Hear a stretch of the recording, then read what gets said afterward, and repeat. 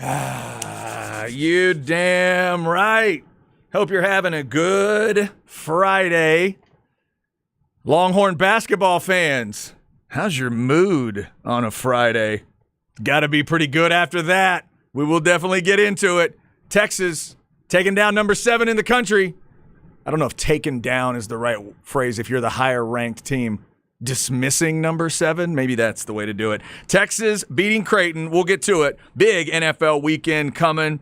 Some of the regular guests for you, including, if you want to throw some scratch down on a game, the degenerate himself, Brandon Lang, coming up in about an hour, but we got a long way to go before that. It's Chad and Zay on this Friday. Huge playoff Friday in high school football and a whole lot more. I'm Chad Hastings, joined once again by Isaiah Collier. He was at the Moody Center last night. What's up, Zay? Right now, I'm already looking for hotel rooms in the H in that first weekend in April. I'm telling you, Texas fans, get ready. Y'all think I'm play pimping? Absolutely not.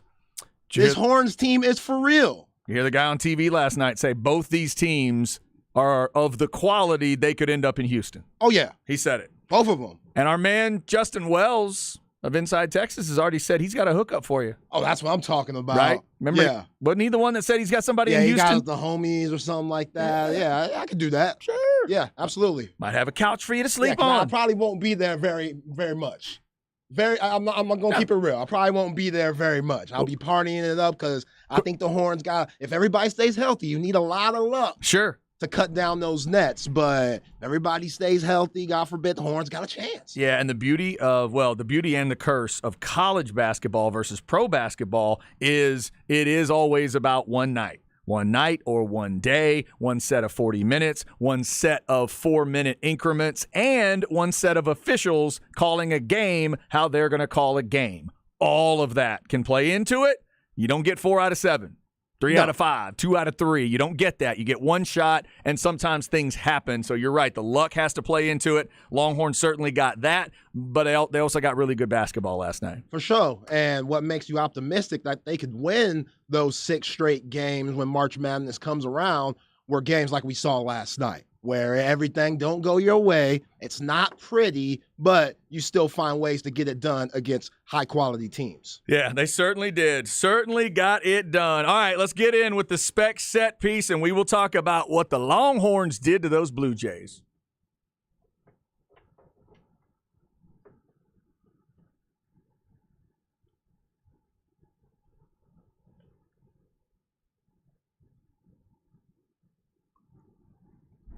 Zay, have you ever seen The Karate Kid?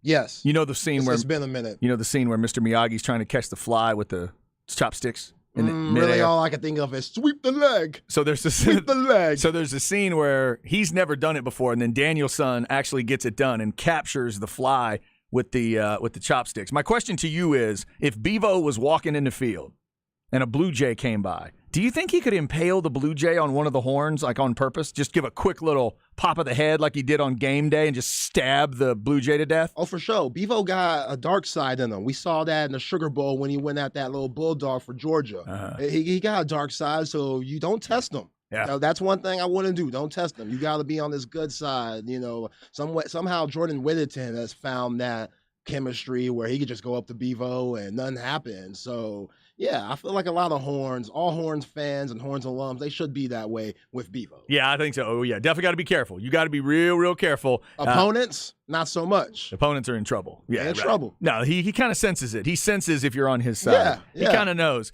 And everybody that was on the Longhorn side came out happy last night. Final score was 72-67.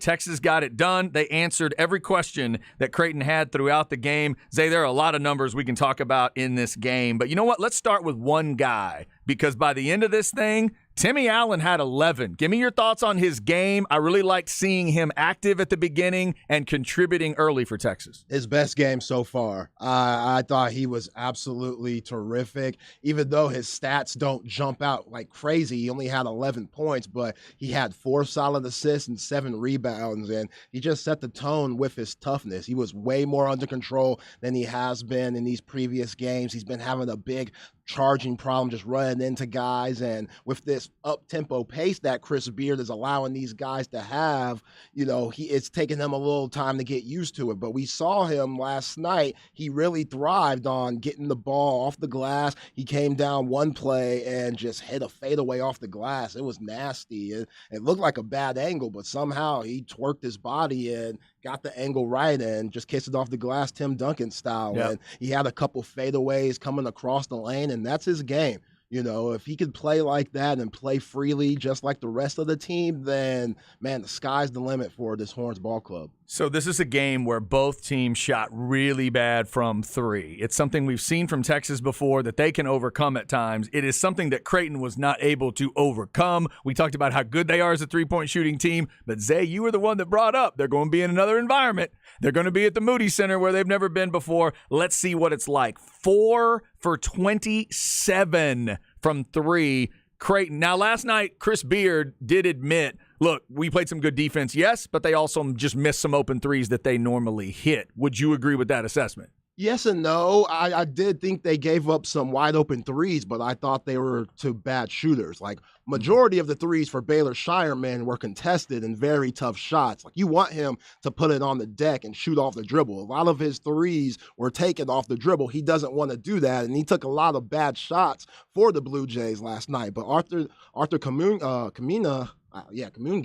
I think. I don't know. Kaluma.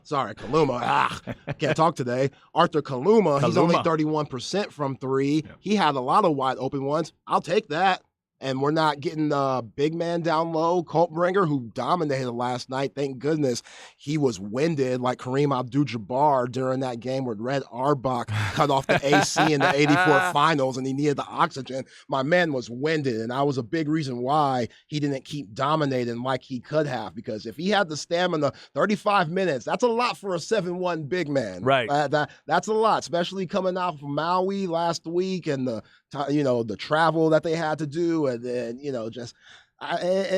was a lot. So I thought that Creighton didn't play their best game, but I also thought a lot of that had to do with the Horns playing great perimeter defense and making it hard for Ryan Kalkbrenner on offense and defense. Yeah, if I tell you Kalkbrenner is 9 of 10 from the floor, you might get a little concerned. If I tell you he's 20 and 13 for the game, you might think, oh, wow, that's, 4 over the average, 13 boards. But Texas wins the game. Texas controls the game. That's huge. And you're right. It's just a matter of, how much rest can you actually get that guy during a game. We talked about Creighton playing such a tight lineup, and the Longhorns were able to take advantage of that. So one of the stats I love for Texas in this game, Zay, is this is my old man basketball fan coming out, 49% from two. I'm not opposed to three-point shots, but when you are missing a lot of them, I love the idea of using all of the area you're given. I like the way this Texas team goes to the basket, but I also like the way they are using the mid-range. More mid-range stuff from Carr. You mentioned Allen. It just feels like now more of the guys are comfortable with the space between the three-point line and the bucket. They're using it really well. Yeah, the tempo was just picked up. Like, they had 8 more attempts than Creighton did yesterday, and that's kind of like time of possession in football. That's a big deal. Last year, they were one of the worst teams in pace. They played just that real slow tempo. They didn't get enough attempts up, and with the D that they were playing, it was very taxing. This year, Chris Beard taking them shackles off, allowing those guys to play freely. When you got Marcus Carr coming down the court, not passing to nobody and pulling up for three, that was one of the biggest runs last night. Sir'Jabari Rice, he hits a corner three. The very next possession, Marcus Carr gets the ball,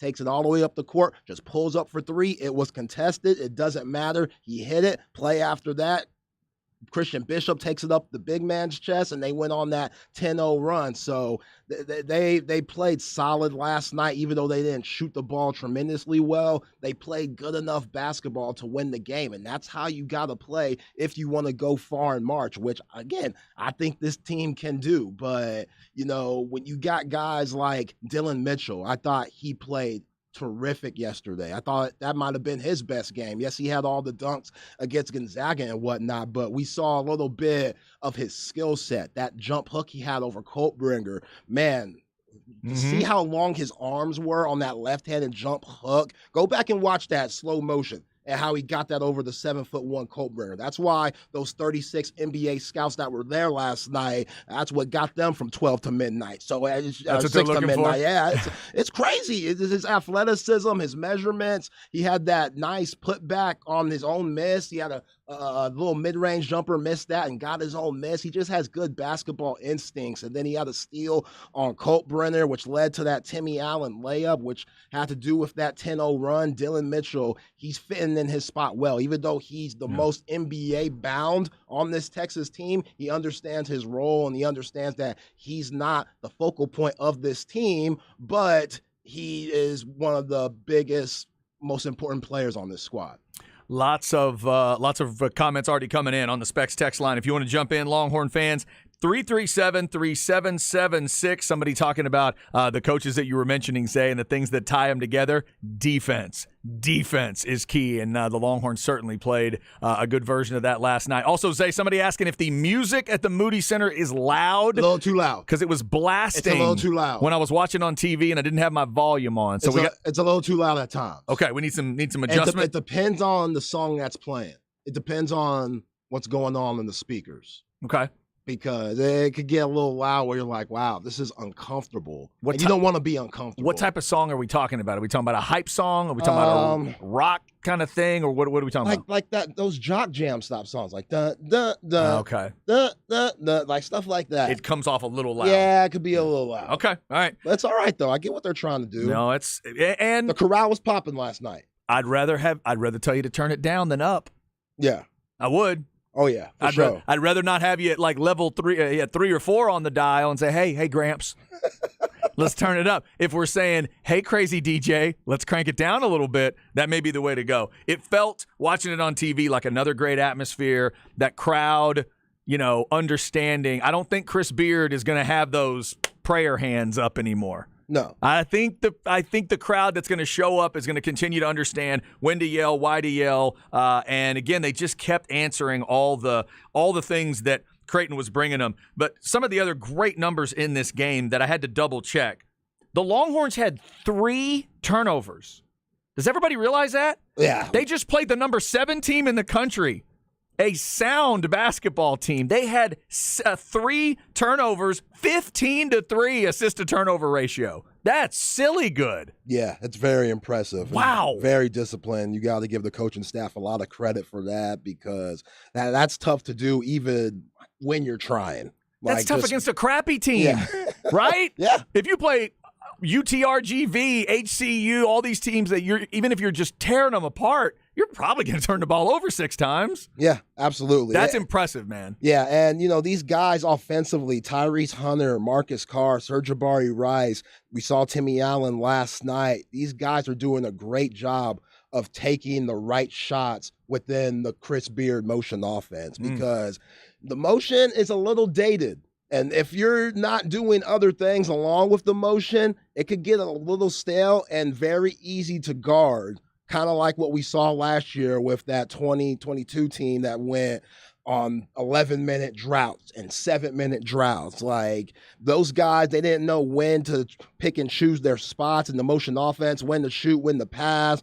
Coach Beard was rotating guys. Guys just weren't comfortable. This year, he's allowing guys to be free. So sometimes you could take bad shots and know I'm not coming out the game. And though those bad shots last year, this year are good shots because Coach Beard saw us put in that work in the offseason. We were taking these shots in the offseason during practice, after practice, etc. And we gave him the confidence to know, these guys, they have the confidence and the ability to make these shots. So when you see, like you said, 49% from mid-range or 49% from twos, it's because those guys are taking the right shots. Marcus Carr and Tyrese Hunter did a great job of getting in the lane and shooting little floaters, shooting little teardrops and runners and pull-up jumpers. Marcus Carr had a huge pull-up jumper on the baseline, little 12, 13-footer to kind of ice the game. Oh, that was nice. Yeah, it was nice. Love that shot. It was nice. Yeah. Would he have shot that last year? I don't think so. He was shooting that in the NCAA tournament,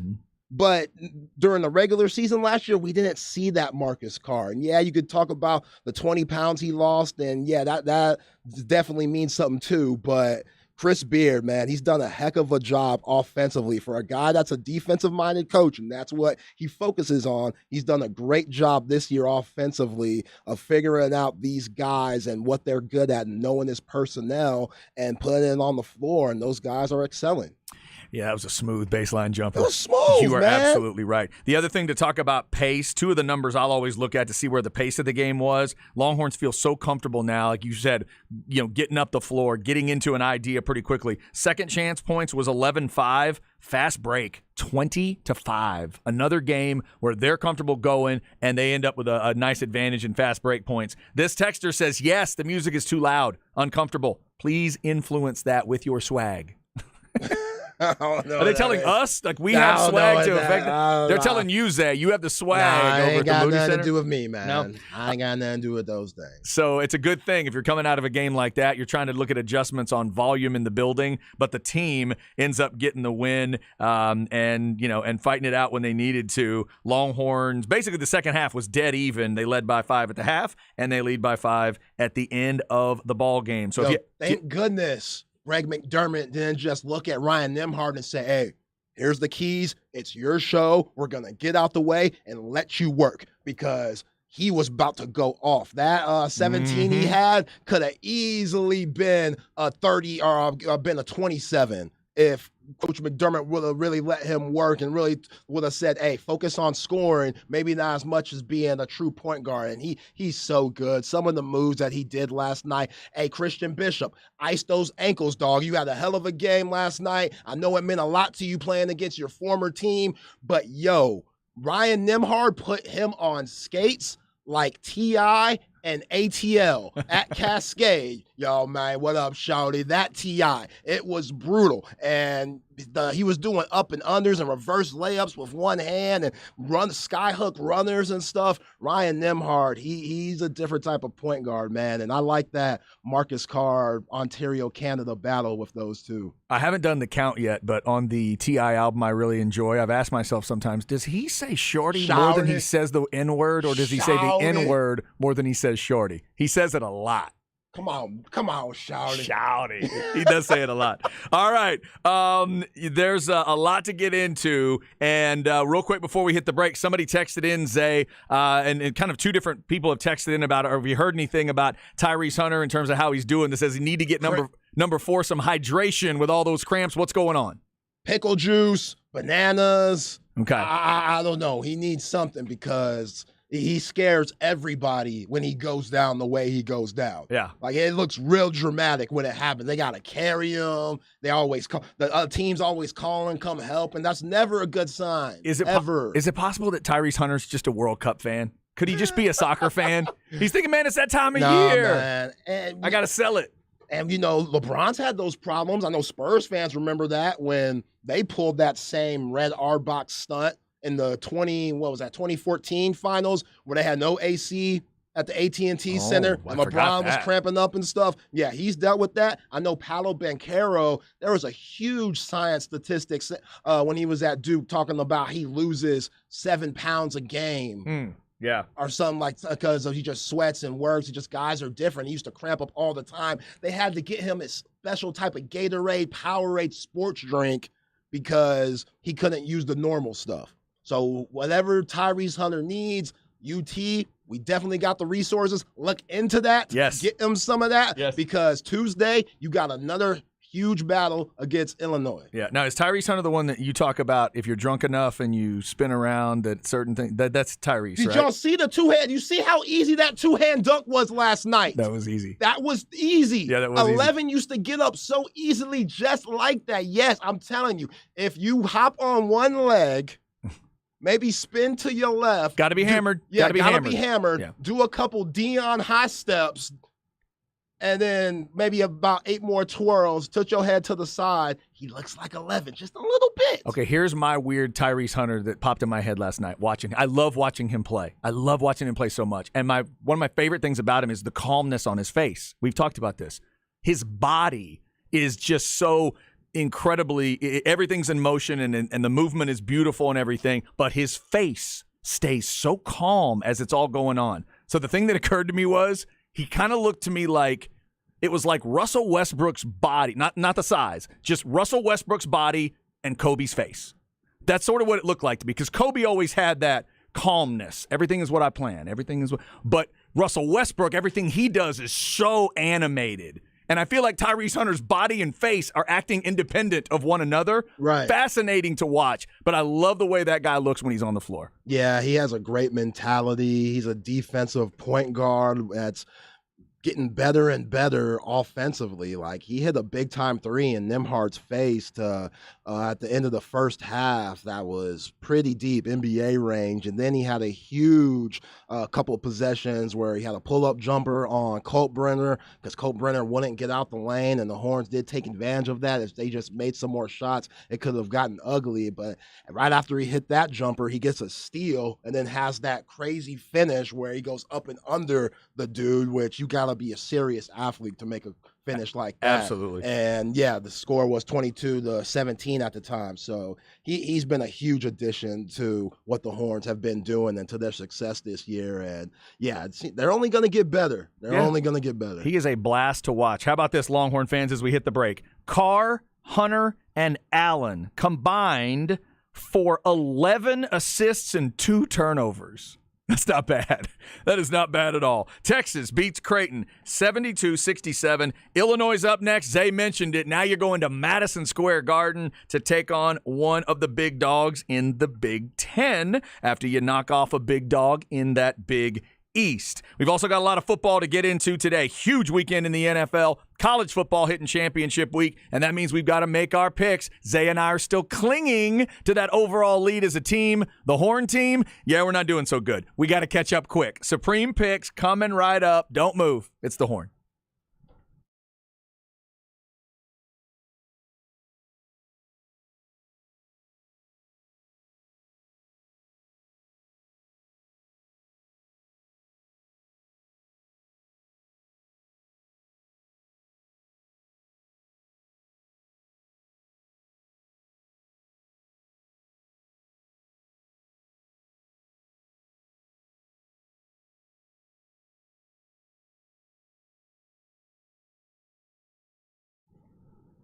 All right, this is Chad. Let's talk once again about Underdog Fantasy. It is the easiest place to play fantasy football. I had my pick'em game all built and ready to go, and then the Bills couldn't get Gabe Davis more than 2 catches. Really? All I needed was 2 more. I needed 4. That's all I needed because I picked higher. So my pick'em game is not going to hit. But you know what you do? Just get right back on that pick'em game horse and pick whether your favorite player will have a higher or lower stat total in this week's game for your chance to win big. Maybe I'll rebuild with those 2 Cowboys picks I made and throw something else in there. You can win up to 20 times your money in a single game. Pick between 2 and 5 players to build a pick'em entry. If you get them all right, you win. Now, what I didn't do on this one was use the pick insurance option. Check that out because it gives you a better chance to win, because then you only need to hit 2 out of 3 or 3 out of 4, so on and so forth. Check that option out as well. You may love it. And you might love the rivals picks where you pit 2 players against each other and you're picking who has more yards or touchdowns or made field goals or something like that. They set some of those up for you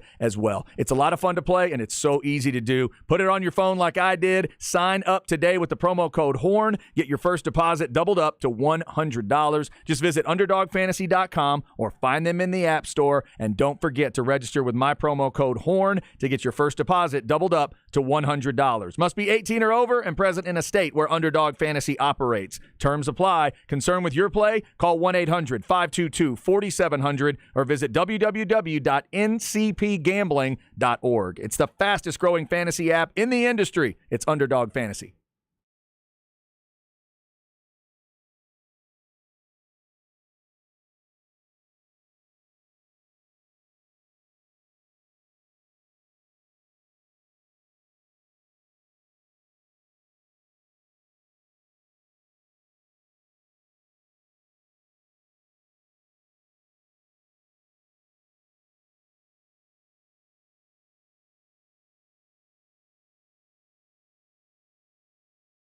All right, this is Chad talking Twin Peaks. If you love that American team or you love America's team or both, you want to get out to Twin Peaks because you could get some really cool jerseys. That's right, the jersey giveaways for Cowboys and the U.S. men's national team. It runs through December with the Cowboys. They've extended it into December. Get out there for the Cowboys games all season for your chance to get those cool jersey giveaways. Every Cowboys game gets you a chance to win. Ask your Twin Peaks girl for more details. Plus, every time the Stars and Stripes takes the field in the World Cup, you could score a Team USA jersey. So go to your local lodge for your chance to win there. World Cup, of course, runs through December 18th. USA playing tomorrow morning, so get out there. Make Twin Peaks your spot for every match of the World Cup so you will not miss any of the action. Twin Peaks, eats, drinks, scenic views, Stastny, San Marcos, and Round Rock. TwinPeaksRestaurant.com.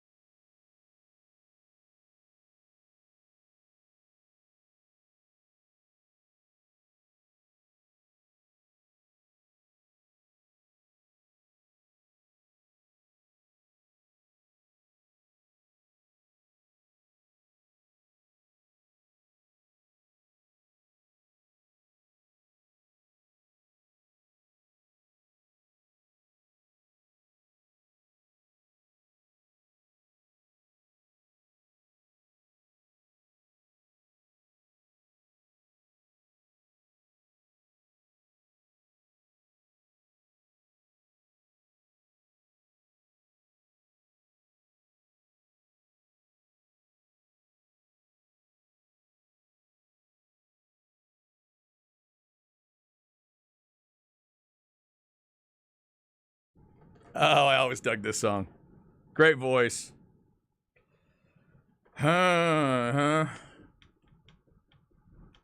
There's something going on. There's something going on. All right, now I just got to come up with who it is. Oh, there's something going on. I always miss this one. The only thing in my head is Quarter Flash. No. Nah, that's another song. All right, who is it? Frida. Frida? What? Frida. Freda? Wow. Frida? My bad, Frida. No, you're probably right. It could be Frida. Frida. Oh, Frida. My bad. Frida. All right. Cool. I always love that song. Obviously, I never committed to memory who did it. How about that? All right. So, Frida gets us started today. There is something going on with that Texas basketball team. They are number 2 in the country, and they just took it to Creighton, answered every question. Didn't take it to them like they did to Gonzaga, but that doesn't happen often. They did control the game, though. They shoot 49% from 2. Again, I think that's big. Carr leads the way with 19 points, and now at 6-0, they get ready for Illinois. By the way, we got an update from our man Craig Way last night. He did talk to the Longhorn staff and trainers last night. The Tyrese Hunter situation was a thigh contusion. So for the people that were thinking maybe it was a cramp issue, I'm not saying it's good news that it was a thigh contusion, but it's just different news. So we'll hope he's all right there. Obviously, the word contusion has been going around with the U.S. national team and Christian Pulisic and his contusion situation. Yes, thank you, Hall of Famer Craig Way, for the update. Craig also said he should be ready for New York, though. Yeah, baby, there you go. The Garden. Just like Pulisic says he should be ready for the game against the Netherlands tomorrow, and he did tell the media that he did not get hit there. He did not get hit in the jewels. He got hit in the area, but he did not get hit there. So a contusion of the, sensitive area. That's what he's going through. He says he'll be fine. Good for him. Yeah, man. That was a hell of a play. Yeah. We'll see if they can come up with something to beat the dudes in Bright Orange tomorrow. If you're a Longhorn fan, this will be a circumstance where you're not rooting for the team in Bright Orange, although your orange is not near that bright. The Netherlands, they're going a little too far towards the Tennessee, Oklahoma State world. All right, so basketball definitely on the brain. Football is as well. We will make our Supreme Picks coming up. Want to just remind you tonight, you've got the Vandegrift Dripping Springs game right here for you. We bring you Vandegrift all season long. They will be on 101.9 and AM 1260 like they always are. Plus, we'll crank it up, throw it on 104.9 as well. So all across the Horn signals, the Horn app, thehornfm.com if you want to stream it. Vandegrift and Dripping Springs tonight at 7 and Flex pregame at 6:30 with the crew. Texas women's basketball this evening as well. They're taking on South Florida over at the Moody Center at 6 o'clock. So if you want to check out the women's team, they are highly ranked as well. And went through a little issue there in the Bahamas trying to get people healthy, but we'll see what they look like tonight. 5:45 pregame, 6 o'clock tip for the Texas women. All right, Zay, you ready to make these picks? You ready to get back into the – well, not back in. You ready to help the Horn team out because we need it? Yeah, let's go. We've been struggling these last few weeks. We have. Horn team tied for last, but we somehow are still ahead of everybody in the individual category. But if we keep going 2 and 3, that's not going to last long. So 5 more games to pick, 3 championship games, and then 2 in the NFL. Let's start tonight with the Pac-12 games, Utah and USC. USC is a slight favorite, but of course Utah won the first matchup. What do you think? Yeah, Utah won the first matchup. They had to come back to win that game, and they had Caleb Williams crying like Will Smith in The Pursuit of Happiness. So hopefully he'll probably bounce back. I mean, he's the Heisman favorite. He's been playing terrific as of late.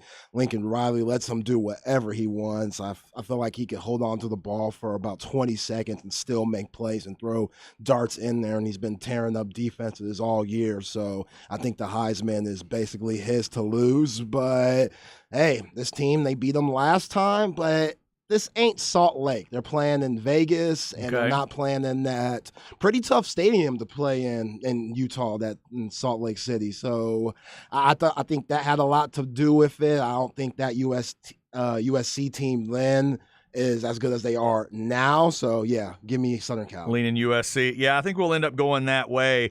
Interesting note from the first game. USC, make sure you don't pack your 12 penalties from that game. That wasn't good. No. Not good at all. A lot of the other stuff was even in that game, man. What a show it was. 556 for USC, 562 for Utah. If they do that again tonight, we are all going to be entertained. It was 43-42 Utah was the score of that first game. So we'll go with USC in that one. All right, how about the Purple Battle? Can Sonny Dykes hit the finish line and win the Big 12 title, or will the Kansas State Wildcats ruin his day?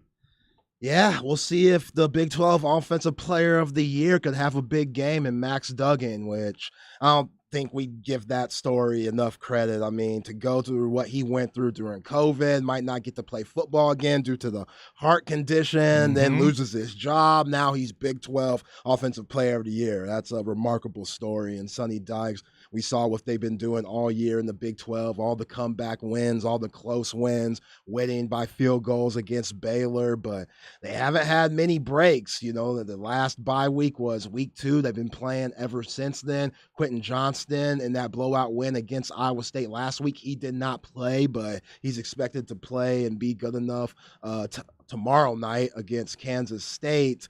Will Howard, man, he's been a difference maker for Chris Kleiman's team. Ever since he got inserted to the starting lineup, they've been just running it up on teams, averaging 40-something points a game, and he just gives them a different dynamic that Adrian Martinez didn't. You add Deuce Vaughn to the mix. It's going to be a close game. I hate that we have right now I have so much chalk on this list. It sucks, but I can't go against TCU. I just can't. They're right up the street in Arlington. They're right up the road. Yeah, they are. Remember in that first game, K-State was up 28-10. And isn't this the game where Adrian Martinez started, but then Will Howard had to play? But then I think they hurt Will Howard. Somebody like the third string came in. This was on the parade of hurt quarterbacks. Yes, like the third string came in this game. Yeah, you're right. Jake Rubley ended up playing. I know. Okay. Yeah. Yeah, I think I'm with you. I think we'll lean. And the tiebreaker rules would have us to TCU anyway. But yeah, I think I'll go TCU as well. All right. How about this Clemson North Carolina game? Max Crew trying to win a conference title. Clemson trying to bounce back. Clemson's a 7.5 point favorite. I don't know if I trust either one of these teams.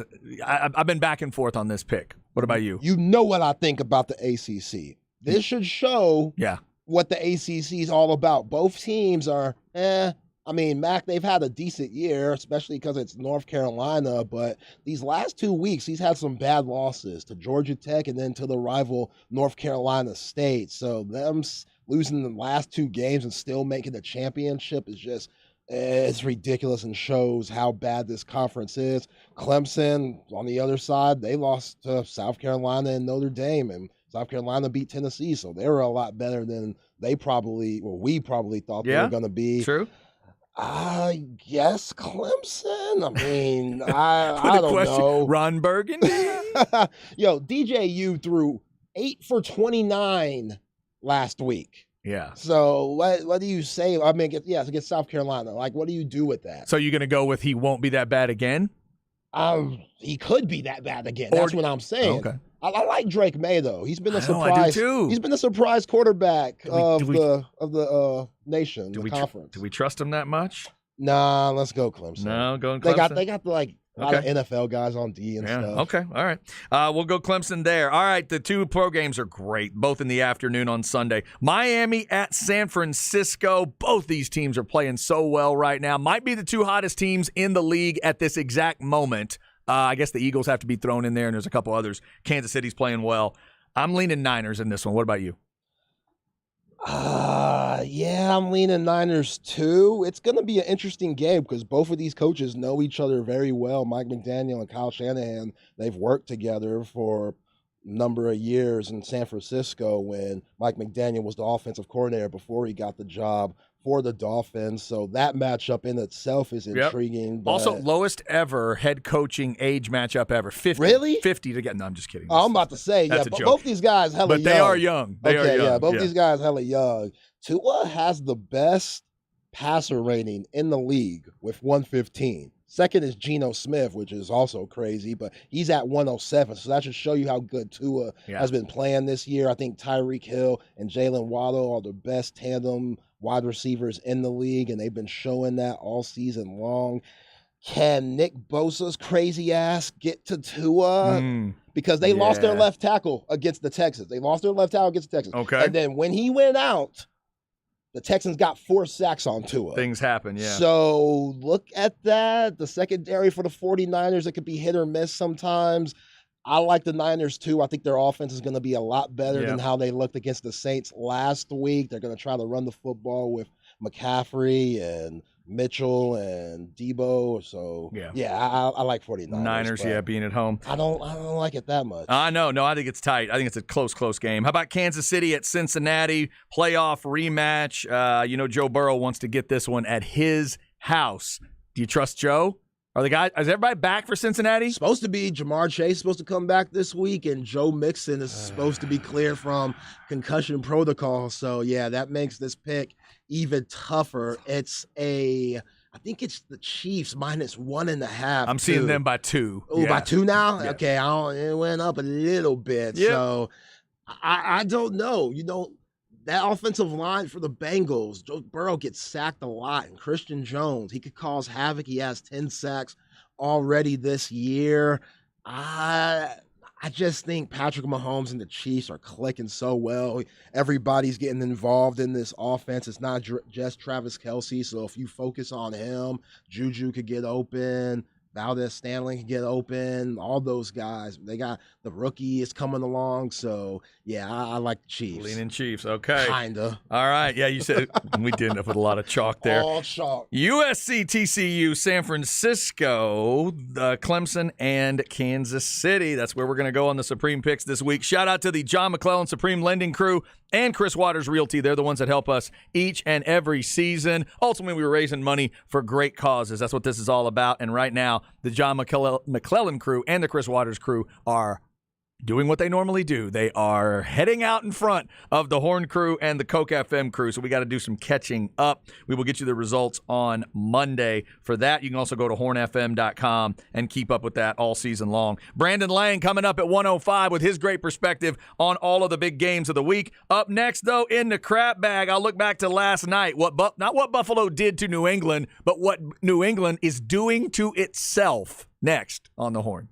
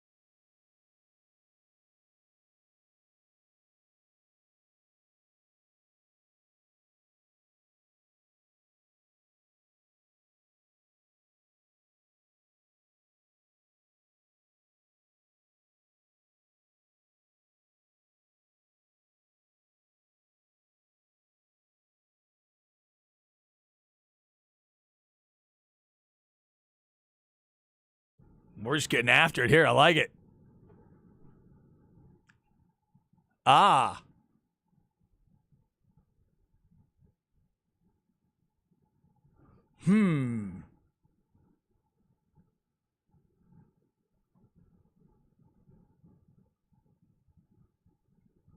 Huh.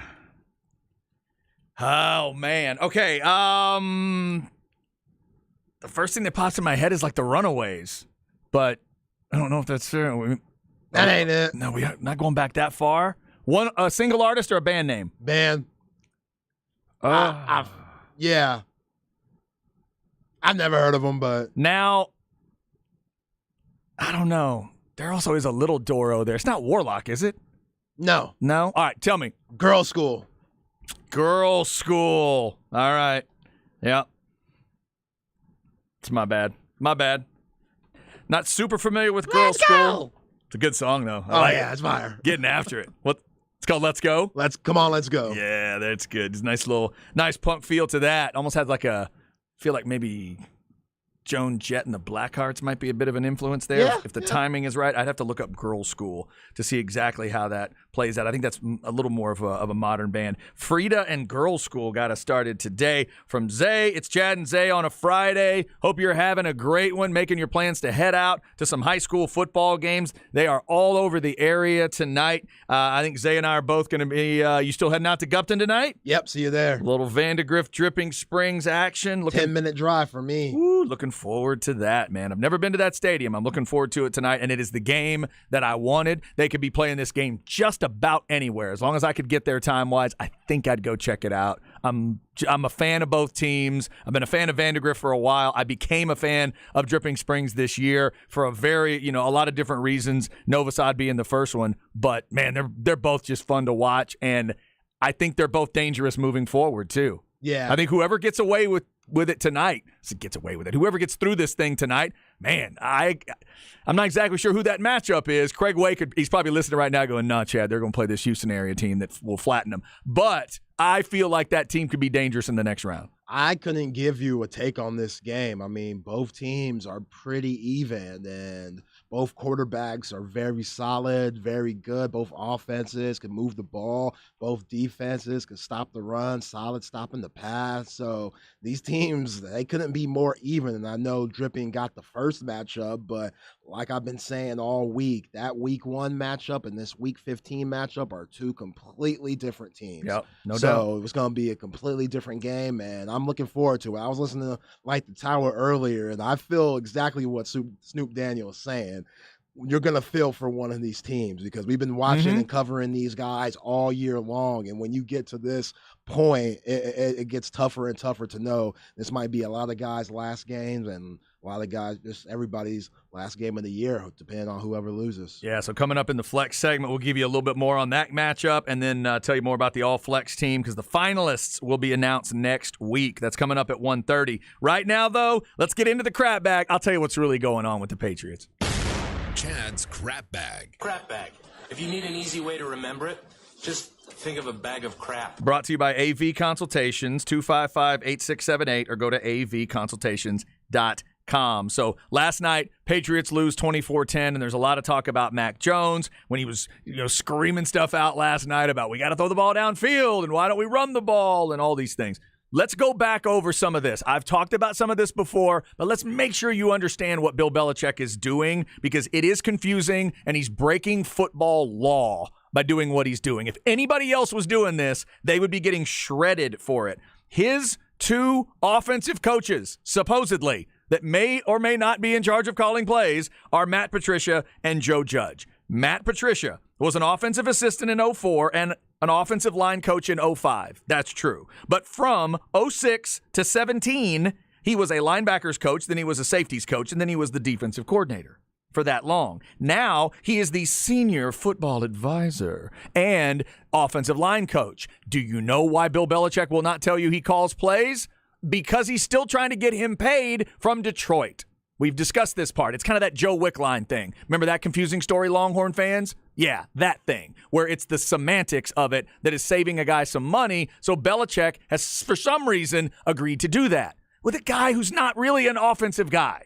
Patricia has been this for so long on the defensive side. So that's one guy. The other guy is Joe Judge. Joe Judge was a special teams coach from 2008 to 2019. In 19, he was made the wide receivers coach. This year, he's the offensive assistant and quarterbacks coach. He's never been a quarterbacks coach. And you're putting him in the room with your second-year guy as you're trying to figure out a plan moving on from maybe the greatest quarterback that ever played the game. So, Zay, all of that is going on in New England. Bill Belichick has always done things a little differently. Some of it's been brilliant. Some of it has worked. But there is an offensive regression, if not just stagnation, on that team. Say what you will about McDaniels as a head coach, but he was a nice OC. Say what you will about Bill O'Brien as a head coach, but he was a better OC than what they've got now. And there have been things in place with New England that would get them through. This doesn't make football sense. And at some point, Bill Belichick needs to stop rambling, babbling, mumbling, and he needs to figure this out. Put offensive people on the offensive side of the ball. Bill? Yeah, it doesn't make much sense, but these are guys that he's trusts, or that he's been trusting for a very long time, and I think just him not having Tom Brady anymore has been an issue in itself. And he's been trying to move pieces around. But, yeah, if you don't have offensive guys calling plays on the offensive side, you're going to have your struggles. It doesn't matter how long you've been in the league. If you're not following certain positions and you're focused on others, like Patricia has been, like Joe Judge has been, you're getting thrown into the fire. Like you said, Mac Jones, his second year in the league, and now Joe Judge, he has to become a quarterback coach, and hopefully they have to find some chemistry and do exactly what Bill Belichick says, but you also have to play to your personnel, and that's Mac Jones, and they're definitely not doing that. And the kid's not bad at all. No. Look at the year he put together last year with McDaniels. The deep ball accuracy we saw at Alabama was so impressive. He feels like a leader that guys will follow. I liked the yelling on the sideline last night. I did too. I absolutely did. I think that's a great edge to have, and maybe something that Belichick can notice and adjust to. But now this is modern. This is super modern big boy NFL football here. And the idea that you're just going in with Mac Jones and you're going to try to we'll just kind of try to figure it out as we go along. No, man. What's more important right now for the New England Patriots than the voice in Mac Jones' head? Not his voice, the other voice. Right? They allow one other voice in his head. They put a speaker in his helmet and everything. It's really super modern.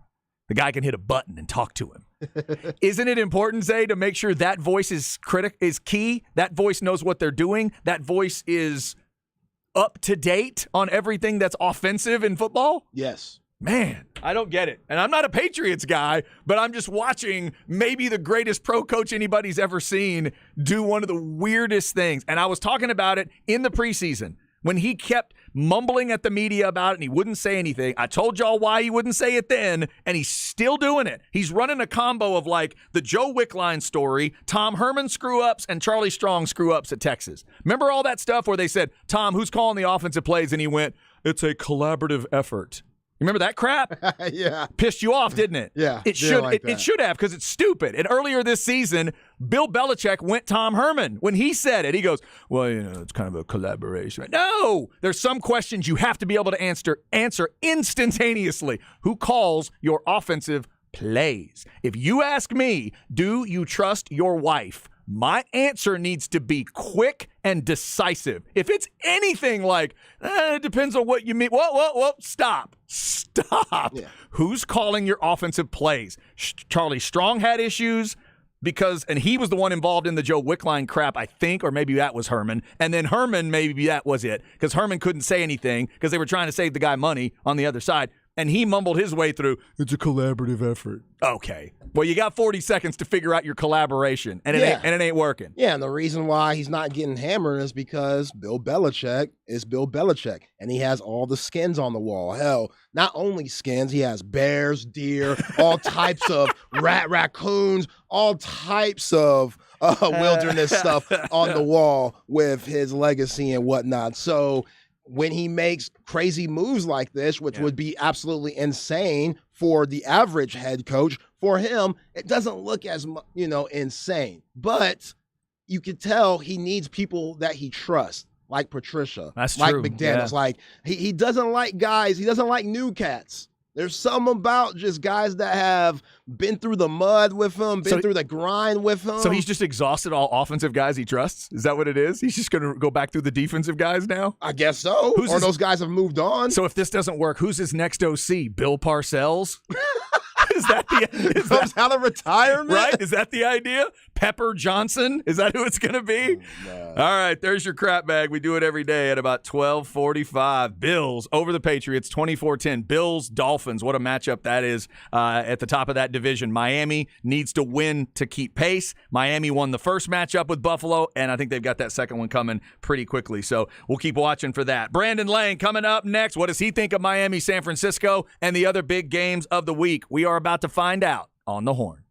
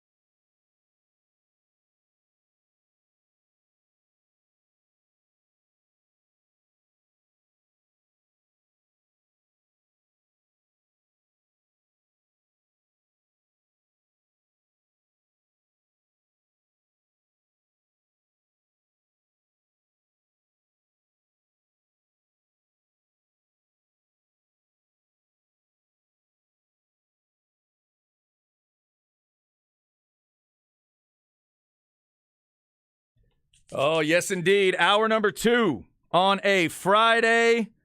Little cloudy in the area, but I think the rain's supposed to move out for this evening. Should be good weather in the 60s for some high school football playoff action tonight. We've definitely been hitting a little bit of that. Texas beating Creighton last night. We've definitely talked about that. And there's all kinds of college and pro football to get into, so why don't we go ahead and do it with one of our favorite segments of the week. It's the Vaqueros Cafe and Cantina Hotline, and he is the one and only Brandon Lang. BrandonLang.com. Check out the Believe Me show with Cordell Stewart. He's turned him into a betting expert before our eyes. Brandon Lang, I hope Thanksgiving was good, brother. How are you?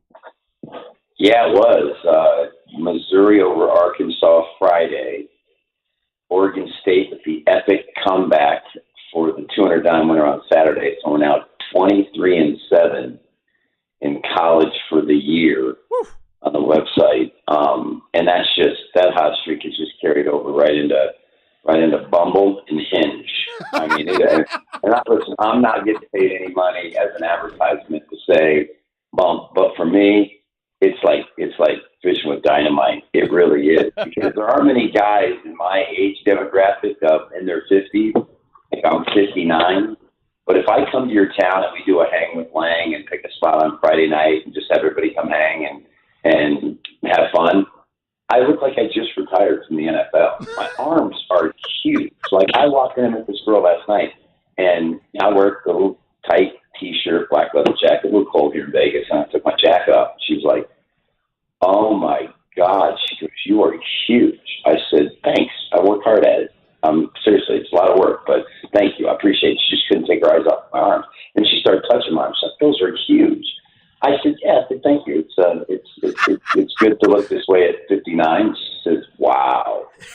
And that's it. It's the energy that you give off, and it's great. I coming out of a 17-year relationship, being single, it's like, as a kid, your dad took you one of those fishing holes where you paid to catch fish, and you threw your pole, you threw in the water, you get a bite every time.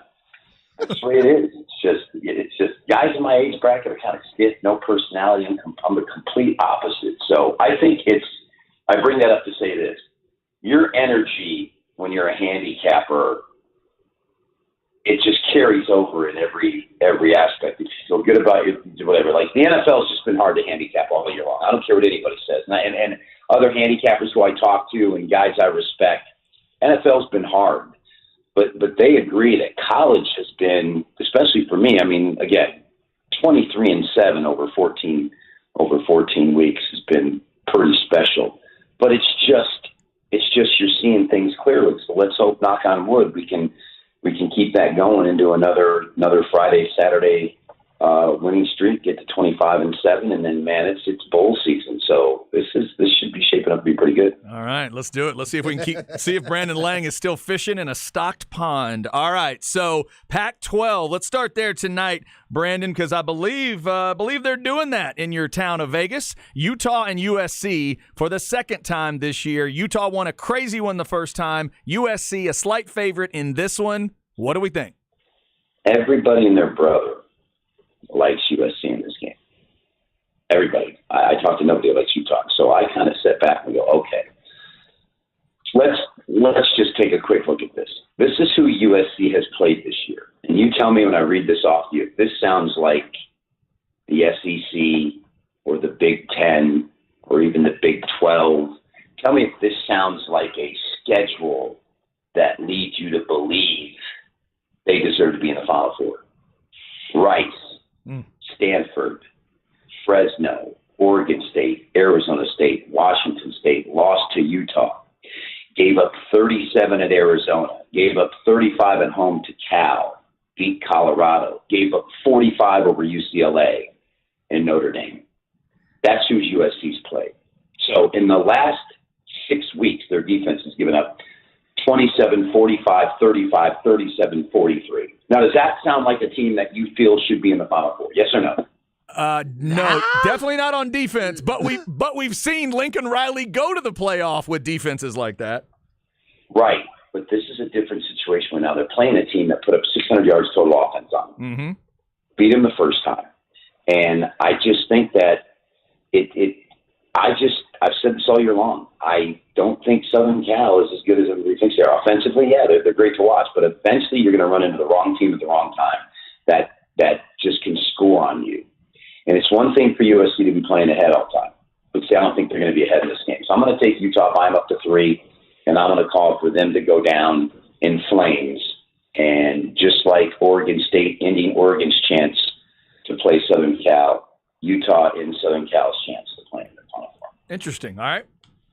All right, B. Lang, Big 12 championship, Kansas State versus TCU. I am seeing TCU -1.5. It's gone down since the -2.5 that I saw earlier this week. Max Duggan, Big 12 Offensive Player of the Year. Will Howard looks great in Chris Kleiman's offense. Do you think Kansas State could upset the Horned Frogs?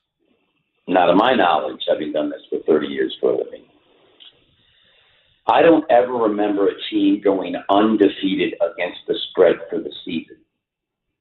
I don't. There's been some 11-1s and 12-1s, but I don't believe, Tulane's 10-2 this year. I don't believe a team's gone undefeated.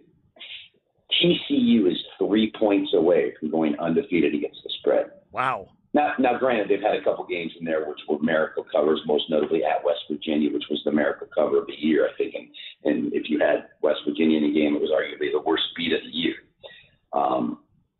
Kansas, they were laying 6.5, and they won by 7. They were up a couple scores in the second half. But other than that, they were laying 5 and won by 3 in overtime against Oklahoma State. They were laying 1.5 against Baylor and won by 1. Other than that, they've covered every game this year. And what they did last week, after going to Texas and winning a battle, going to Baylor and winning a battle, to come home and put up 60 on Iowa State. Now listen, Iowa State had nothing to play for, but it's still Matt Campbell. He's still prideful. It was still a top 20 defense.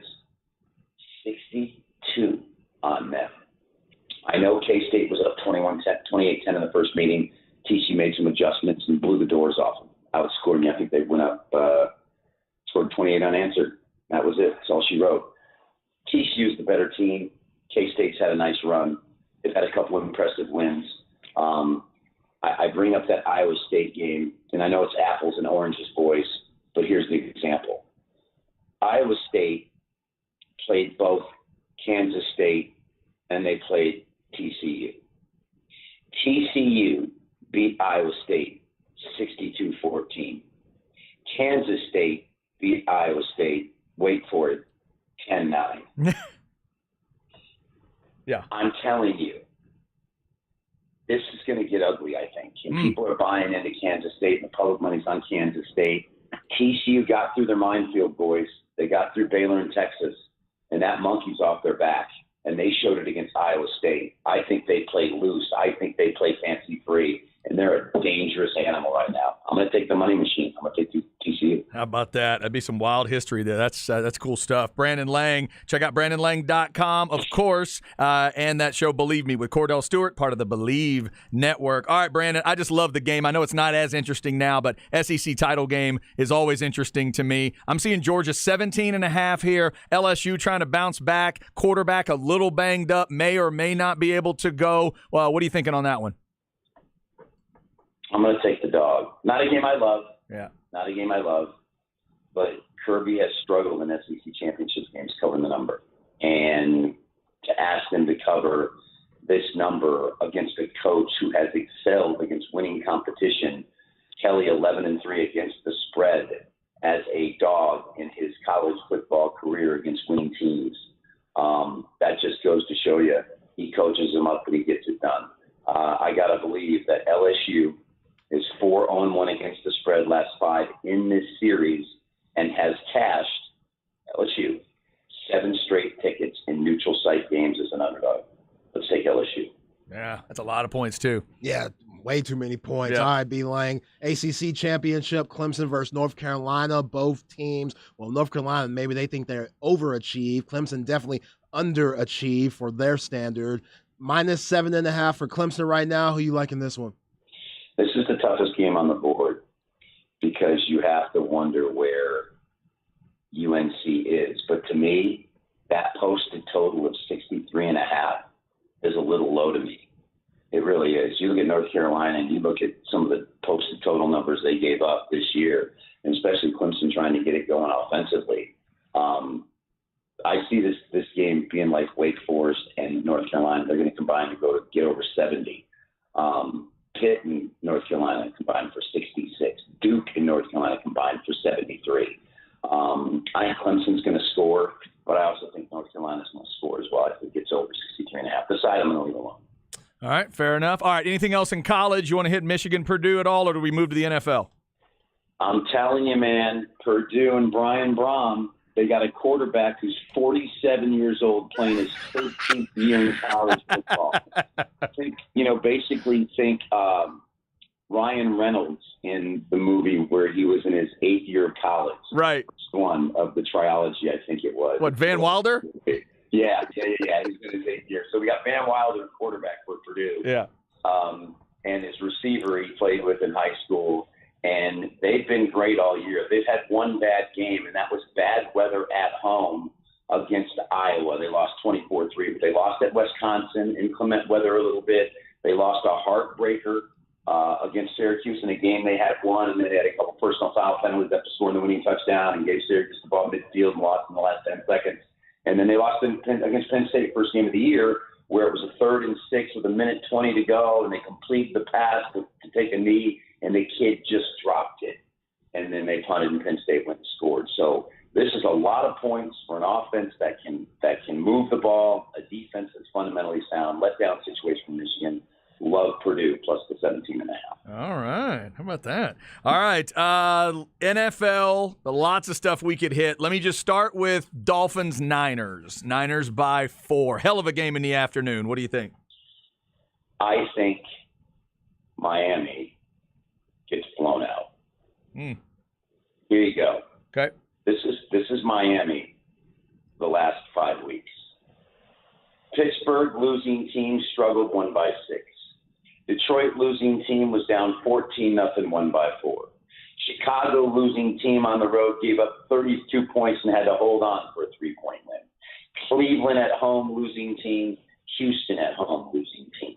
Loser, loser, loser, loser, loser. So now you have to step up. You've been going to those little low-level strip bars. It's got very little talent. You think you're just hot stuff. Then you roll into the creme de la creme and you get no play whatsoever. Well, that's Miami this week. They've been living in the total little darlings here in Vegas. You get the $1, $1.99 shrimp all you can eat at the lunch buffet instead of the big spread. But you're in That's Miami the last 5 weeks. Now they're rolling into Rhino on a Saturday night with the A talent from L.A., New York, Scottsdale, and they're sitting there going, I'm a little out of my element here. That's little darlings. That's Miami. And I think San Francisco's in the go zone, and I think this is the letdown situation for the Dolphins traveling all the way to the West Coast. So I'm going to go with San Francisco by the half-point late 3. All right. All right, B-Lang, we got the Bengals and the Chiefs. The Chiefs are heading to that part of Cincinnati. And, yes, a big-time matchup from the AFC Championship last year. It's Chiefs minus 1.5. Want to say 52-point total. Who you like in this one? I may have used this analogy on your show before, but Cincinnati owns me. They just own me.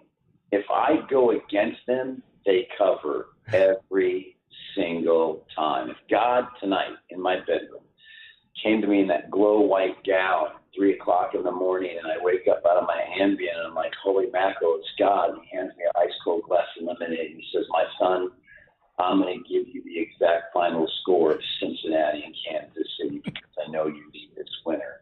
I would look at him, I'd take a sip of the lemonade and I'd say, God, I love you and I trust you, but I can't win a Cincy game. Satan's going to figure out where to screw it up. I'm serious. There's just no way I can trust God in this situation.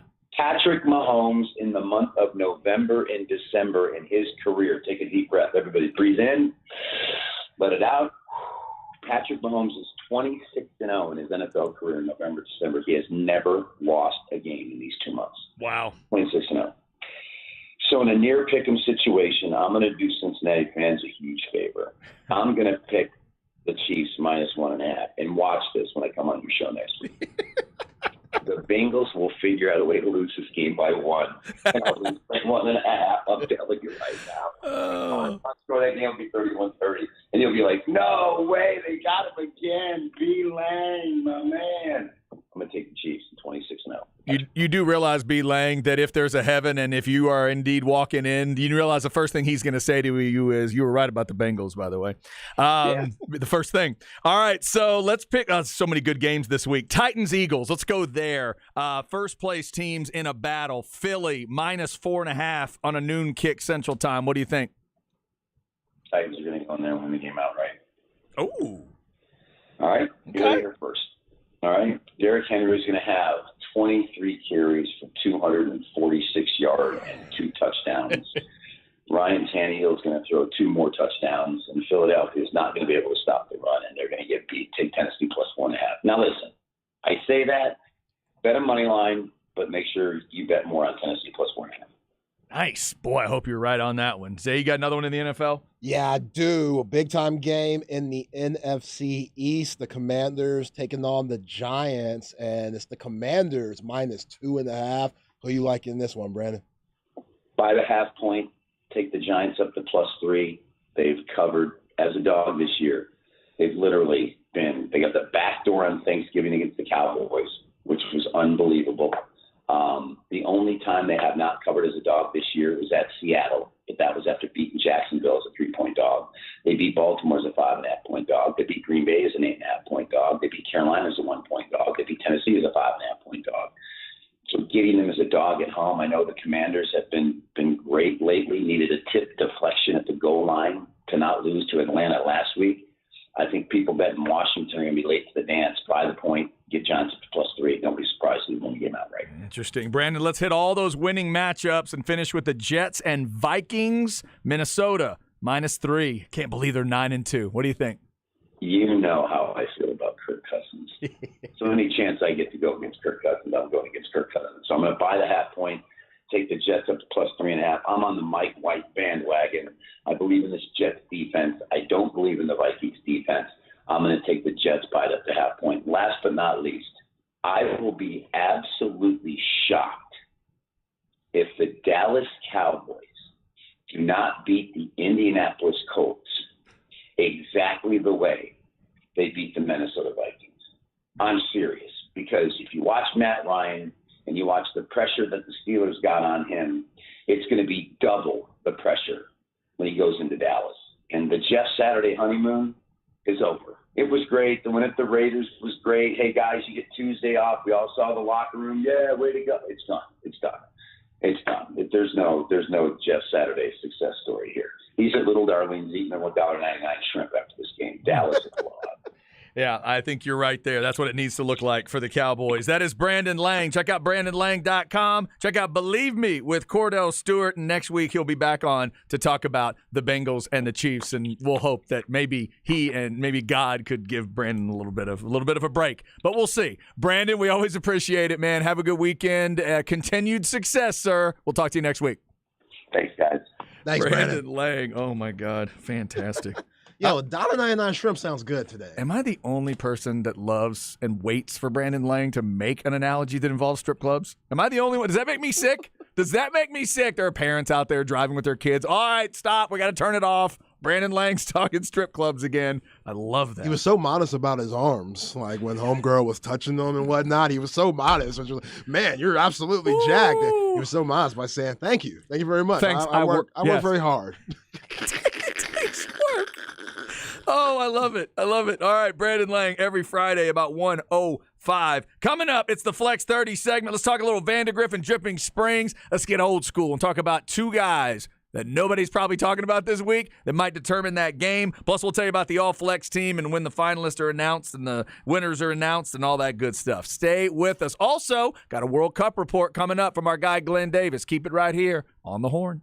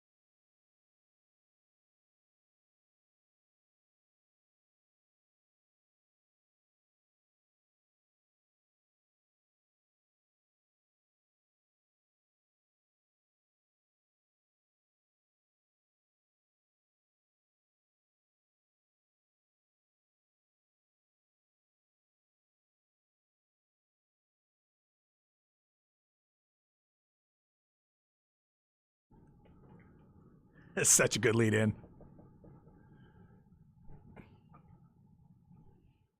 Come on.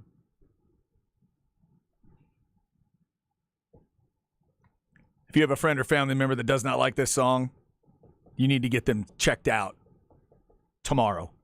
No, today. Before you get done, before you go to bed tonight. It's a good tester, actually. I never thought of it. First date. Do you like the song Crazy on You by Heart? If the answer's no, pay the bill and walk out. Gotta love some Heart. Dude, this is one of those, there's a list, but it's one of those acts. I haven't been lucky enough to see them. My wife saw them open for somebody years ago. I got to go see Ann and Nancy at some point. They're still performing? They're still doing their thing? I think so. I'm not sure when the last time they were on tour, but everybody I know that has seen Heart, even in the last few years, they say Ann's pipes are still there. Wow. I'm getting chills just thinking about her, the way she sings. God, I love that voice. When you say when you say the best rock vocalists ever, if you're saying ever and everybody and everything, you are missing it if you're not including this band. Don't just make it about the guys. This is one of the best rock voices we've ever had. She's awesome. Love Heart. Love Heart. Crazy on You. The way she holds those notes. Oh, my God. Listen to her. Turn it up. Turn it up. Come on, Ann. Oh. Dude, she's not playing. She ain't messing around. Let me tell you how rock and roll Ann Wilson is. Here's how rock and roll she is. They have a song called Magic Man. It's a great song. Do you know what it's about? It's Ann Wilson being daft enough, crazy enough, and rock and roll enough to write a song to her mother telling her how great the man she is, the great that the man she's with is for her, like specifically. Oh. Like when she says he's a magic man, mama, and he's got magic hands. Oh, wow. That is brilliant. She was like 19. They went up into mountains, and she says they were just naked for like months. They were just in love and just being naked and being happy. And she wrote songs, and that was one of them. And she wrote it to her mother, basically, to say, hey, mama, this dude's rocking my world. That's cold-blooded. Okay, Ann. Love you for that. All right. People on Sex Line saying they're still hot, too. They're still doing it, not only with the music, but with the looks. Hey, and you know what? Ann's one of those. There were crazy things back in the day with Ann, with the weight and stuff. They didn't want to put her in videos because of her weight. Oh, it was a crime. It was a crime, man, because that voice is that voice. She's Aretha. That's who she is. It does not matter. She could weigh 60 pounds or she could weigh 600 pounds. If you sound like that, you sound like that. Ann got kind of screwed on some of that stuff. I do not know what she looks like right now. I hope she is well. I hope she is healthy. And I hope she can come sing sometime and I can see it. So what, they didn't want her in the videos because she was a little thickums or? Yep. Okay. She gained a little weight, so they put Nancy in the videos more. Now, Nancy was pretty at the time, but also super talented, but she's the guitar player. So if you're going to show the person singing, that's not Nancy. Nancy didn't sing. Yeah, white women with booties scared people in the 80s. Exactly. Curvy white women did scare people in the 80s. You're right. Ann Wilson was one of them. Shout out to Heart. We had Girls School and Frida. Oh, the ladies represented today. Yeah. On a Friday. That's I like all that. ladies' day. Okay.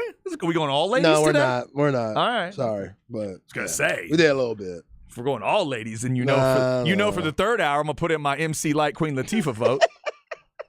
We played MC Light this week already. So we did play MC Light. Yeah, that's true. All right. So a lot of stuff going on in football. Obviously, the NFL weekend is monstrously good. Get yourself to a television on Sunday if you can figure it out. It's going to be so good. 6 winning matchups for the week. One of them was last night already. So you got 5 left with that Washington Giants game. Cowboys fans, I don't know what to do there. I guess we root for Washington. No, what do you root for there? They're basically even, so don't root for anything. Tennessee at Philly. We know we're rooting for Ryan Tannehill. I know I can get Longhorn fans to root for an Aggie there if they're Cowboys fans too. Tennessee at Philly is a noon kick. The Jets and Minnesota noon kick. And then in the afternoon, Miami, San Francisco, go Dolphins. And Kansas City at Cincinnati, the rematch of the AFC title game. It's going to be really good. Cowboys-Colts, remember, is Sunday night. And we'll have it for you here on the Horn. All right, let's get the Flex 30 segment in. We'll talk some more of that Drip Vandegrift game, tell you about the All-Flex team. Games coming up tonight. Here we go. Flex ATX for the best high school sports coverage. Listen to the Horn and go to FLXATX.com. Flex 30 is brought to you by Brain Vault. Brain Vault is a revolutionary and patented mouthguard that has been proven to help reduce the risk of concussion. Visit BrainVault.com and join the movement. All right. Remember, FLXATX.com. Go to the schedule page for all the games that are coming up. They will have you fully covered. Flex pregame tonight at 6:30. So, Zay, there's been a lot of talk this week, obviously, about Vandegrift and Dripping Springs. You and I have done most of it because we both love this game. A lot of quarterback talk, clearly. Novosad and Buchanan. We talked about the defensive freaks in this matchup that are going to be impactful, right? We talked about Wimberly, and we talked about we talked about what's my man's? I just forgot my man's name. Vickery at Dripping Springs. We talked about all those guys. Here's what we haven't talked about: running backs. I know it's a modern age of football, but I've watched these two teams enough to know that what you miss sometimes when you're watching the flash is their substance running the ball. Because I don't think either team really does what they want to do unless they run. So for Vandegrift, it's Alex Witt. Love Alex Witt. If he doesn't get going in this game, I'm not sure what Drew Sanders is going to do as the second plan, because Witt is his plan at running back, averaging 5.5 a carry. He's got a little over 900 yards, and he's got a couple other guys that he'll use, but he loves getting number 0 going. Yeah. And he really got him going these last 2 rounds. So watch Alex Witt in this game. How much do they run him when it's a basic run? How much do they run him when they're going tempo and they're running up quick after a successful play and get that just a quick little handoff to him?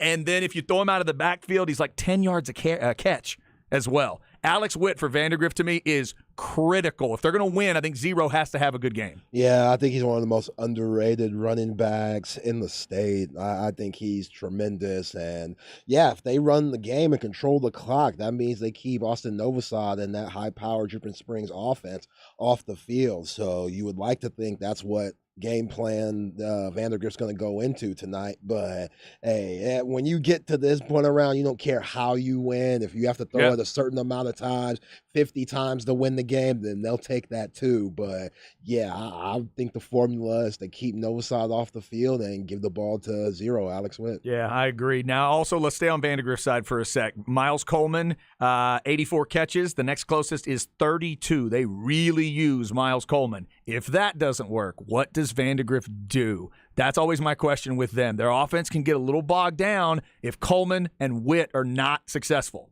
If Drip can kind of control those two guys, what do they do? I like some of their other guys. I like Middleton. I like Ormond. I really dig I love tight ends. What's my man's name? Skoglin. Skoglin, 88. They have not thrown in the ball a lot, but does have 23 catches. I love that guy as another option. But Vandegrift loves to stick with 0 and 1.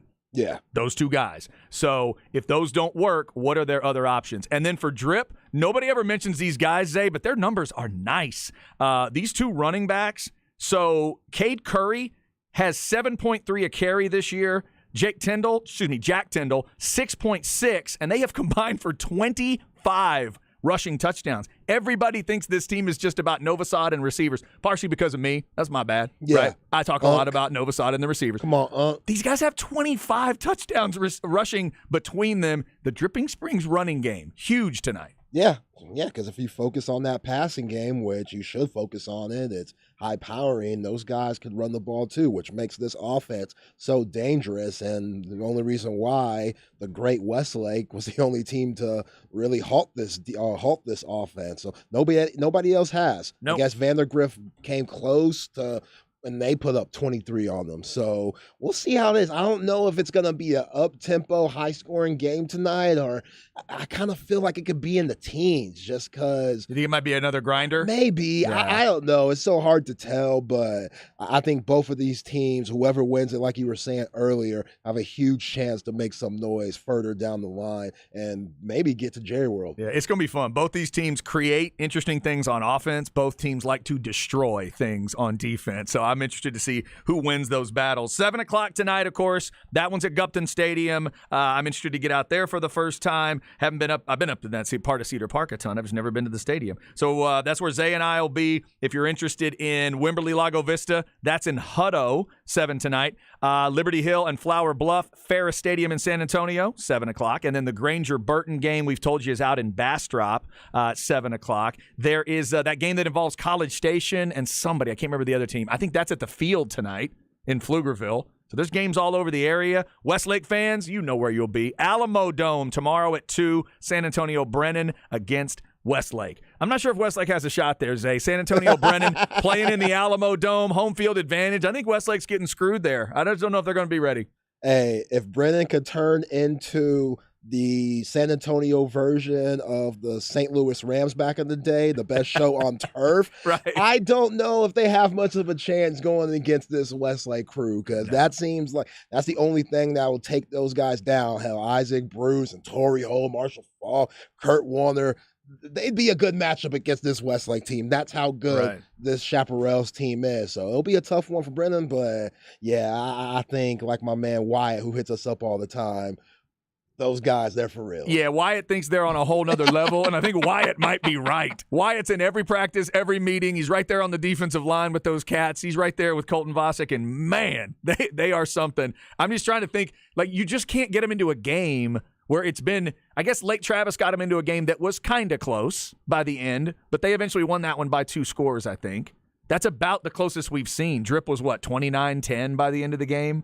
Yeah, there have been fights for a little while. In the Dripping Springs game, they had to blow it open in the fourth quarter. Like, it was fairly close. I want to say it was 16-10 going in the fourth. And Vasek made a couple of big-time plays, strip sacks. They had multiple turnovers, and they end up blowing that game open. So, yeah, not too many teams test these guys. Yeah, speaking of running backs like we just were, Jack Kaiser. Gosh, man. That's another name for everybody to remember, because that Westlake running back has been going crazy lately. Whoever finds him, because I think he'll just go under the radar as a recruit. I don't think he gets as much credit because of everybody around him. You know, he has a small stature where he's about 5'5", may not even be over 180 pounds, but man, he could hump it up there. And he's one of the best running backs in the area. Also, his stats were crazy last year. They're crazy this year in his junior year. And again, he's a junior, so he has another season to come back and even put another resume up there. And yeah, whichever college team lucky enough to get him down the line is going to get an absolute steal. You're saying there's another year for K-State to notice him if they haven't yet?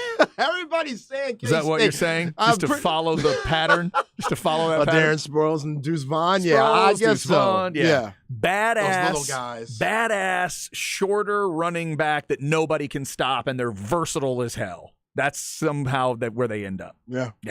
All right, so a lot of good excitement around high school football. Remember, we do the flex segment at 1:30, and then next week, Tuesday, we are going to be announcing the all-flex finalists, and Zay and I will be announcing the linebackers and some of the specialists on the flex finalist list. That will be come Tuesday. We're going to do that in the 1 o'clock hour, since we do the flex segment in our 1 o'clock hour anyway. 1 o'clock hour on Tuesday. Be with us for that, and it'll all start with Bucky and Aaron in the morning. They'll start revealing some of those finalists in the morning. We'll keep you updated there. I believe that's going to be 8 a.m. for Bucky and Aaron. Obviously, listen to the whole show, but 8 a.m. they'll start revealing some of the finalists for the all-flex team. FLXATX.com. We appreciate you guys supporting Flex throughout the year, and thanks to that Flex crew for doing such an incredible job. And, of course, Craig Way for being Craig Way, because the high school stuff just doesn't happen without Craig Way. All right, coming up, where are we at in society? Isaiah will let us know there. Then we'll talk to Jeff Ketchum of Orange Bloods at 2:05. Big week for the Longhorns, obviously. The win in basketball, recruiting stuff. What about the portal on Monday? And does he think Bijan Robinson is going to take the Doak Walker? We'll find all that out coming up. Stay with us. It's The Horn.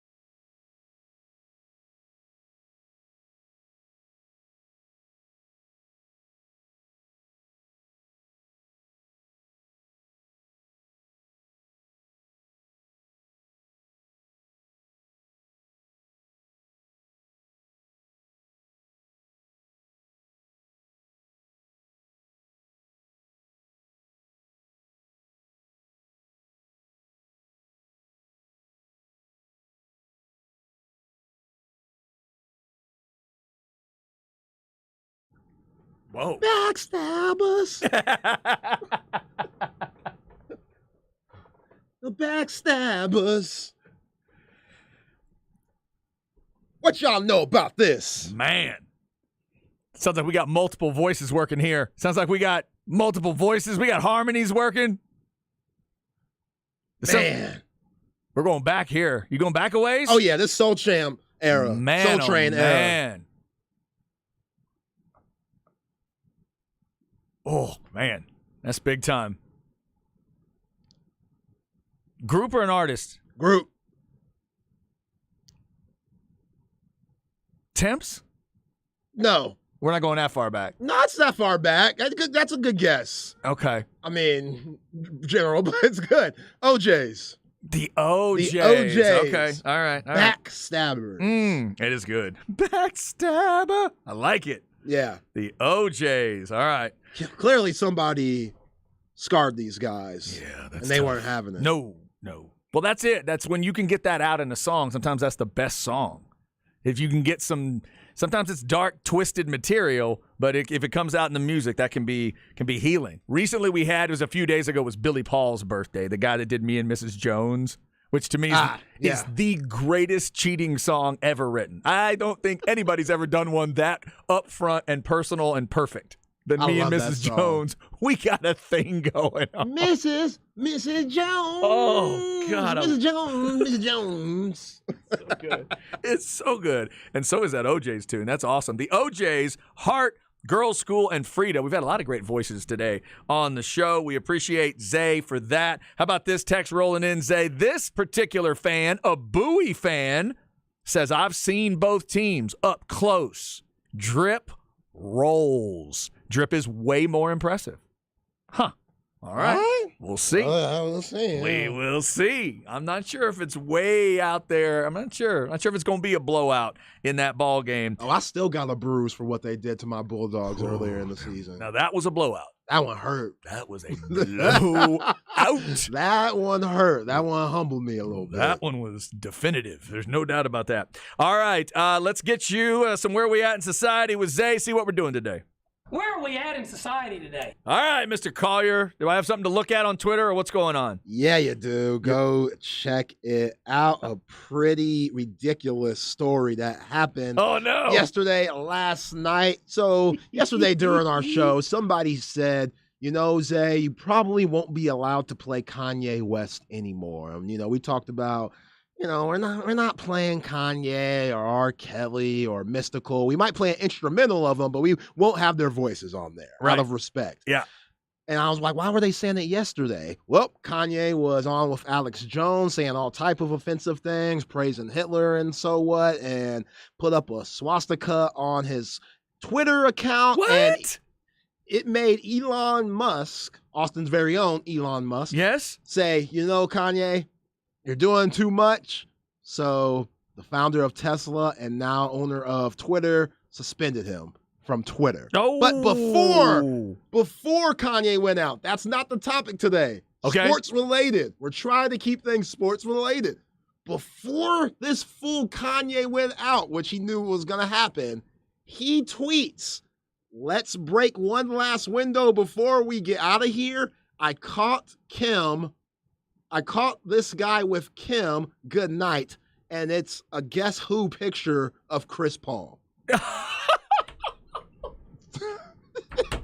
Oh, my goodness. Now, that is truly burning down the house on the way out. Like, Chris Paul don't need these problems. He's hurt right now, hasn't played in like the last 11 games. The Suns look good. Devin Booker looks good. And then he has to deal with this. Oh, my God. And Chris Paul is like married with kids and the whole thing. Oh, right? yeah. We see little Chris all the time. Little Chris probably at school, all types of kids saying stuff. Hey, yo, I heard your daddy was with Kim Big Booty Self. Oh, no. Oh, my goodness. Well, Chris at that age, I think he around middle school now. Yeah, he gonna really get it. So this ain't a good look. So Kanye went on Alex Jones's show and threw out the modern day version of like the Marge Schott comments, basically. Right? Is that what he did? He tried to do Try to play like all those things that people get themselves in trouble with when they try to go into even somebody like Hitler. Whoa. Yeah, What are you talking about? What was Marge Schott's line? It was like she was something to the effect of, it was just like did some good things or something like that. Oh my God. Yeah, that's you can't do it. So no, you can't. Now Chris Paul has these problems. I don't know when or if Kanye really did this. I feel like Kanye's completely lost his mind. So who knows, how factual this is. But again, Chris Paul don't need these problems. Why it makes sense is because Kendall Jenner and Devin Booker's relationship, supposedly they're broken up, but I don't know. That's been said plenty of times. But their relationship, they were definitely dating for a certain amount of years, maybe 2 or 3. So most likely Chris and Kim have come across one another. Maybe at a Devin Booker birthday party or some type of event. There's one picture going around from around 2012 with Kim and Chris Paul. So I don't know. I don't think Kanye was with her then. I don't know for sure. I didn't watch the show. I don't watch the show. My wife does. I got you. But still, Chris Paul, come on. I don't think he did something like this. I don't know. Who knows? It's the NBA. Oh, Kanye. Only Kanye West could have a series of stories where the lamest story is that. That's easily like the lamest part of that story. And the other stuff is just like, he did what? He put what? Yeah, that's just crazy. Yeah, now go look at that picture that he put of Chris Paul. Because I said, you remember the board game Guess Who? Where you like flip and you just like guessed who it was? I think this must have been taken off of Twitter, man. I can't find it. It got taken off Twitter. I see it, but when I try to click the link, it won't let me.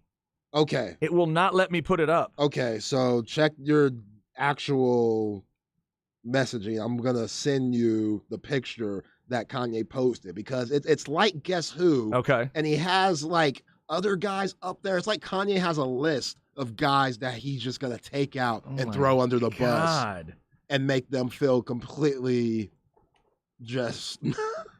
So there's other people we would recognize in these in other pictures? No, there's a guy named Dallo. I don't know who that is, but it's just a weird picture that he posted. No, that is weird. All right, I will check that out during the break. We'll see what that looks like. That is so bizarre. There's Where We At. That's a perfect story for this segment. Zay brings it to you at 1:45 each and every day. Coming up at 2:30, why today matters on this December the 2nd. We've got a couple of monster birthdays to talk about, including a birthday in the NFL as a big-time quarterback hits another big number. Up next, though, speaking of quarterbacks, we'll talk to Jeff Ketchum of OrangeBloods.com. We'll ask about that quarterback the Longhorns are apparently going to lose in the portal, Hudson Card. Where does he think he'll end up? Basketball team with a big win, and we'll see where we go from there. Jeff Ketchum up next on The Horn.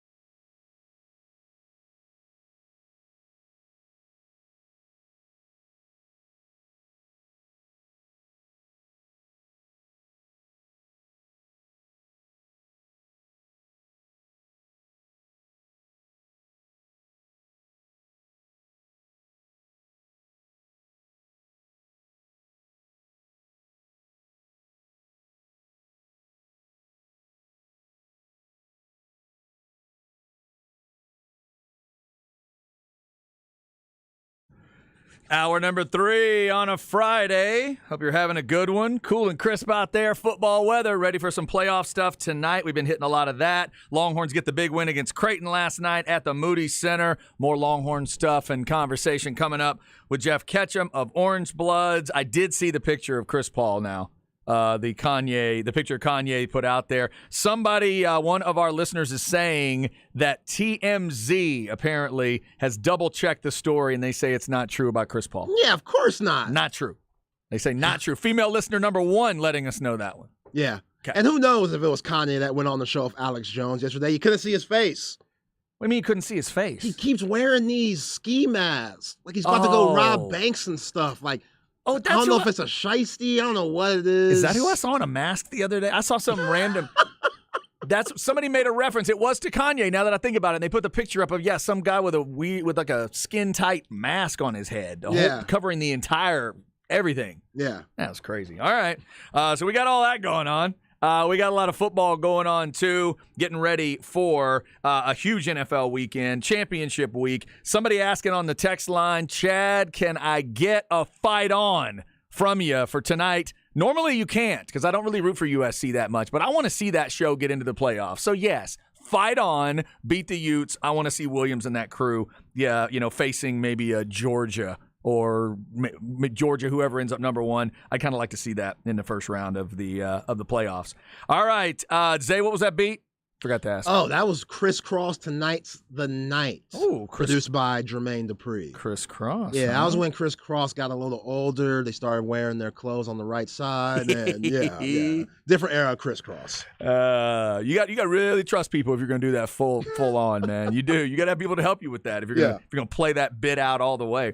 All right, let's go to the Vaqueros Cafe and Cantina hotline. We'll talk some Longhorn stuff and see where else we can go with the one and only Jeff Ketchum of OrangeBloods.com at GKCatch on Twitter. If you don't follow him on Twitter, welcome to Twitter. You need to. He's been there for a while. It's a great follow. What's up, Catch? How are you? What's up?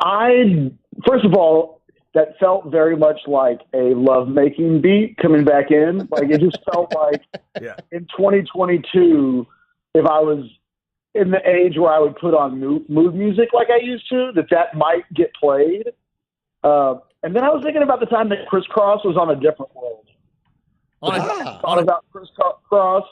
But once upon a time, they were in an episode of A Different World. And so while I was listening to you two, I was trying to remember the specifics of the Criss Cross episode. See, it wasn't completely coming to me. Yeah, I don't remember that. I was with Different World through, I don't know how many seasons they had. I don't think I went all the way to the end, but I don't remember Criss Cross being on there. Yeah, Different World was before my time, but I could never get into it. No? No, I never got into Different World. Oh, I was there. So I was a big Cosby Show fan to start with, so I was with Denise no matter what was going to happen. They could have had Denise, at the next job and grad school. Like, I was going to follow her wherever. The stories kind of fell apart after a few seasons, but I was with her in the beginning. I love that show. That was good stuff. You can still watch A Different World on some of these cable channels. Like every once in a while, if you just go through the menu, A Different World is always on. Yeah, I'm glad that. It appears that would have been season 6, episode 11. They made Criss Cross a couple. I'm watching it on YouTube as I talk. Yeah, that makes sense. They made them like prison gangbangers. Oh, wow. See, that makes sense. There is no way I got into season 6 of Different World. I know that for sure. I know I was with them for a good 3-4 solid seasons. No way I got into 6. Other things were going on by season 6 of A Different World. That's a long time in college, don't you think? Yeah, right. I couldn't extend into college that far. I couldn't do it, Catch. Before we talk about UT, I want to go back to the Kanye thing for a second. Please do. That is one of the all-time great stray bullets that Chris Paul woke up to this morning. You had a guy yesterday who got himself into so much trouble on Alex Jones. When Alex Jones is pushing back on your extreme opinions, yes, you've gone too far. Right. So what did he come up with that would distract from the fact that even Alex Jones thought he was crazy yesterday? He's like, you know what? My ex-wife. What if I take the mother of my children Man. and just throw that Chris Paul grenade out there as a distraction, and it kind of worked because all we've done all day long is wonder, did Kim K and Chris Paul hook up in the playoffs? And, is that is the reason why he doesn't have a ring is because of the Kardashian jinx? Like, there's a lot of stuff there to unpack.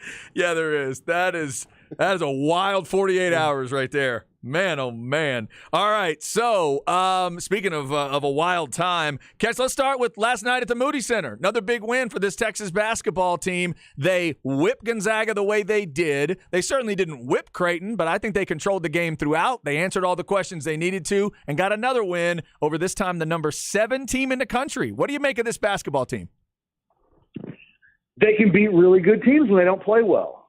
And that cannot be underestimated because – Chad, you and I have watched a lot of college basketball, whether it's Texas or Texas A&M. We've seen both of those universities have good teams, and sometimes it feels like they have to do everything right to beat a Kansas or a Kentucky or some of the teams that they just run into all the time. Anytime Texas has ever played Duke, it just felt like pulling teeth just to play a good game, whereas they normally do really well against North Carolina. I didn't think Texas played well last night, but they made Creighton also not play well. And, that's a resume stacker. They now have another really good win under their belt, and they didn't have to put forth, I think, a Herculean performance to get there. So, I think it bodes well for this team when it gets into March. The ability to win a game or two in the tournament when you're not great is often a calling card of teams that will make really deep runs. And I thought that's what we saw from Texas yesterday. Creighton, I was really impressed by Creighton, and yet Texas played poorly and beat them. And I think Creighton will be, a dangerous team. Weirdly, they could have easily have won that game last night, and then Creighton would be saying the same thing. We played ugly, but we also made the other team play ugly. I think it's a game that travels well in March.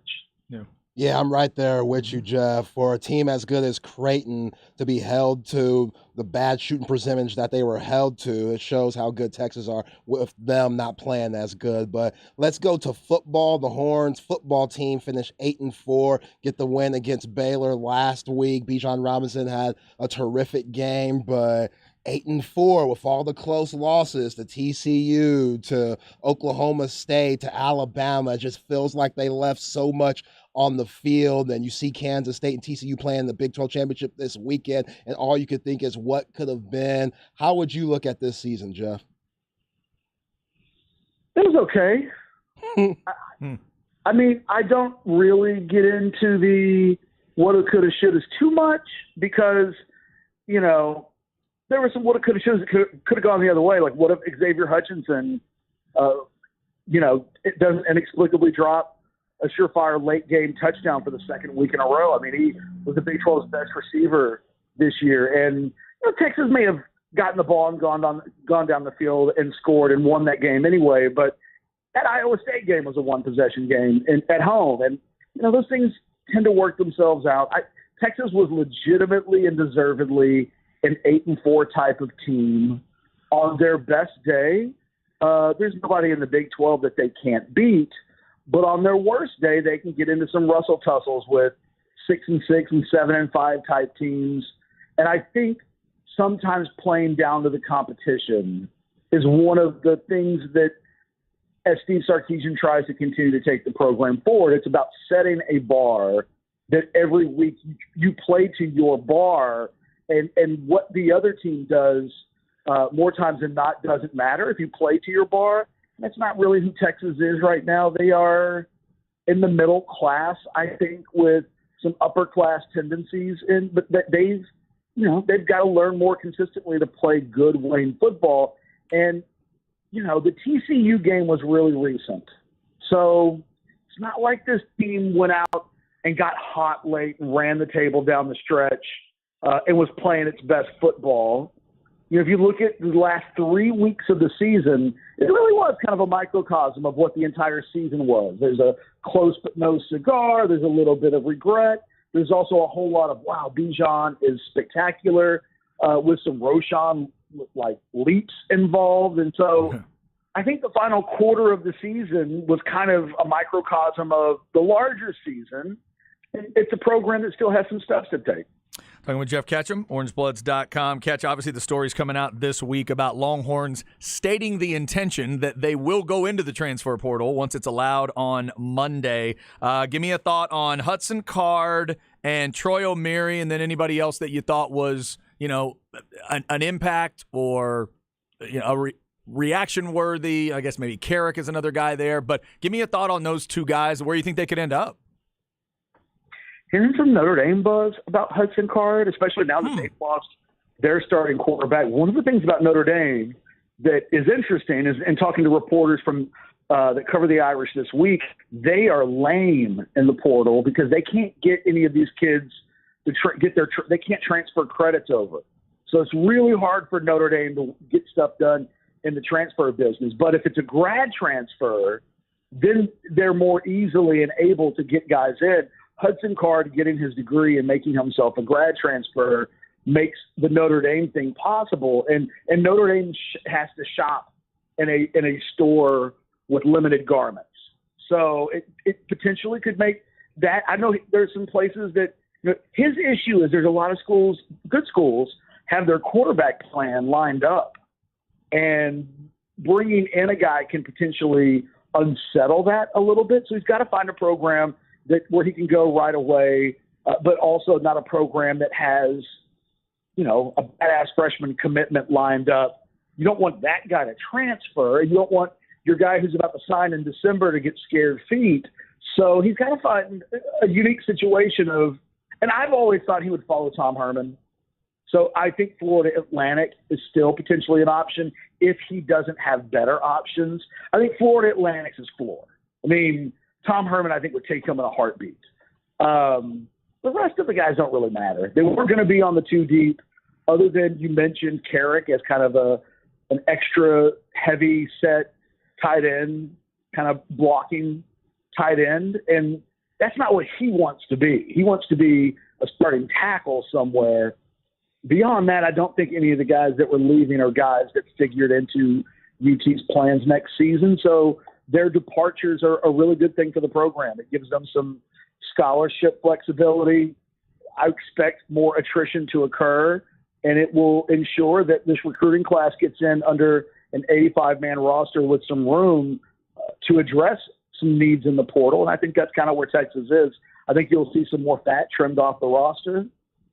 If you look at the roster, there's some obvious names where it's like, is that guy really going to stick around? And it's like, oh, yeah, no, they got a pancake factory. Maybe he will stick around. Like, some of these dudes ain't leaving and getting $50,000 elsewhere. So, but, yeah, I think what happens that's really interesting now is what Texas does in the portal. There are guys that have gone in this week, and a bunch of them are getting scholarship offers, and they're making plans. And I think if you're Texas, you're looking at what's already in the portal, and you're wondering what else is about to happen when the portal officially opens up on the 5th. It could be anything. And so I think that they're doing some vetting right now of guys that are in the portal this week, but I think they're also waiting to see what it looks like come next week, when it really could be unlike anything that we've seen in college football before. And I say that with respect to Caleb Williams and Jahmyr Gibbs, a number of really amazing. I mean, probably the Heisman Trophy winner of this year was in the portal last year, but I think there's a real chance that we see an upgrade in the quality across the board of what becomes available. And I think Texas is just waiting to see what happens. Jeff, with that upgrade in the transfer portal on the talent and whatnot, where do you think Steve Sarkisian and this coaching staff's going to look, or what do you think this roster needs in order to get better for the 2023 season? Well, they're definitely going wide receiver.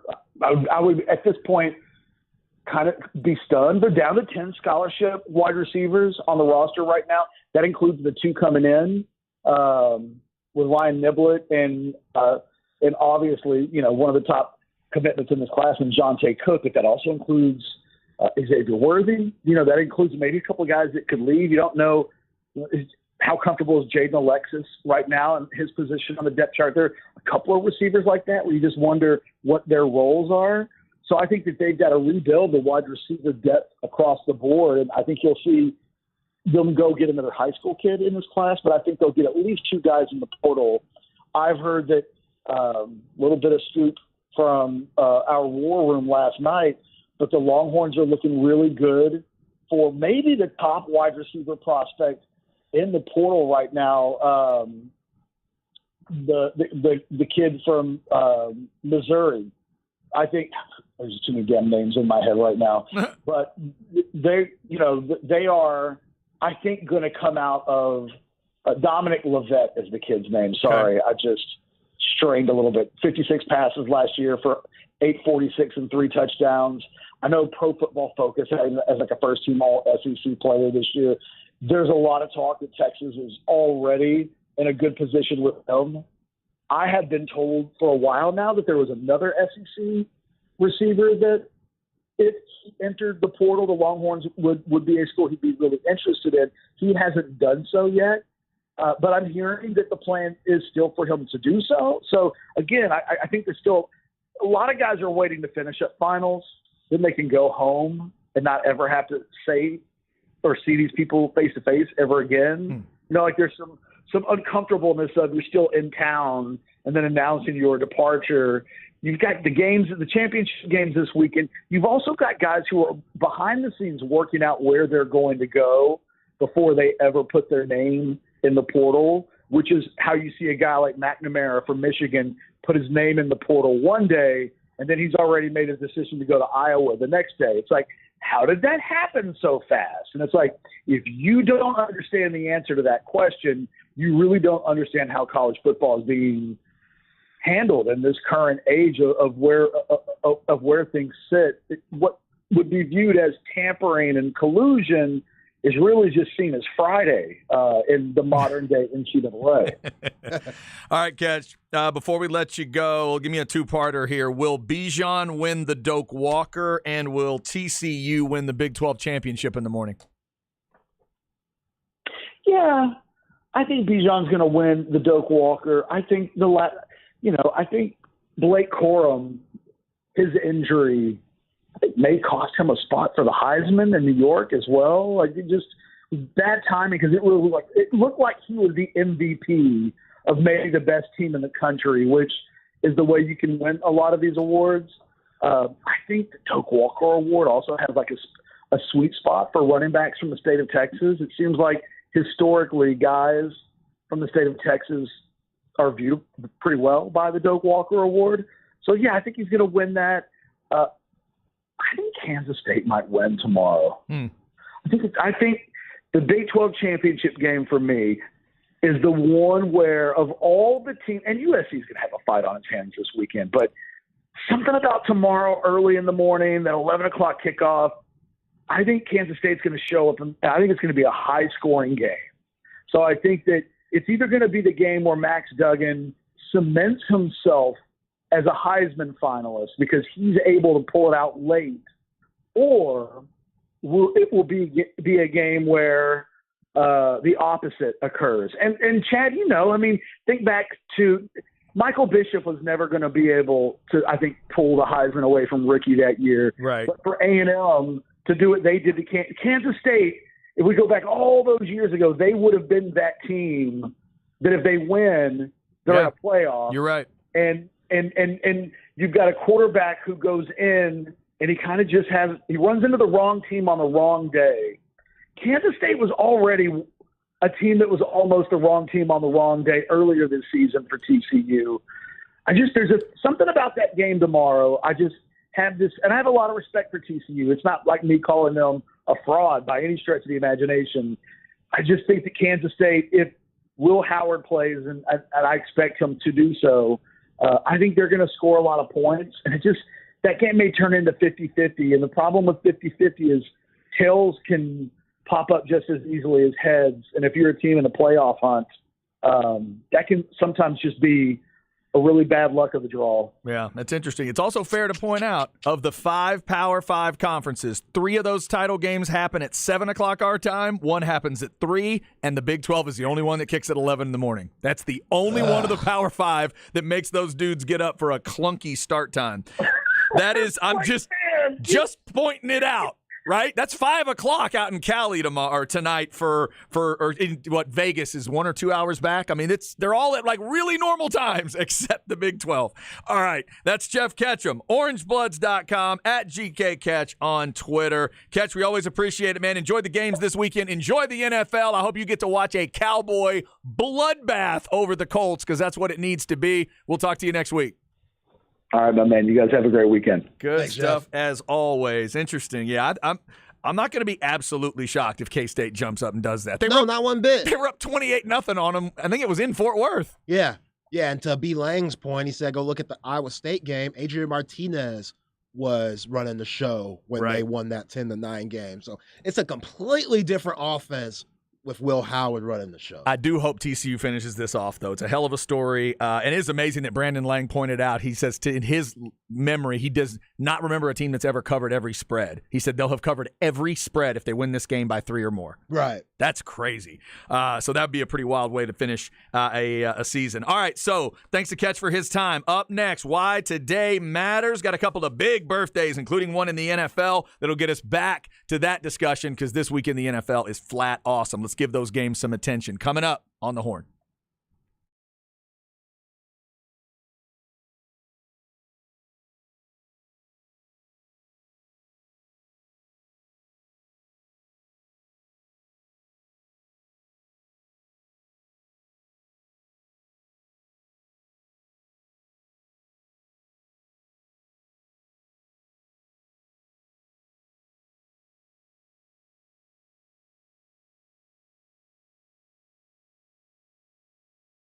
All right, this is Chad talking Apple leasing, and I'm really looking forward to this Vandegrift Dripping Springs game tonight. I've been looking forward to it all season long, hoping, and then it happens, and now it's coming up tonight. One of the details that I'm excited about, it's the car I get to drive. My new car from Apple Leasing. I love it. A little more space than I used to have. I went with a little more compact SUV, so I got a little more storage space, and I love to throw the stuff in the car when I'm heading out to a game and get everything big. Okay, do I have my pass? Do I have this? And tonight it's kind of like, do I have a layer? Because I'm kind of an old man now. I want to make sure I got the scarf if I need it and all that stuff.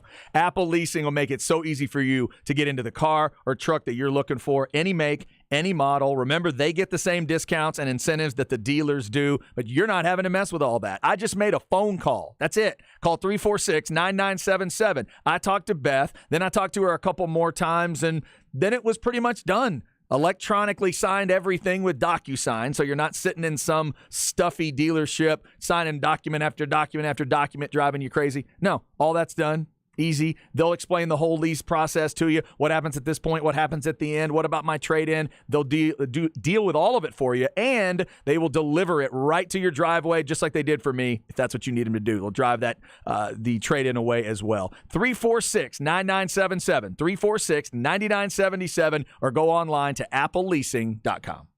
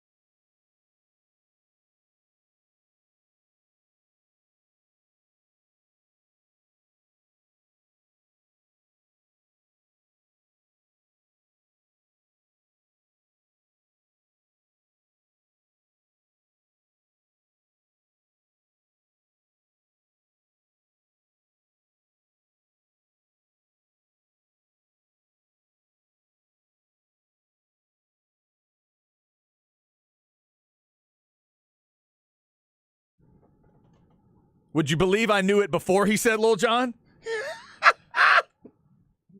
Yo, during all that pause, he was swearing the whole time. I do know that in general,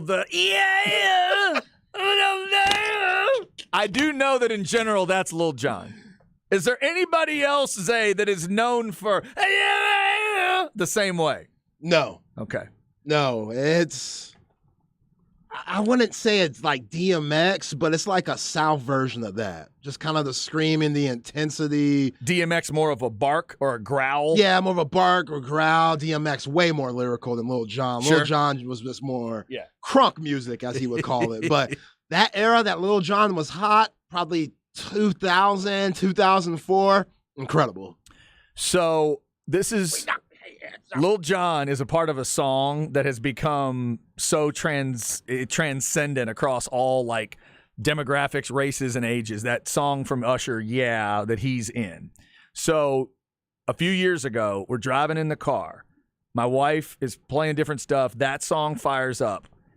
And right at the beginning, from the back of the car, my daughter, my niece, my nephew, and my brother-in-law, all at the same time, gave us the okay. I was like, what? Scared me to death. I would love to see little white children doing that. That sounds amazing. Scared me to death. That's what we need. Yes, that absolutely. That's what we need in life. Absolutely. If you can't have rap and hip hop songs that are that are entertaining young white children and scaring the older white community, well, what do you really have? What's great is people probably thought, you know what? After listening to this great song, Yeah, by Usher, let's go check out the rest of Lil Jon's catalog. And they were probably like, oh, okay, I'm a little uncomfortable and offended right now. And they thought, okay, I see what's going on. Someone who used to hoop, Lil Jon used to get me amped before games. Oh, that's fantastic. Like make you want to go play like Dennis Rodman or something. Yeah. Okay. All right. Lil Jon, he got you in the right mindset. Get you ready to go. All right. If you're ready to go for the NFL weekend, we'll hit some of that coming up here in a second. A reminder, Ball Don't Lie coming up, as always, with Rod and Harge as soon as we're done. 6:30 pregame for the Flex Crew, 7 o'clock kick. Vandergrift and Dripping Springs. Plus, they will be keeping you up to date on everything going on in the area as we have a few teams still trying to get to that state championship level. Remember, Westlake is tomorrow afternoon at 2 o'clock at the Alamo Dome. So no updates on Westlake will not be advancing tonight, but we do believe they'll be advancing. It'll just be tomorrow afternoon at the Alamo Dome. So best of luck to all those area teams. Also, best of luck to Texas women's hoops. They take on South Florida this evening at 6. It is a 5:45 pregame. And remember, all those games are over on 105.3 The Bat. All right, let's go. Why Today Matters. We got a monster NFL birthday. Here we go.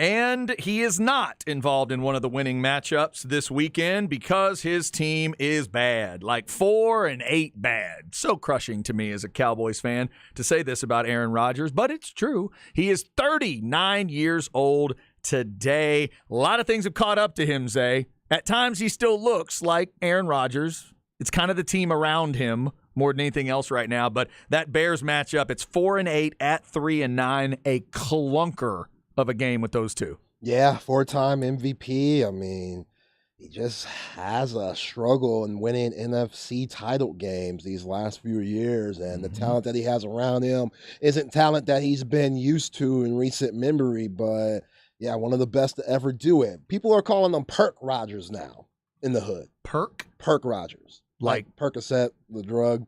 Kind of like Molly. Oh, they think he's on something. Oh, yeah, because he talks about, a psychedelic thing. Where that's right. He did the ayahuasca thing. Yeah. So what did he say? In the hood, we call him Perk Rodgers. Did you see that little smirk on his face this week when he said, yeah, I've been getting, taking all my herbs and drinking my tea. He had that smirk on his face. Yo, he's not. I don't even think he's with Shailene Woodley anymore. Like, I got it when you're with old girl. Yeah. Like, that's what we do for women. Like, we try to adjust to their lifestyle so they can like us more. I get it. But yeah, all the drugs and stuff, I don't know. Weird. He needs to be tested. Does anybody drug tested him I to see don't what know. comes up? I don't know I don't know if it's PEDs or anything, but they gonna find some stuff. I don't know what's going on there. All right, so you and I earlier in our Supreme picks, we picked San Francisco, we picked Kansas City. What about these other two winning matchups for the weekend? What about Tennessee, Philly? Our man Brandon Lang said take Tennessee on the points plus 4.5. He said Tennessee's going to roll Philly. Whoa. You buy that? No. Oh, I hope he, as a Cowboys fan, you know that's what I'm rooting for. I'm not sure if it's going to happen. That's in Philly, man. Yeah, I mean, I do think that's steep, minus 4.5 as of right now, going the Eagles' way.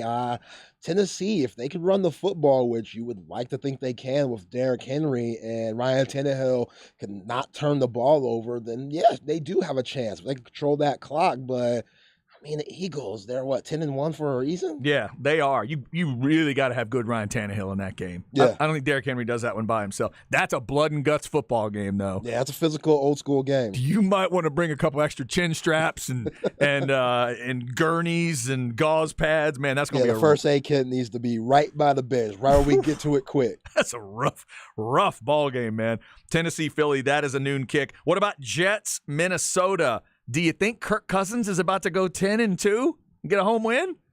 That I could see the Jets winning that game because they're riding that Mike White high. There's not much film on them and whatnot. So yeah, this feels like a game Minnesota will be disappointing and slip. Yeah, I can see that for sure. Yeah, I'm with you. I'd lean Jets there. So there's just some massive games. Cowboys and Colts. Brandon Lang says Cowboys should beat the Colts like they did Minnesota. We will see if that happens. But I'm seeing the same thing Brandon Lang is seeing, Zay. I watched the Colts and the Steelers because my wife's a Steelers fan. I'm watching it, and I watched them get after Matt Ryan, and I just thought, Parsons, Lawrence. I'm just putting guys at Van Der Esch. I think they should eat Matt Ryan alive. They should smack the Colts around. Now, it's the NFL, so it may not happen. And if the Cowboys allow Jonathan Taylor to get going on the other side, this thing could get weird. But I think the Cowboys should dominate. Yeah, they should. It's in Dallas, so they got the home field advantage there. And like you said, just how ferocious this front seven is for the Cowboys. They get so much pressure on everybody, and it starts with Micah Parsons, who, if we ended the season right now, I think he's Defensive Player of the Year. So they've been terrific, and Dan Quinn, he's been dialing up the right formula to get that success that we see on the field each and every Sunday. Let's see what Kellen Moore does on that other side. Dak Prescott under 30 or 30. We love those attempts. Give the ball to Tony Pollard, Zeke Elliott, maybe Davis at times, and then let that passing game come along, and that's the secret to success for the Cowboys, and they should be able to do that for the Colts. And Sam Williams, too. Sam Williams, go get him. Yeah, go get him. Go get that old man, please. Other birthdays today. Happy 41 to Britney Spears. Oh, Britney. Britney hits the 41. She's been in and out of Vegas in the last couple of years, hitting the residency and stuff. She should be at a Vegas residency like once a year for the rest of her life. Yeah, that sounds about right. Yeah. Britney, just make it OnlyFans. Quit BSing. Oh, come on now. I mean, she basically does it on Instagram anyway, Hey, if she putting wants those to, salacious pictures up. She be flaunting that body. It's still tight. Go ahead, just go all the way out. OnlyFans for all the people that it's acceptable. It's acceptable. Very absolutely. Acceptable, yeah. Everybody who was around with you on those "Oops, I Did Again" days would very much appreciate it. It's kind of the modern day Playboy if you think about it. It is. Yeah. And speaking of that, tomorrow, Katarina Witt's going to turn 57. And for me and many people listening right now, we do still have that Playboy issue at our houses right now. Go ahead, raise your hand if you're not with your wife or girlfriend. Raise your hand. Do you have it? The Katarina Witt. Admit it. Admit it. Is it from 98? I can't remember the year out of the top of my head right now. Yeah, you know you do.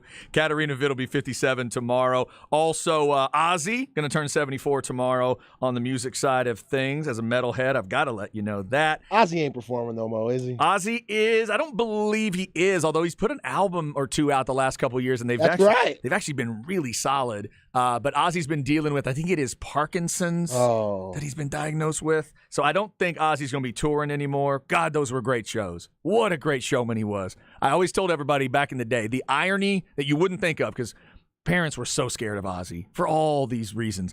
But this fool's biting bats. Right, yeah, the whole bat incident and all the stuff that went on. People were so scared. I have never heard an artist on stage tell me that he loves me and say, God bless you, more than Ozzy Osbourne.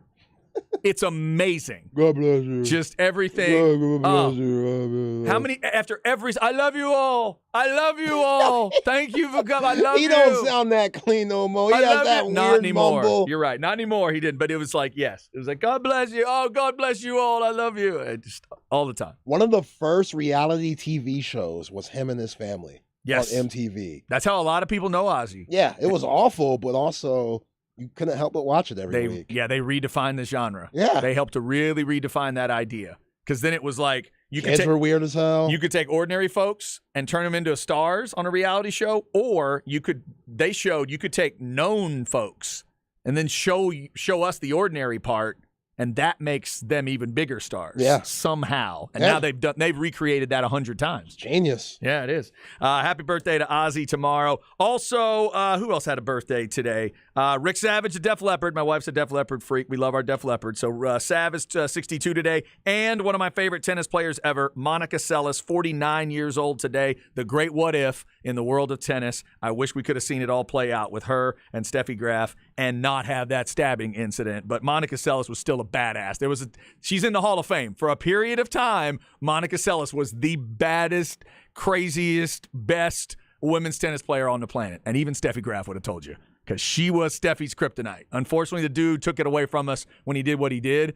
But for a while, that was about as good as it got when Steffi and Monica got out on that court, man. Happy birthday to Seles today. Almost to 50, 49 years old for Seles. That's why December 2nd and a little bit of the 3rd matters to us. Up next, some stems and seeds before we get out of here, including an update on Tyrese Hunter from last night and how good his situation is. We'll update that injury. And then the Hudson Card thing we heard this hour that I thought was also interesting. And a couple other notes before we are done. Stay with us. It's The Horn.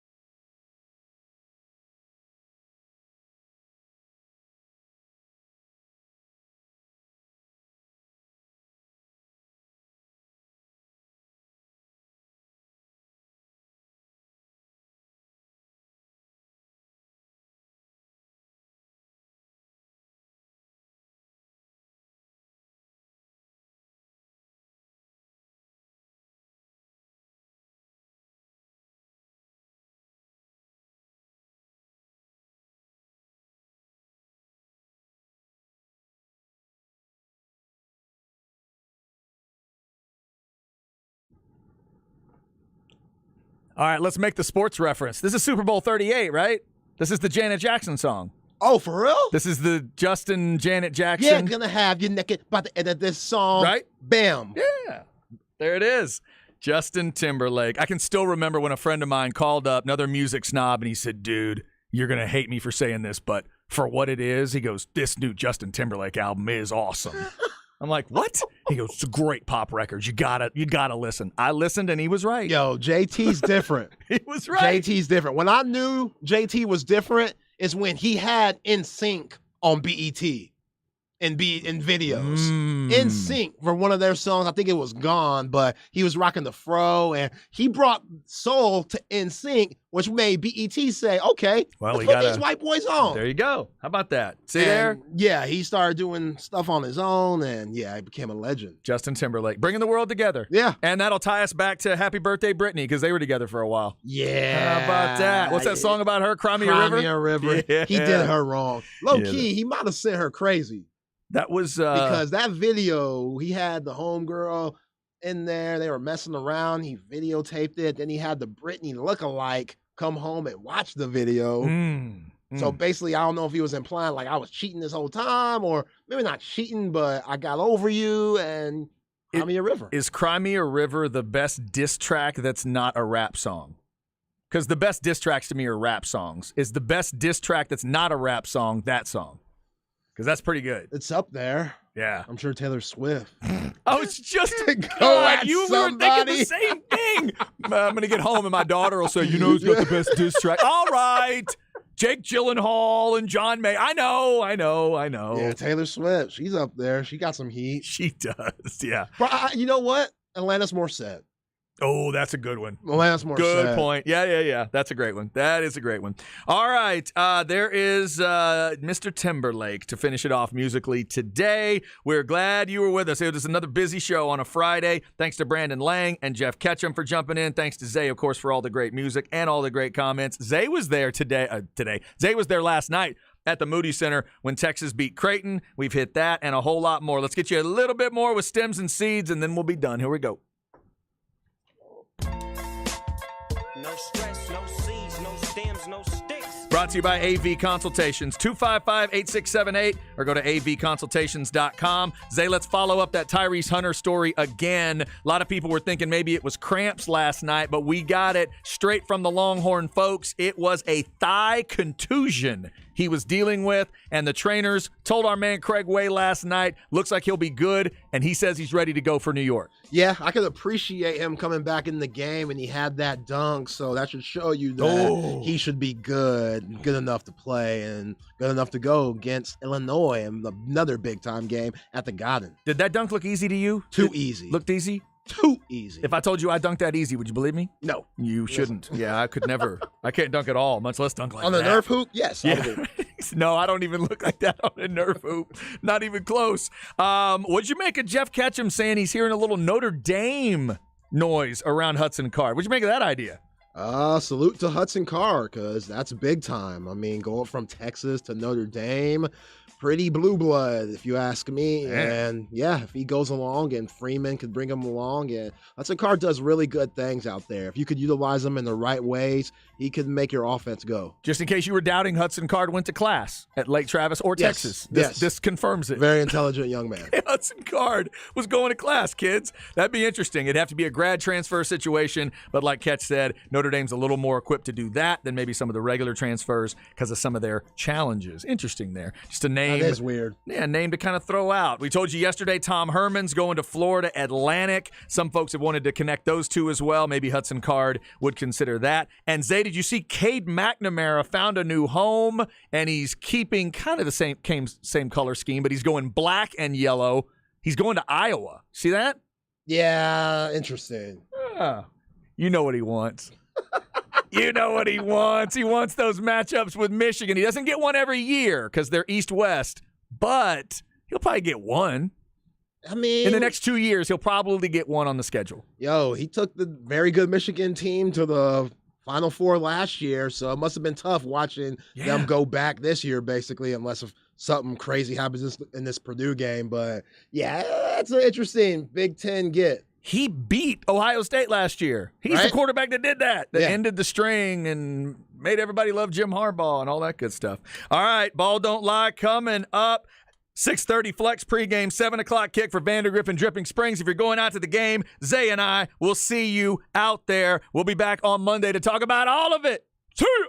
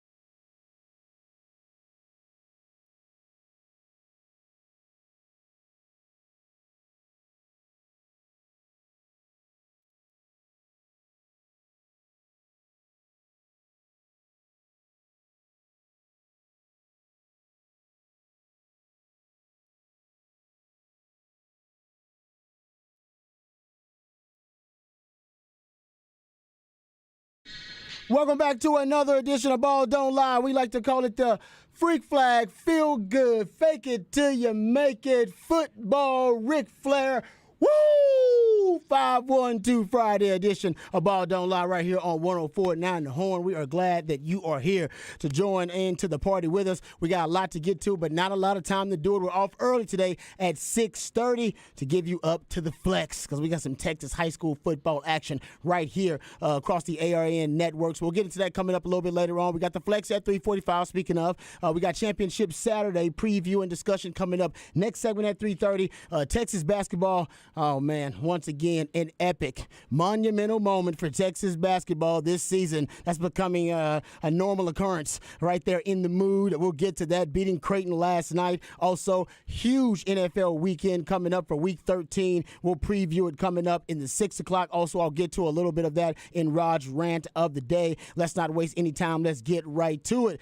He was a second-round pick for the Montreal Expos, but a first-round pick for the Austin Radio Network. He originally committed to the University of Texas, but decided to forego the 40 acres and chase his dream and the cheese. Pippin ain't easy, but for him it's a breeze. He is Mike Hardball Harge. What's going on, brother? How you doing? I love the fact that you always talk about the mood, and I love getting into the mood, especially when your team decides to show up. Come on now. And show out. But let's talk about the man that's sitting across from me because, by the way, where he's from is the #1 team in the nation.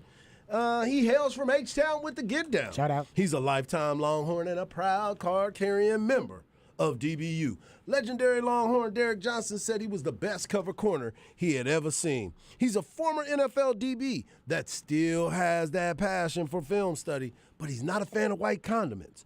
But he is a fan of you, the listeners. He is my man and yours, Rod Babels. I appreciate the intro as always, and I got a text that I look forward to Rod's Friday intro all week. I look forward to it too because I like the Ric Flair woo, and I don't get to do it all the time. I know, I love that too. I love the Ric Flair woo because we right there for the weekend. Yeah, exactly. Nobody right. gets mad about a Ric Flair woo when you're in the weekend. On a Monday, people are like, man, shut up. Shut that noise up, man.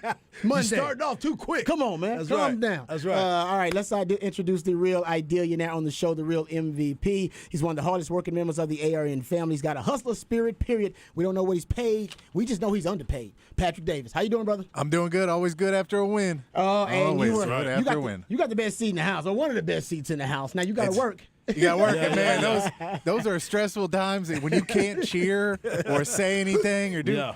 And it's a close game there at the end, but man, it's fun. That it is fun. There's worse jobs in life. Let's put it that way. No question about it. No, it is, and that's why we like to have you here, Patrick, because you got a great seat to actually see what this Texas basketball team. And it looks like there's something special brewing.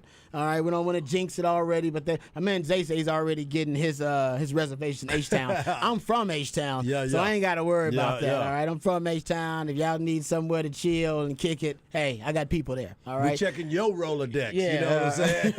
but we don't want to get into that. Let's not get ahead of ourselves. Let's talk about this Texas basketball team, gentlemen, with a great win last night over Creighton. And a lot of things that we talked about beforehand. It was a 72-67 win, but it did get tight late. I think Texas had command of the game for a lot of the second half there until late. And then late in pretty much in clutch time around there, that's when Creighton made their run, and we expected a run. But you got to give a lot of props to the Texas defense because, once again, that led the way in terms of points. Marcus Carr led the way. He 19 points was the leading scorer, 7-20, but he was aggressive. 5 assists as well, 5 rebounds. He's basically recorded a season high in scoring in 4 straight games. So he's learning to get a little bit more comfortable in his role with the team. That's pretty obvious. Yeah, and it's important to know that last year when we were talking about Marcus Carr, he didn't feel as a true point guard. And what I mean by that, the assist guy. That wasn't who he was, because remember, when he came from Minnesota, he was a scorer. He was there to score, and him having to have the ball in his hands as far as the distributor was something that, let's be honest, he didn't feel comfortable with. Now, with the 3-guard backcourt that they have, where all these other guys can get involved, now he can go and create. Now he can go and be that guy that needs to hit a clutch basket. He's not looking to pass. He's looking to score. But to your point, he can do just that. He can get some assists off. He can go out there and be the guy that when he came to the University of Texas, we were all waiting for. And he never got a chance to be that guy last year. Now he's got a comfortable backcourt where he doesn't have to be the ball handler. He doesn't have to be the primary guy. And when he does get it, I can go score with it. Creighton, coach. And I mean, you talk about the mismatches he's able to get now. Yeah. Whereas before, Yes. he was really the only guy they felt worried about, a guy who could create off the dribble. I mean, Courtney Ramey could, Matt Coleman kind of could, but he was the only guy they were like, oh, no, this guy can score off the dribble. So double onto him, help onto him. Get the ball out of and his get the ball out of his hands. Yep. He doesn't have that anymore because Tyrese Hunter can. Yes. And Timmy Allen can. Yep. And Jabari Rice can't. So now you can't overplay Marcus Carr anymore, which he can eat up. So now he's got more freedom. Yeah. There's a great quote that, and I want to make sure I'll give credit to the person that got it, so I'll get my phone out here in a second. But I got it here written down. It says that Creighton coach Greg McDermott, he said, quote, "I was with Chris Beard last night, and I think he's got one of the best guard cores in the country." Mm-hmm. And that's what really fuels it. One of the most remarkable stats about this great win for Texas was and I thought turnovers would be a big, factor in the game. I thought it would be Texas forcing turnovers. Yep. No, that wasn't a big factor. It was turnovers, but it wasn't them forcing turnovers defensively. It was them taking care of the basketball. Right. Gentlemen, they had only 3 turnovers. Think about that with this Texas basketball team. Fewest since they had a 4-turnover night in, I believe it was Madison Square Garden in 2019. That went over Cal. Yep. That was a shout out to my man Joe Cook here at that. And then he said Beard also with Tech. He had a 2-turnover game as a team, a loss, I believe, at West Virginia in January of 2021. So we just hadn't really seen the Texas basketball team take care of the ball to that respect. And Keenan Womack is the guy who got the quote about Coach McDermott saying you got the best core of guards out there. One of the best cores. And think about this. And for those that don't understand the basketball lingo as far as the turnovers and what we normally see as a turnover in football is an interception, a fumble, things like that. In basketball, you can get it from a charge. That's a turnover. You can get it from a pass. There's so many different ways that you can create a turnover. Time of possession, shot clock violation is considered a turnover. That's a great point. For Texas to be able to do all of that and only have 3 is something that is credit to that team and the maturity that they show. They don't put themselves in bad situations. 0 in clutch time, too, by the way. And that is the other part of it. 0 in clutch time. And that goes back to what we were talking about the backcourt and the 3 guys that have had NCAA tournament experience. And what's the tournament all about? Exactly, all about the You always say guard play. guard play. And guard play is huge. Yeah. And it's funny, too, because just the other day, we were sitting in here talking off air, and I talked to Patrick, and I said, Patrick, man, what's up with Timmy Allen? You're like, he'll be all right. He'll find his moment. Last night he found his moment, right? He was clutch because up until this game, he wasn't even looked at to be that scorer. And remember, every time Coach Beard talked about him, he was like, Timmy does other things on our team that people just really don't see. He'll be just fine when he starts to score the basketball. And that's exactly what he did last night. He had 11 total points. He had 7 total rebounds, 3 on the offense and 4 on the defensive end. That means stopping possessions, stopping those second chance shots. And it was huge for – and Texas needed that. They did. They didn't have that flow offensively. No, they weren't didn't. in a rhythm really No, offensively. they hit – this was the first game you really saw them hit, other than the Northern Arizona game. Yeah. But this is the first game you really saw them hit long stretches of just bad off. And sometimes they were getting open shots and just couldn't hit anything. But I agree on the Timmy Allen. When you saw him, and it was funny because those first couple buckets, and give credit to Chris Beard as a guy who kept telling him to take shots. And be like, look, we know you're good enough to do this. We know you're good enough. Don't stop taking shots. If you get the right shots, I'm not worried about you taking a Marcus Carr shot or a Tyrese Hunter heat check shot. That's not a Timmy Allen style. Right. It's like you're taking solid shots. And that first one goes down, and you see him just kind of pump his fist and be like, all right, that felt good. And then he hits another one, and then you see him like, oh, okay, now I'm Timmy Allen again. I can go play basketball. Yeah. Yep. It just took a couple of times of seeing the ball go through the hoop for him to be like, okay, now I'm back in the role of that I want to be in. And he was big in that first half. It was. It also helped that Baylor Shireman started so cold. I mean, ice, baby. Cold. I mean, what was too cold. Yeah, what was it? Was it 0 of 9, 0 of 10, something like that? I mean, he was straight up awful. Yeah, and I mean, he was clutch, though, down the stretch. Those 4 straight shots and the 3 of those, I believe, was 3-pointers. Yeah. So he was clutch down the stretch to give them a chance. But, it helped. And Texas' perimeter defense was a big part of that. Mm-hmm. Also, it's just – and you've talked about this, Patrick. I believe I heard Zay talk about it. Something about the mood. They're just, being a new arena. People aren't used to it yet. Yeah. The shooting of it. No, and I mean, and you got to give, like, this Creighton team as well. We'll say they were tired. They were clearly tired on this court. They had been playing. They hadn't played a true road game yet, but had been in Hawaii, had been around, and just they clearly you could tell they were out of wind a lot of this game. But when you know that, Chris Beard gave the right direction to make Sharman work. For everything he gets, make him come off 2 screens, make him run halfway across this court before he gets a shot off, and then stand where he wants to take the ball. Yep. Get to his spot before him. Yep. So he's going to have to get the spot off where he wants to do it. Now, Sharman proved at the end of the game, it don't matter. He could hit a 3 from 10 feet behind the 3-point line. He can hit it anywhere on the court. Scary. So it's not that he can't hit that, but when you're expecting in the first half to be able to cut around a screen and turn around and get a shot up because you're tall enough and you're big enough you can get it out, and there's a guy standing where you want to be after 2 screens, you're like, man, I'm tired running around this, and now I got to step back a foot or 2 to try and get this off. I'm out of rhythm now because I'm not doing what we've practiced. I've never practiced this shot because in a drill, they're not standing on the line. They're not because you're not supposed to because I can blow past you. And it also, but I'm not going to blow past you. Yeah, I want to shoot. It also helps, and you brought this up yesterday, Hards, that how deep Texas plays. They had going into the game 9 different players averaging at least 15 minutes, adding to the point, compounding the issue of them having no legs from a long trip from Maui and obviously playing really good teams over there and losing to Arizona. Yeah. That Texas wore them out with depth. That was obvious too. They had a lot of guys that play. I mean, they had. One guy there, 2 guys played 34 minutes. They had one guy played 36 minutes.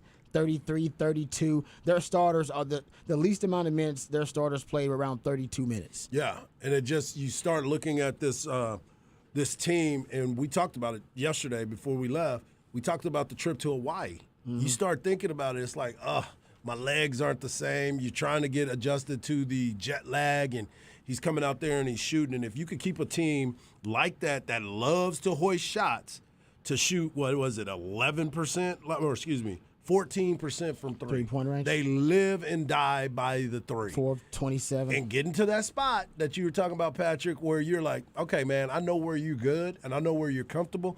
The fact that they were shooting so good from 2-point land and refused to go to 2-point land. Well, no, Kalkbrenner could do whatever he wanted. Ryan I'm talking about the entire team. Yeah, I'm talking about the entire team. But like you watched him in the post, and he was dead tired 90%. Yep. I'm like, why are you? I get he's killing us offensively because we don't have 7-footers are going to be a problem for this Texas team all year. Yep. This is what it is. Yeah, it's just because we don't have those kind of bodies. Man, he was dead tired, and on the defensive end, he couldn't. I mean, you're getting him to run out, and you're like, oh no, cool. We'll pull out Bishop, we'll pull out Dessou, and we'll make you come out. So if anybody goes to paint, you're not going to be able to get back there because you're winded. He was winded in warm-ups. Right. Yeah. And I'm just telling you. Yeah. And by the way, I can tell you, Hawaii is a lot of fun for a lot of people. 7-foot people probably don't like flights to Hawaii. Exactly. Great point. Uncomfortable. Hey, let me ask you this, Rob. What was that number that you had for them yesterday what their 3-point shooting percentage was? It was 38%, actually over 38% going into the game. Yesterday in the first half, they shot 8% from 3-point land. 1 of 12 from 3-pointers. I think it's a lot involved in that. I think Texas, obviously, their aggressive perimeter defense. Man, they were locking them brought down. up the long trip and the flight. I'm sure that's a big part of it too. And also, here's a great quote from Coach McDermott too about Texas. He said, "The pace of Texas surprised Creighton." He said the tape on them doesn't illustrate how fast they actually are. Yeah, buddy. And Texas ended up with, 20 fast break points to their 5 fast break points. Yep. That's one of the things, and I think also that's probably a big part of them having heavy legs and Texas having a lot more depth. But I'm glad that Texas now is emphasizing the pace. They want to push it. They know they're athletic. Yeah, you're undersized, but that could be a good thing. That means you can get out on the run. And against most teams, Texas is going to have the athletic advantage overall as a team. And not only that, you sit here and you talk about how this team is going to be able to get the length that they are, the depth that they have. They had 13 bench points. Creighton had 0. They had 0 points off the bench. Yeah, last I mean, night. basically the only guy they were playing real minutes was Farabello, and I think the only reason they really played him big minutes was because he's from TCU, transfer in, so he'd played Texas a few times before. So I think that they more or less are like, maybe he knows how to figure out this Texas defense because we sure don't. Right. But I love Fran Fraschilla turned to us after the game and was like, man, both teams made the other team play left-handed tonight. Yeah, that's a good point. He was like, both teams were put in a position where they were playing not to their strengths.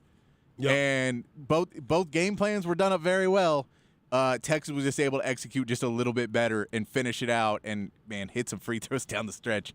Yep. Texas had Brock Cunningham's only 2 points. Yep. Hey, they were big. There were 2 big points. Hey, and think about points, it. His baby. only 2 points, and he just steps up to the line and be able to knock those That's down. true. Great point. Nothing but net on both. Good point. Yeah, it wasn't Agreed. like it was like, it was pop, pop. He Nope, popped you're that right. net. You're right. And here's the other point of it. We talked about the turnovers and what Texas has created all year from forcing those turnovers and how many points they got off of it. Last night, they had 11 points off of turnovers. Creighton only had 5. Mm-hmm. And what was the final score? 72 to 65. Yeah. There's your difference right there. Yep, and Texas, 3 turnovers. Yep. Fewest turnovers Yep. they've had as a Texas team since 2019. No doubt. I love this from my man Joe Cook. This was the 3rd fewest turnovers in a game for a Beard D1 team at Joseph Cook 89. Says number 1 was Little Rock. That was a game with 1 turnover versus Arkansas State in 2016. That was a dub. Texas Tech 2 turnover game versus West Virginia in 2021. That was a loss actually. That's crazy. And then Texas 3 turnover performance versus Creighton in 2022 in a win. That's big. wild. Yeah, and I mean, and that's the thing is, this is a really good Creighton team, like a really good team. And I'll tell you, they were winded. This game could have been, if this was a fully energized Creighton team, and especially if you're at Creighton, this could be a different outcome. Oh, yeah, because these guys played really good basketball. Their losses are to Arizona, who's number 4. Yeah. And then Texas, who was number 2. Yeah. And it's by a combined, 7 points or something? I'm just saying, that's like everybody, because the Gonzaga game, you go, all right, Gonzaga's got some work to do. This Creighton team, watching them up close, you're like, oh no, this team, because they got open shots. Yeah, if on a really Shiremar good just Texas wasn't, if he wasn't 0 of, he started 0 of 10, it could be a different situation. Oh yeah, and I mean, they were getting, Shireman not so much, but some of these other guys were getting open threes. Yeah. Because they were able to move around, because they were focusing a lot on Shireman. Well, they wanted the guys who were not the marquee 3-point shooters to, hey man, we got to give somebody open looks. Yeah. Those guys who are going to get it. It was a calculated risk. Worked out for them. Yep. Yeah, it's so good, man. Yeah. And they were matched up pretty well in the paint. They were both 36 points in the paint. So those are the things that you were talking about with the big man. Yeah. But Texas being able to get into the paint as well, kind of push the envelope. And the thing about it, too, that I've always talked about, you got to knock down those free throws, which they did, but you have to make sure that those 3-point percentages are a little bit better. Texas wasn't better from the 3-point line either. I mean, you look at that first half, I was saying that they shot 8%, Creighton did. Texas only shot 14%. No. They just didn't shoot as many shots as they did. It's all about the margins, man. Yep, I mean, you brought up the points off turnovers. Yep. If they didn't have 3 turnovers, they had 5 Yeah, instead exactly. of 3. Could be a very It could be a different story. different ballgame. We just talked about Timmy Allen. Timmy Allen has his best breakout performance of the season offensively. You don't get that Timmy Allen performance. Yep. Could be a different story. For sure. I mean, but that's what great teams do, right? You got to find a way to win the game. I love the quote that you just brought up, Patrick, about basically each team was forced to play left-handed. I love that. Yep. And Texas found a way to win. And they stopped their left-handed shooter, their natural left-handed shooter, didn't have his best game either. So that was good stuff last night. Yeah, the fast break points I think were big. Yeah, and I think we brought it up a lot, but yet probably can't be mentioned enough. That long trip from Hawaii. Yeah. It helps out Texas tremendously. It does. I mean, they were tired, you could tell. And I mean, they're a pretty young team. 7-footers are always going to be tired on road games just because it's a lot for a 7-footer to travel. But, yeah, you could tell it. They're going to be ready, and I guarantee you're going to see them at the end of the year again when they're going to be in the tournament. And whether we're playing them or not, they will be a factor at the end of the year because this is a really good Creighton team. Yeah. So it's a big win for Texas to get this one. And it's just, you're right, Harge, they need to get that shooting under more control. Yep. Those are things that's harder to fix, just three-point shooting in the middle of the season.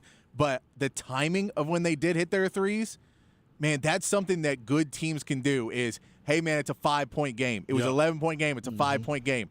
There's a big three. Okay, all right, 8-point game now. We feel a little bit better. We can go play defense, and we don't have that stress up against us of we're about to lose this game. And they were able to keep it right there at the end of that game where even when Shireman just started hitting anything he took, they were able to still have enough buffer because they hit enough big shots there at the end. Yeah. And that's something that I think last year this team could not do at the level they did last night. Right. I agree with that 100%. I agree with that 100%. Other guys who have stepped in, they had 4 players in double digits. We brought up Marcus Carr. He was the leading scorer, 19 points. Also had 5 assists and 5 rebounds. Put in some work. Then you had Tyrese Hunter. He had a season high in minutes played, 15 points, 3 rebounds, 2 assists, and a steal. Then you have Timmy Allen, who stepped up big time, 11 points.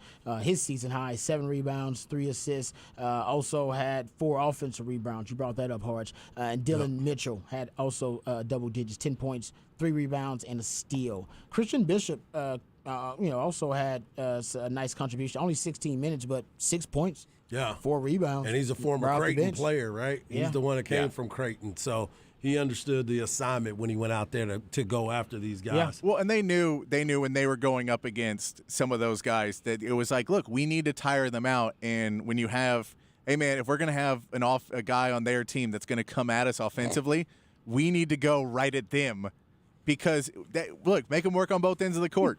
It's the only way to really tire out 7-footers and 6'10" and power forwards and centers. You got to make them work on both ends of the court. You got to. Nate's out of You control. can't. Nate's not a good friend right now. No, I love it.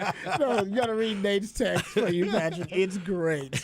I think I'm going to read it, Nate, because I don't want to get canceled. Yeah, we can't do that. Hey, there's a word in there that's the only word I've been called into an office for saying that I said on the air. Exactly. Yeah. I don't even want to get into discussion. No, we can't. We I can't. can get canceled just even having the discussion, so I'm not going to do it. And I could use another word that would get me in trouble. Still, the discussion might get me in trouble. Right. So I'm not going to. But I'll leave it at this. It is harder for 7-footers to travel on planes. just simple math here. Yeah. There's not a lot of room. There's not a lot of leg room on planes. And they're not flying private. Nate's joking about the opposite of that, the antithesis of that.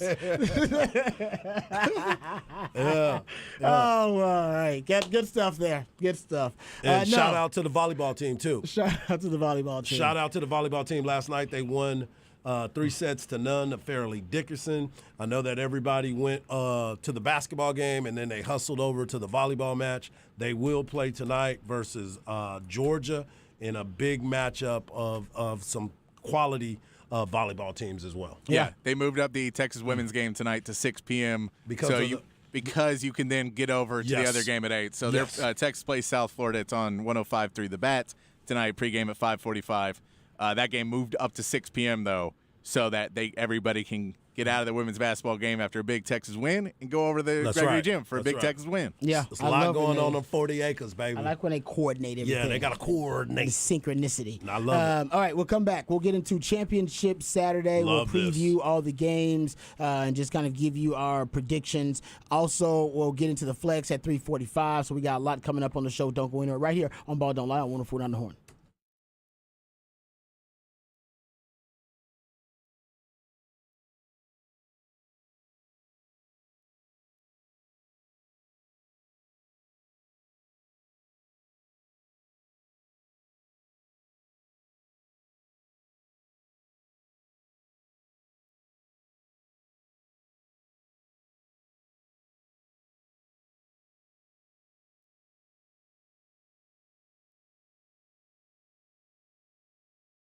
Hey, what's up, folks? Lifetime Longhorn Rod Babers here. Let me tell you about my friends over at MyBookie because with thousands of sports books to choose from, you need a platform that's simple and easy to use like MyBookie. You can stream games and live bet while you watch it, so every hit, sack, and touchdown could be another shot to put money in your pocket. Straight cash, homie. Sports betting is intense enough. You shouldn't need to sweat your payouts. Use the promo code HORN, HORN, on a deposit of $50 or more, and you can receive up to $200 in cash instantly to your MyBookie account. MyBookie has a no-strings bonus that lets you cash in and cash out quick. MyBookie has the biggest online selection of odds, prop bets, and contests to fill all of your sports betting needs anytime, anywhere. Will CeeDee Lamb have 2 touchdowns, or will Tony Pollard rush for 75 yards this weekend? Build your own prop bets at MyBookie.com. It's that easy. Use the promo code HORN, HORN, to claim your deposit bonus and give yourself the competitive edge. Bet anything, bet anytime, and bet anywhere. As long as you're betting with my friends in MyBookie, you're betting with the best.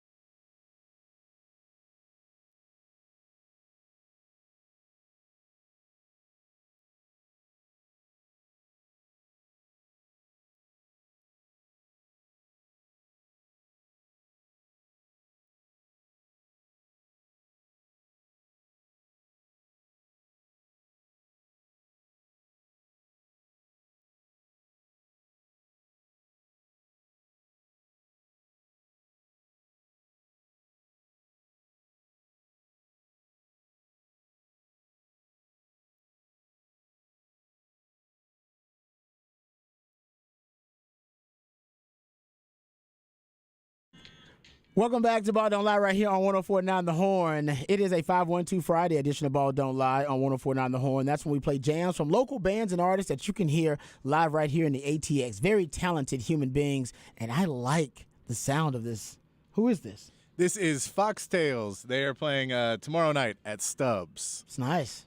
So I like it. All right. It sounds very soundtracky, but I still like it. Yeah. It's good stuff. All right. That's why I love my man Patrick. Always broadens the horizons. Yeah. I like it. Sounds very soundtracky. Like right. Like I'm looking for McLovin riding through on his bike. No, I didn't mean it as disrespect. I meant in a compliment. No, right? definitely. I mean, it's soundtracky. When you get a music score like that, I think it would be on like that. some big movie soundtrack or something like Agreed. it does. It sounds that accomplished. Someone says on the Spec Sex line in regards to Patrick's theory about 7-footers and flying and how it's uncomfortable for them. People love this theory apparently. Says guys love the show. So what you're saying? There's no 7-footers that are in the Mile High Club. Says one of our texters. Hey, possibly not. I can't verify that one. I don't know why it's amazing what the Specs text line fixates on. I can't get it. I do know there are guys with private jets who are 7 feet tall, and that is okay to travel. Yeah. So you can join the Mile High Club all day long in a private jet. Yeah, on a private jet. Yeah, you're not. I mean, they got couches and it's a luxurious feel there. Yeah, you find with the gin pop, like most of us. If you're over 6'6", it's got to be uncomfortable. Yeah. I would think. Hell, I'm uncomfortable sometimes when the guy the gal leans back. They lean back all the way and on the plane. I'm like, you gotta lean back all the way. You can't lean back just a little bit. You gonna lean back the whole. You can't have your tray out. You can't have your tray out. Man, people do not respect boundaries on planes. Not at all. No, they don't. And that's It's how you learn about people. You learn about people's home training. I love that. You really do. I love that home training. Yeah, you learn about their home training when they get into an airport because people don't really have manners in airports. But if you can keep your civility in that chaos that we call the modern airport. Yeah, you've done a good job. You may be indeed a good human being. Your mom and dad deserve some praise. Yeah, no doubt. Because most of us have lost at least once or twice at the airport and became that person, but you don't want to become that person. And no, Creighton does not have a private jet. They do fly. They do get charters. They're not private jets. They're not. Private There's a jets. difference. So he gets his own row though. Maybe. Yeah. I'm usually not because they're usually most of these charters. If he's by the exit. Most of these charter flights are pretty full because you have all the staff. You maybe put like Craig Way rides on the charter. Eddie boosters jump on there. Yeah, you get those E. are pretty. Hogan jumps on there sometimes. No, he does. He rides it sometimes. Like the Oklahoma State, I think he went there. But Patrick's right. It's not just It's not like. It's not a super nice. Believe me, these colleges are not splurging huge amounts of money on college basketball. Yeah. It's fair. Very fair. That is fair. All right. Very. All right, let's get to it. Let's talk about Championship Saturday. More discussion about 7-footers on planes later. I don't know why you guys get obsessed with these types of things. All right, let's talk about Championship Saturday. Let's start with the Big 12. Let's start with the Big 12 title game. How you feel about the Big 12 title game, Harge? Because obviously the Purple Kryptonite will be in full effect. Which side of the Purple Kryptonite are you on right now at this time? Before we get into that, make sure you come and hang out with me and the Horn crew at Shout out. Anchor Bar in Round Rock.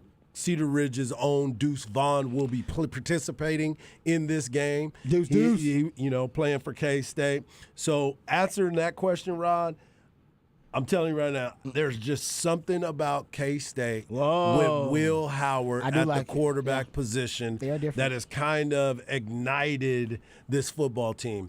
At the beginning of the season, K-State was the team that I said would be playing in this game. I just thought it, but it wasn't because of Will Howard. It was more because of the fact that they brought in Adrian Martinez. And at the beginning of the year, Adrian Martinez was proving me correct because remember, he went into Oklahoma. He was running the ball really well, but then we figured out Oklahoma was not what we thought they was going to be. Well, some of them might have been thinking that, but he went out there and he played well, struggled a little bit, had some injuries, got dinged up, but then Will Howard, when he came in, we were all like, he's exploiting all the things that we were worried about. Vertical passing game, he had the passing game. And he can run. And he has that ability. Yeah. And he got a chance to open up the passing game for Knowles. Knowles was a guy that wasn't getting a lot of looks, and then all of a sudden, boom, takes off, and they start playing a little bit better. But TCU, I mean, they've been playing for a long period of time, and they've had some ups and downs in the season, but they found a way to get the wins. That's one thing that we've always talked about. Are you going to get a win? I don't care how it looks. I don't care if it's we don't do pretty.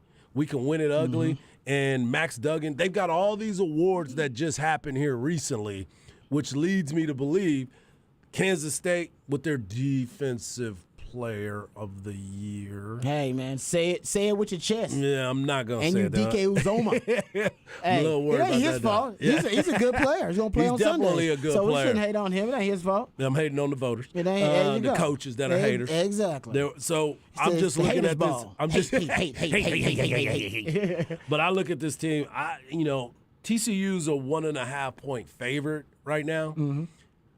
For some reason, I just think that the Purple Kryptonite from K-State might have that magic. And I was texting with Michael Bishop last night, and Michael Bishop said, them boys ready. I'll say this, because to add to your argument, the Wildcats, they usually run the ball close to 60% of the time. I mean, that's just what they do, and why not when you got Deuce Vaughn and you did have Adrian Martinez for most of the year. That's the 8th highest rate in the Power 5, so they love to run the rock, pound the rock.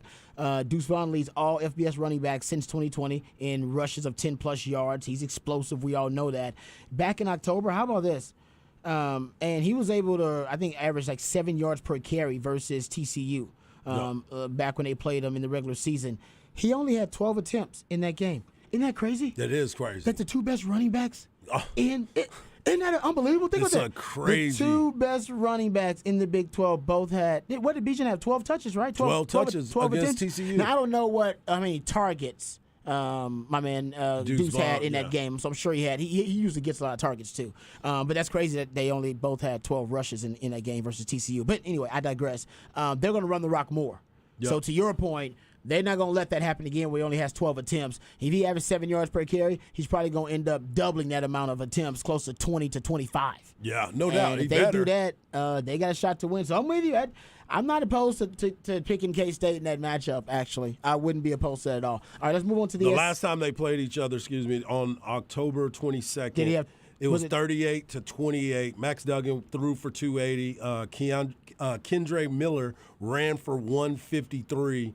And Quentin Johnston had 74 yards receiving. Okay. So, you look at those games. And by the way, Quentin Johnston's going to be healthy on their side of the ball. That's right. Sonny Dykes says the healthiest he's seen him in a really long time. All right, let's go to the SEC. Georgia versus LSU. What are your thoughts about this matchup? What do you think it'll come down to? And does LSU even have a shot? I guess I should say that. I think they do have a shot. Okay. I think they do. They have some playmakers on that side of the ball, and this is the opportunities that Brian Kelly has been talking about. We talked about him when he was at Notre Dame. Mm-hmm. He was able to get his team in the playoffs, and he had academic things that he had, the hurdles that he had to go through. Yeah. Now he's on a level playing field with like-type players, and he's enjoying himself this year. In his first year, and he's playing in the SEC championship game. Yep. That's a big look for him. No, he's a hell of a football coach. So I think coach. that they're going to come out there and play to the best of their ability. But here's the deal. You look at Georgia. They're back in this game again, and they're continuing to get there. We talked about how the recruiting has gone over the last few years. Georgia has been in the top 5 for the last 6 years as far as recruiting, and they're putting guys in the NFL, and then all of a sudden they're right back in the same position, playing for a SEC championship and leading undefeated as a returning national champion. I think this game is going to be a lot closer than people think, but you got to go with Georgia, right? Yeah. Until otherwise. To me, the determining factor is going to be if the LSU defensive front can put pressure on Stetson Bennett. Stetson Bennett, how about this? He basically has been kept clean the entire season. Georgia has the lowest pressure rate allowed and the lowest QB knockdown rate allowed in the Power 5. So their offensive line has been stellar so far, and they have those great tight ends too, complement of tight ends they throw out there. So they're really sound in pass protection. But if you can find some way to put some pressure on Stetson Bennett, it makes that offense a lot less explosive. And they like to throw the football downfield. I mean, they want to chunk it downfield. So I think that'll be the key. Can they pressure Stetson Bennett? If he's kept clean, they got no shot. No. They got no shot. No. All right, let's talk about the ACC. Here we go. Mac Yeah. Brown, baby. Mac Brown's got a chance Yeah. to win a conference championship. It'll be his first conference championship since 2009. Yeah, Right? yeah. I know it's crazy. To That's when think Colt that. was getting thrown around against Ndamukong Yes, Suh. exactly. Like a rag doll. And that one was close. Yeah, that Too was close close. for comfort. That's Mac, right. Mac likes to keep it close sometimes. What are your thoughts? I mean, Drake May is the best player that, I don't know, that honestly college football fans don't talk enough about. Right. I'll just put it like that. Right. He is fantastic. And he's just a freshman, too. So he gives them a shot in this game, and I just don't like Clemson. Clemson's I'm been getting ugly to that all. point too, They've been man. ugly all year and winning ugly all year. Yeah, I'm to that point too where it's just like, I really don't. I'm looking at this game and I say, can Mac pull it off one more time? Is Mac ready to do that type of magic in the championship game? And like you, Rob, I just really don't look at Clemson as somebody that I want to cheer for. Because look, DJU has been terrible. The last game, I think he went 8 of 29, and they still won't give Klubnik the ball. If Klubnik was playing, then I would say, okay, I would go with Clemson. I don't think he's playing, so I'm going with Mac. I'm going with Mac Brown. I'm going with Drake May. I think, man, he's got how about this? Pro Football Focus says he's got a 91.9 passing grade, the highest among Power 5 quarterbacks. The redshirt freshman has 39 big-time throws, 6 more than anyone else in college football. He's been unbelievable. Yeah. Like I said, we don't talk enough about him. Clemson, if they can do anything really well, the identity of that defense is they can rush the quarterback. They can rush the opposing quarterback. But I think Drake May, I've seen him. He's mobile, man. Yeah, and he seems cool, calm, and collected under pressure. I'm with you. I don't mind going with Drake May and Mac Brown rooting on North Carolina. I'm rooting for Mac anyway in that game. I mean, versus Clemson. How can you not root He for sat Mac? on your couch, bro. Come on, man. How can you not root for Mac in Drink that your game? mama's Make your Kool-Aid. mama drink sweet tea. Sweet tea. Sweet tea. Excuse Yeah, me. drink your mama's sweet tea. That's Yeah, right. mama didn't really make Kool-Aid for me like that. Mama didn't endorse the Kool-Aid like I did. All right, let's get to the let's go to Pac-12. Let's go out west and talk That's about tonight, by the way. Oh, all right, there you The go. Pac-12 is tonight. Utah taking on USC. USC, number 4 ranked team. I mean, 11-1, 8-1. And Utah, man, how can you? Utah is just one of those teams that you don't want to play against. They always find a way. Especially twice. Exactly. Exactly. But you got them. I mean, Utah got him the first time. They did. So Caleb Williams, they know what they're playing for. He's playing for a Heisman Trophy. Everybody's going to be watching this game. We love us some Cam Rising. Their tight end is unbelievable at Utah. We got Jackson, our man that was going to be a quarterback here, now playing Jaquindon? Yeah. Jaquindon Jackson playing running back now for them. And they lost their running back at USC, Travis Dye. They did. He's out. But they still have Caleb Williams. They got Jordan Addison. They have Williams at the wide receiver position. They've done a good job there, and they're playing for the spot in the playoffs. I'm going to go with USC. Yeah, only team to beat USC this season. Hard to beat Lincoln Riley twice. Yeah. We know that here at Texas. And they beat them, was it 43-42? Yep. Came down to the wire. I believe Jordan Addison. They went for 2. Yeah, and Jordan Addison, I believe, had to leave that game because he had dealing with like an injury at that point in the game. This will be the matchup to watch: Jordan Addison versus Clark Phillips III. It's the Utah cornerback, and he's going to play on Sundays. He'll probably get drafted in the 2nd or the 3rd round. But Jordan Addison, we know he's the real deal.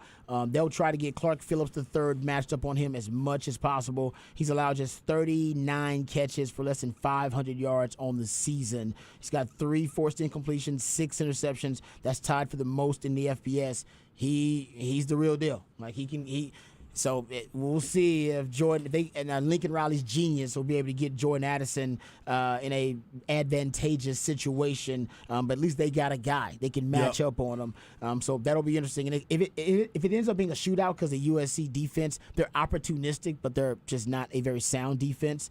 I'm with you. I'm taking USC because USC, look at terms of turnover margin, their defense, one thing they do well is turn other teams over. Yep. And that's all Lincoln Riley needs because Lincoln Riley, the more possessions he gets, You're talking about the most efficient, or at least top 5 most efficient offense in the country. I'll go with Lincoln Riley. I mean, the guy's the real deal. First year there, and he's already at 11 wins. So send another guy to the Heisman Yes, finals. gonna be sitting up there again talking about all I do is bring QBs He's up gonna, in here. they know him. They go, Mr. Riley, Yes, your seat's ready. exactly. We have your seat ready once We again, just sir. keep changing the colors. We change the colors for you, I mean, but we got you seriously, Lincoln covered. Riley's just, man, that's crazy. But yeah. the funny thing is, we always talk about the numbers and the analytics. ESPN's FBI has Utah 61.2% chance of winning this game. Wow. 61. Well, it's because they're more of a well-rounded football team. Absolutely. USC has a prolific offense, but their defense is pretty exploitable.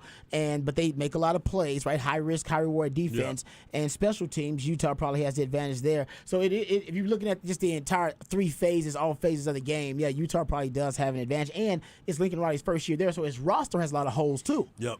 Because he just started building that roster mostly through the transfer market. But the Kim Kardashian, Nicki Minaj, Serena Williams size, Cardi B size, Megan Thee Stallion size, Beyonce size, but it's Lincoln Riley, and he's got one of the best quarterbacks in the country who may end up winning the Heisman as the best player in the country, and that's all he needs. And here's the other part of what That's you were all he talking needs. about that defense at USC. Yeah, you're right. They bend, but they don't break. They give up 405 yards on defense, 262 yards through the air, 142 yards on the ground they give up. Yeah, or you can run it. And Utah is a physical football team. Yes. And they might have one of the top 5 best complement of tight ends. This might in be the best country, game too. of the evening tonight. So yeah, I'm with you, Yeah. man. The thing that's compelling to me is if it turns into a shootout, that's what USC wants. Yep. And the last one, it did kind of turn into a shootout, and I would say Utah ended up winning. So that's tough to right. say. That's right. But USC right now leads the country in turnover margin, and that's their key. So if USC is turning Utah over and taking care of the football, which is their formula to win, it's going to be hard to beat that USC team. 3-point favorite, by the way. USC? USC is a 3-point favorite. That makes sense to me. Okay, the quick game that we hadn't talked about, Michigan versus Purdue. Do we care? I mean, Michigan's going to pound. Actually, Blake Corum is out. He's out for the rest of the season. Yeah, he's having surgery. He's having surgery. I saw Bijan wished him well. That means Bijan's gone too, y'all. Just so y'all know. Yeah. Bijan's looking at another running back get hurt. He's like, See you later, bro. yeah. If Bijan was thinking about staying, and then Blake Corum News just sent him the other way. He's like, okay, yeah, I'm not staying. Sorry, guys. Yeah, I forgot about those bad things that could happen at the running back position. All right, No doubt. Michigan, Purdue. What are your thoughts? Anything? I think Michigan's going to pound I think them. Michigan's going to beat them. They're going to pound them. Yeah. That's not even really worth discussing. UCF versus Tulane. You want to talk about that? I took UCF, actually. Okay. I think UCF's got a lot that they can offer. And Tulane, they've had a good run, and it's been exciting. They've had the conversation about their coach. Is he staying? Is he leaving? What is going to happen? I just think UCF is got something to prove and got something to play for. Because, I mean, do we really believe in Tulane? Dude, Sean King ain't there. I'm going with Tulane, dog. I'm Really? I'm going with Tulane. I'm rooting for Tulane. This is a great story. Listen, these guys have not been. You're talking about a New Year's Six bowl, right? Yep. If they win this, they'll end up going to a New Year's Six bowl. This is damn near a home game for them, too. They haven't been to a New Year's Six bowl, guys, since the Great Depression. What? Not even with Sean King? I thought they went. I don't think they went to the New Year's Six bowl. Okay. Yeah, the Green Wave. Yeah. Green Wave, baby. So move back to Oxford. They haven't been to one Mississippi. in 83 years. Just said the Purdue's coach is undefeated against top 5 teams. Braum is undefeated against top 5 teams. Yeah, it's a different year for Michigan, though. Yeah, I think so, too. Yeah, Jim I think so, Harbaugh. too. I like Braum as a coach, though. I do like do. that. Okay, nice breakdown there of Championship Saturday. Come back, we'll get into the flex on the other side right here on Ball Don't Lie on 104.9 The Horn.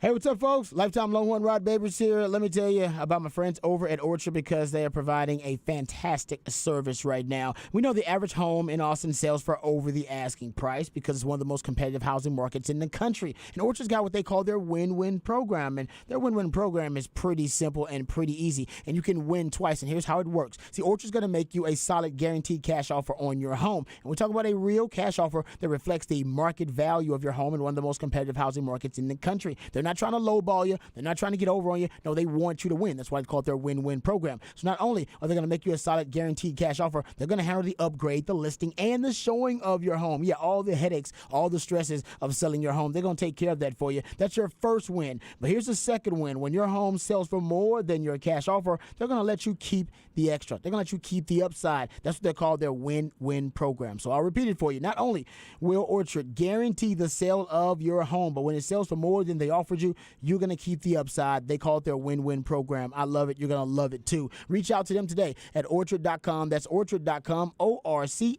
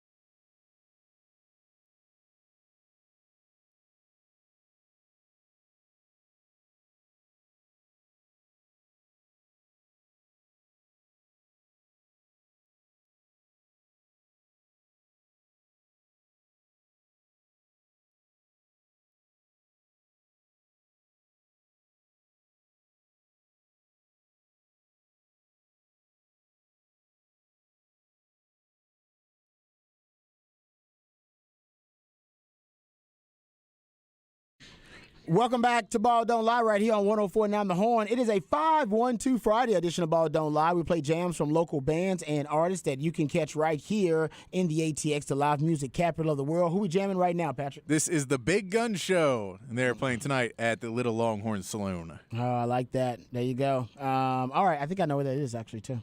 So I feel cool once again.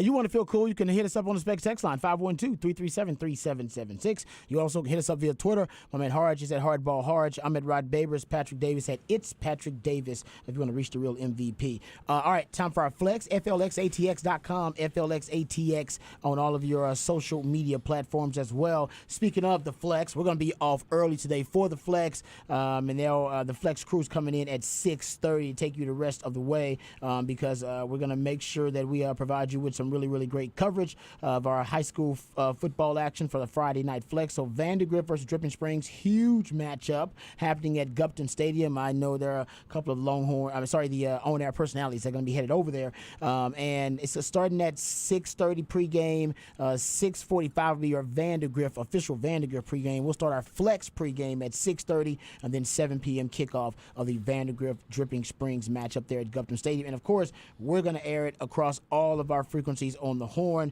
so you can listen at 104.9 and 101.9 and AM 1260.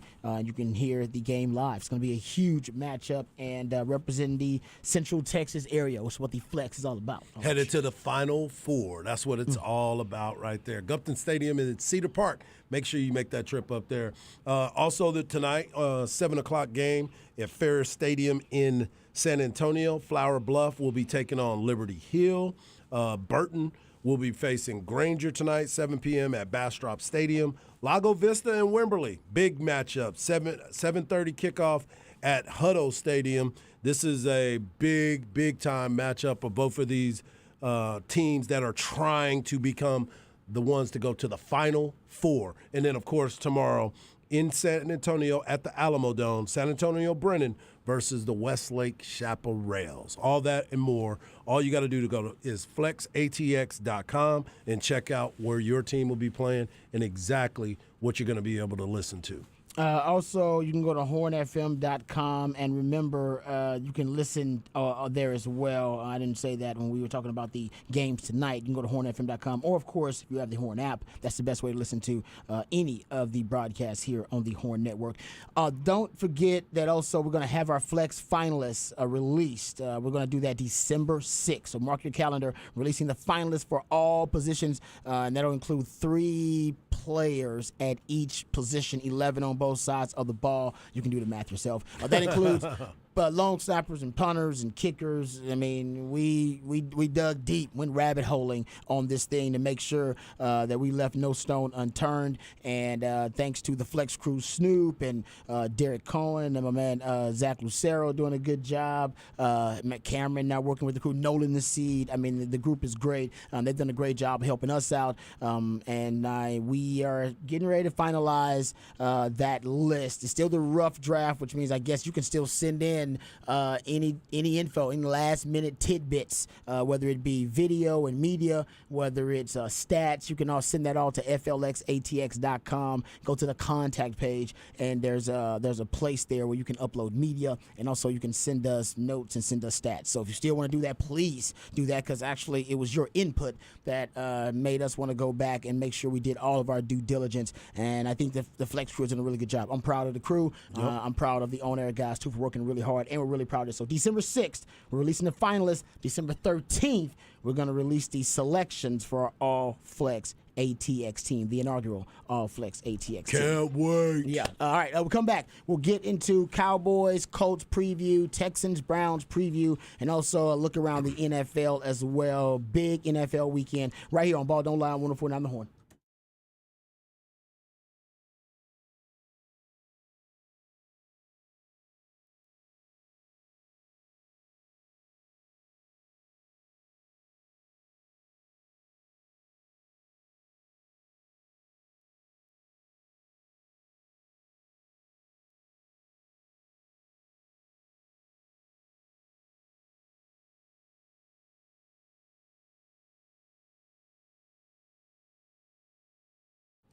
It's your boy Hardball Hard here, and let me talk to you about Kenneth Banks. Are you tired of your financial advisor's only game plan is telling you to ride it out?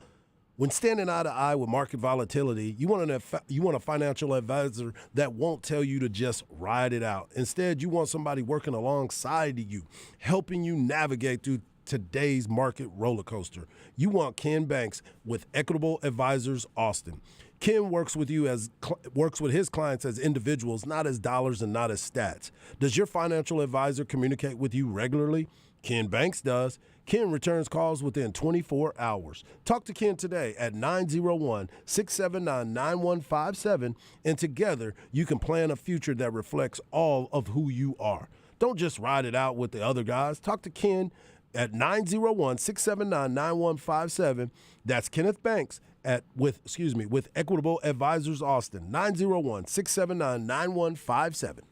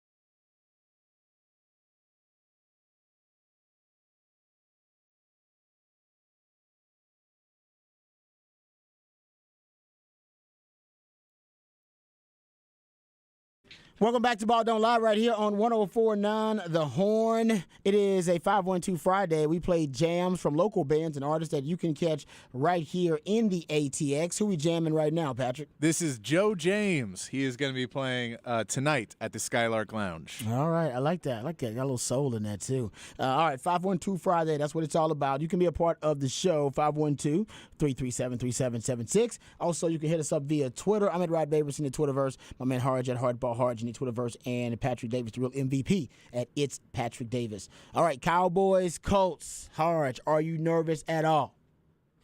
Never lost. No, I'm not nervous at all. Shouldn't be. I mean, the one thing that I worry about is terrible. something that you and I talked a little bit about yesterday was the running game. The one thing about it, Jonathan Taylor, he don't need much.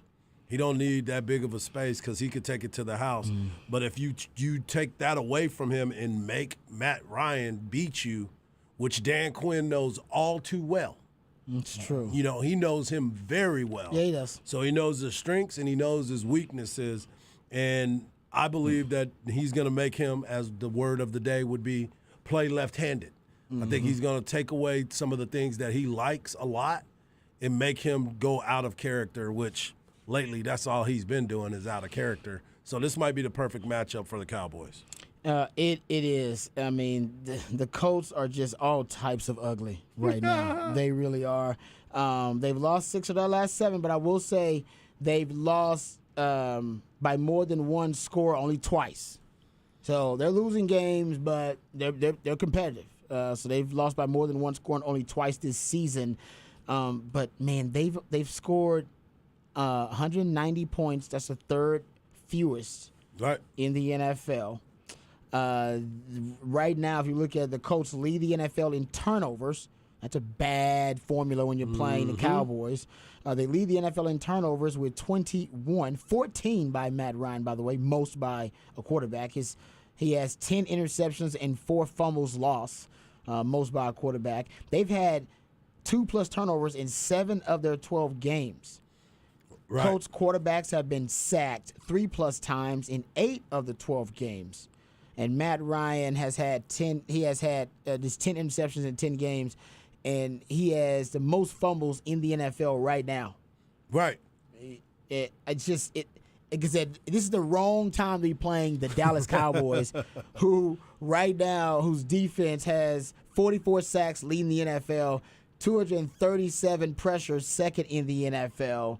And they also take away the football. Right. And you talk about a quarterback that fumbles. Michael Parsons coming around the corner. Him and DeMarcus Lawrence are probably right now, if you look at it, the most when Michael Parsons is at edge, him and DeMarcus Lawrence are probably the most productive edge rushing duo right now in the league. Yeah. Yeah, this is when you look at kind of what they're doing together.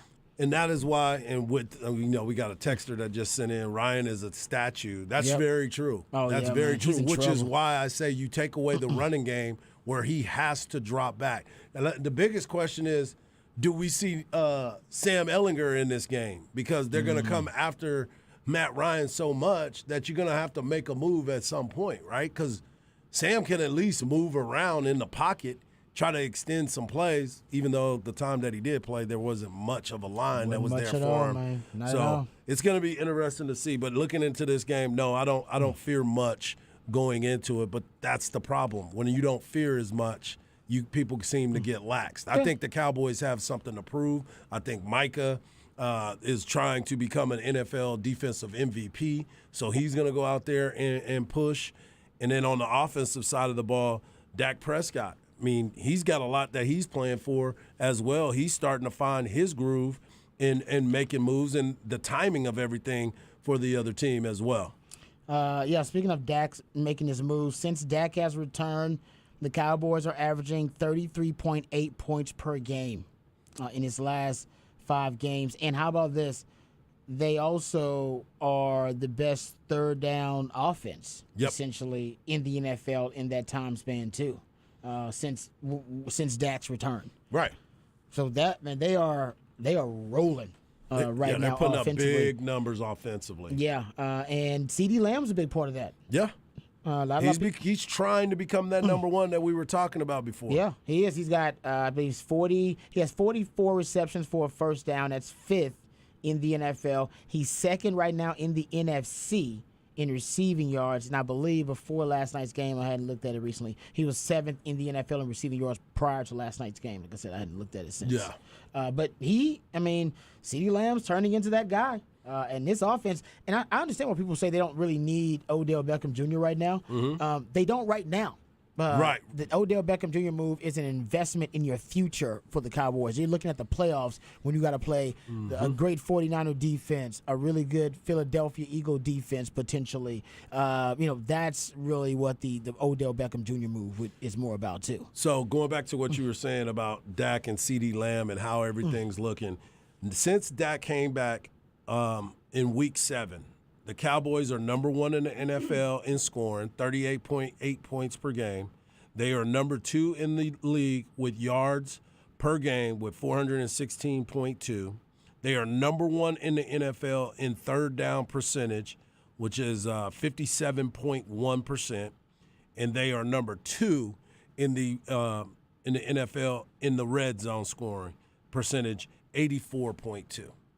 They're finding their rhythm right now, and that is something that is scary for other teams that they're going up against. But we looked at their schedule right now. They should roll in these next few games before they get to that New Year's Eve matchup with the Philadelphia Eagles. Yeah, no, I'm with you on that. And the only thing that could come back to hump the Cowboys in this game, and I'm not saying it will, but as I pointed out, the Colts, even though they've lost 6 of their last 7, they've only lost twice this entire season by more than 1 score, so they'll be competitive. You can't afford to beat yourselves. Cowboys, penalties are still an issue. They have 13 penalties versus the Giants. They committed 83 penalties so far this year for 626 yards in penalty yardage. Like their opponents, I think, are like at 70 for 557. But the Cowboys are the second most penalized team in the NFL, behind the Denver Broncos of all team, which are just a fuster cluck of a franchise right now. NFL average is 65, and the Cowboys are right at 83. Now, it hasn't really cost them games, but it could, make this game a lot more interesting than it needs to be and keep them from blowing out teams they need to separate from. In addition to the 626 yardage in penalties they've lost, which amounts to around 59 per game, they've actually had to negate and cancel 152 yards gained on those penalized plays. So it's actually cost them more, nearly 800 yards in yardage, because they have been undisciplined. And that's one of the things that Mike McCarthy said they'd work on. Hasn't really improved, but it hasn't hurt them as much as it did last season either. Right. Because they're just a better overall team, period. But when the margin for error shrinks, which it inevitably does, especially as you get closer and closer to the playoffs, when teams are making a playoff push in the most competitive NFL that we've seen in, 50 years or so, when teams are making that push, and especially when you get to the playoffs, your margin for error shrinks considerably. And, you can't afford to be beating yourself with penalties, so you do need to get that cleaned up. But they got a little time to do it, because you're right, they got to play the AFC South in the next couple of games. So they got some time. They can develop. It's like the bye week until they play the Jags and the Titans. The Jags ain't no joke either. Yeah. They're another tough team. Trevor Lawrence is starting to play well. And it's a road game for the Cowboys at that one, too. Yeah, the Texans, that's a joke. And the Colts are a bit of a joke for the franchise. They should blow those teams out. But, you're talking about against the Jaguars, who are playing really well, and against the Titans, who are they got to play the Eagles. You got to be rooting for the Titans this week. For sure. If you're a Cowboys Beat fan. them up. Yeah, get a ball to King Henry and let him run into some people. Yeah. And again, like we talked about yesterday, you start looking at A.J. Brown going back and playing against the Titans. He feels like he has something to prove as well. So this is a big game for Philly, but even bigger game for the Titans. And going back to one thing we were talking about, Odell Beckham Jr., and, we always pay attention to the odds, right? Sportsline's odd makers have the Dallas Cowboys at -120 to land Odell Beckham Jr., has the New York Giants at +200, and it has the Buffalo Bills at +500. If you were Odell Beckham Jr., where would you want to play? I don't know Odell's situation, though. No, I'm saying if you were. It don't matter. If it was your choice for me to play. It's hard to say that, because if I was Odell, what am I prioritizing, right? Am I prioritizing championships? I already got a Super Bowl title. Am I prioritizing money? Because I got to go to a team that's making the best offer. He definitely needs to go to a team with money because of the fact that he got his money in crypto. That's what I'm saying. Yeah, right? So then I don't know. He needs to make that and adjustment I don't know quick. who's making the best offer. Yeah. I know Jerry Jones wants him a lot, but the Cowboys are frugal, to say Very the much least, so. at times when it comes to salary cap decisions. Cap boy. So I don't know what they're going to say. And I also don't know if he's prioritizing stats. Like, does he want to be, add to his legacy as a player? Yeah. I think if I was him right now, for the situation that he's in, I'd probably go to the Bills. Yeah, especially after what you saw last night, right? Especially after what you saw last night. I mean, Yeah, I see the chemistry, and I know everybody likes to flip-flop on what they think about a quarterback and if he's hot right now, and then they're going to get mad at him if he's not playing well. Josh Allen is still one of the top he is. quarterbacks in the league. Yeah, he He is. just had a bad stretch like anybody else that goes out there. And last night we got a chance to see that against Bill Belichick's defense. Yeah. He has never, in his last 5 games against Bill Belichick's defense, he has not thrown an interception. Yeah, it's amazing. It's crazy to me. That's amazing. He actually has the best record against the spread versus Bill Belichick of any quarterback except Eli Manning. Right. Only Eli Manning has a better record against the spread versus Bill Belichick. So, yeah, I'm with you. I think if I was him, I'd be thinking about playing with an elite quarterback. Like, I don't play with an elite quarterback. Right. And I'm not saying Dak's not a great quarterback. I like me some Dak. All right. But I think we all agree Josh Allen might be playing for an MVP season this year.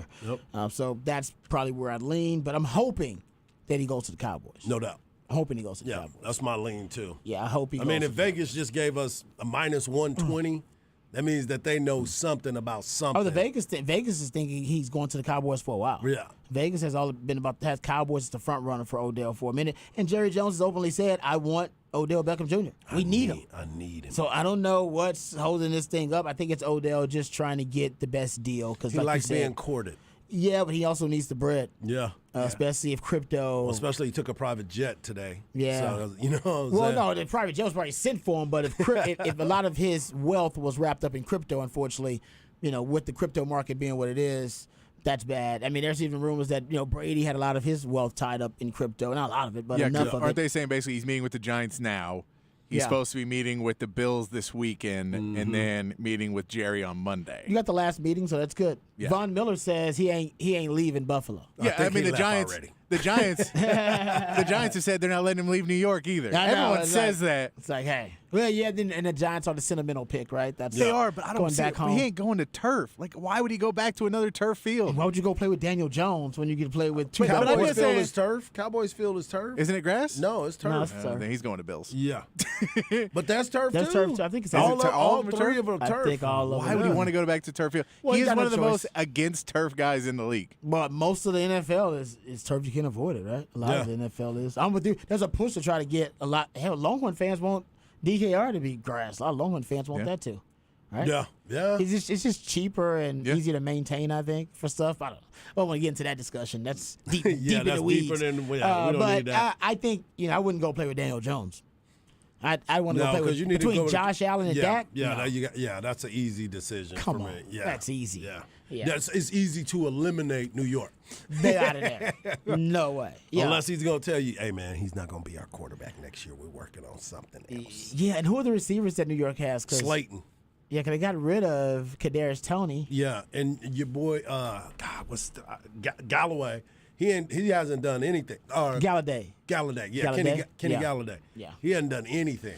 Yeah. They weren't. I think they were stalling him out like Debo. They was like not even letting him do anything. They weren't throwing him the ball at all. I know, and they want to run Even the at rock. practice. And they want to run the rock. Well, the Cowboys run the rock too. Only 7 Yeah. teams run the ball more than the Cowboys. No doubt. So Cowboys run the ball a ton, but I think when you get deeper in the playoffs, you're going to face defenses that can take away your run. You have to beat some teams left-handed, and for the Cowboys, it's probably going to mean you have to beat team. They're going to force Dak to beat them. Yeah, for which sure. I think Dak can beat you, no doubt. All right, Everybody needs Dak to step up as They a do. Dallas Cowboy fan and to get people off of Dak's back as far as everybody going at him about not winning the big games and not making that run during the playoffs. This is a time where Dak has to step that game up and make that move as well. Yeah, no, I'm with you 100%. All right, there's so many big games in the NFL this week. I guess we can just stay in the division because there's a big game with the Eagles and the Titans facing one another. A lot of people are leaning Titans in this matchup. I think that because it is the bubble has to bust, right? It's at Philly. Yeah, but the bubble has to bust at some point, right? It does, but I'm telling you that Eagles rush defense. Only if the Eagles hadn't just got mercenary deals done with Ndamukong Suh and Linval Joseph, both interior D linemen, and Jordan Davis isn't healthy yet, but he'll be coming down the mountain when he comes. All right, he'll be down the line. They're going to get him back, their 13th overall pick.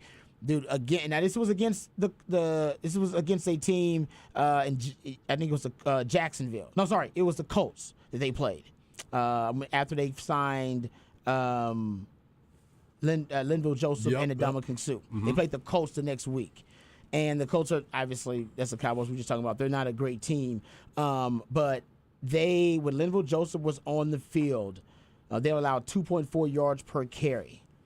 1.8 yards per carry after contact when he was on the field. When Ndamukong Suh, without Joseph, it was 5.1 yards per carry. When Ndamukong Suh was on the field, 3.2 yards per carry allowed. Without Ndamukong Suh on the field, that number jumped to 4.5.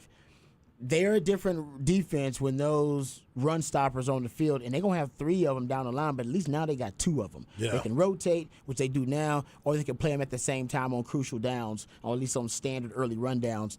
I think that changes the game, even against King Henry and the Tennessee Titans. I love Mike Vrabel. He's going to have a hell of a game plan versus the Eagles' RPO zone multiple option offense that they run. But I think I'm taking the Eagles to keep it going. Man, it's there at home too. Yeah, and that line, it's gonna be ugly. That line opened at 6.5, and it has dropped now to 4.5 Eagles, minus 4.5 home. That makes sense because Vrabel, dude, you ain't gonna beat Vrabel by close to a touchdown. That just rarely happens. I should have jumped on that early. Blow out a Vrabel team, right? Yeah, but here's the thing for me. Vrabel we talk about how good of a coach Vrabel is, and I think he can create a game plan to disrupt the success that Jalen Hurts is having.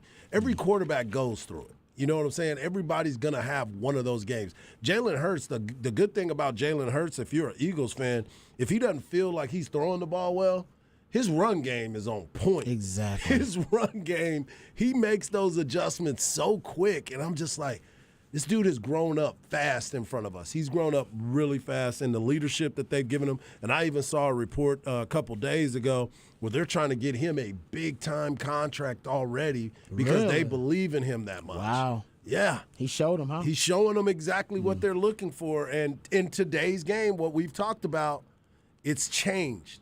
And the way he takes care of himself and the way he runs around, I think that the Eagles think that they found their guy now. I think so, too. Yeah. And I think they feel like they stumbled upon him because he was a second-round pick. Exactly. And I think and you know what they got to thank for this?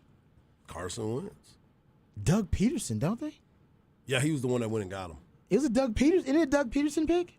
Wasn't he the head coach then? Because Nick Sirianni's first year was last year. Yeah. It was Doug Peterson was like, nah, I want to take a chance on him. I think you're right. When they drafted him, be right. I praised the pick, and everybody was like, that's a stupid pick. And I was like, it's never really dumb to draft quarterbacks high because you never really know when you're going to hit.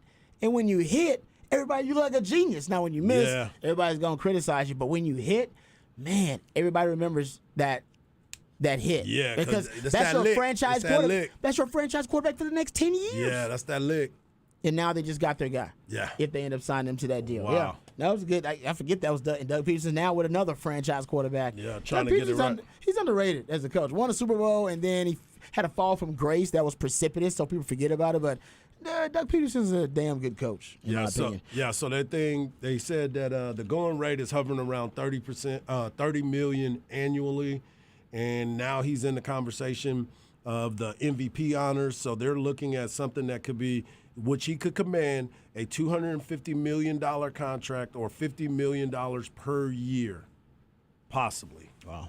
And one of his teammates, Kevon Wallace, believes that he's worth at least $200 million to what this team is all about. Well, Think about that. will it be fully guaranteed? Oh, you know they're going to be working on it. You know what I'm saying? And I think he is represented by Mugaleta. I think Mulligetta? he is. I mean, Mulligetta? yeah, Mulligetta. Yeah, I think David he Mulligetta. is. I think he is Hey. represented by him. David Mulligat's the only man out there that's got a guaranteed contract. He's represented by what's her name? you're Lynn. right. Lynn. Yeah, it's a young lady actually. You're yes, right it about is. this. I think Yes. I remember this. Yes. Yeah. Yep. And the Oh, Nicole Lynn. That's her name. shout out. Yep.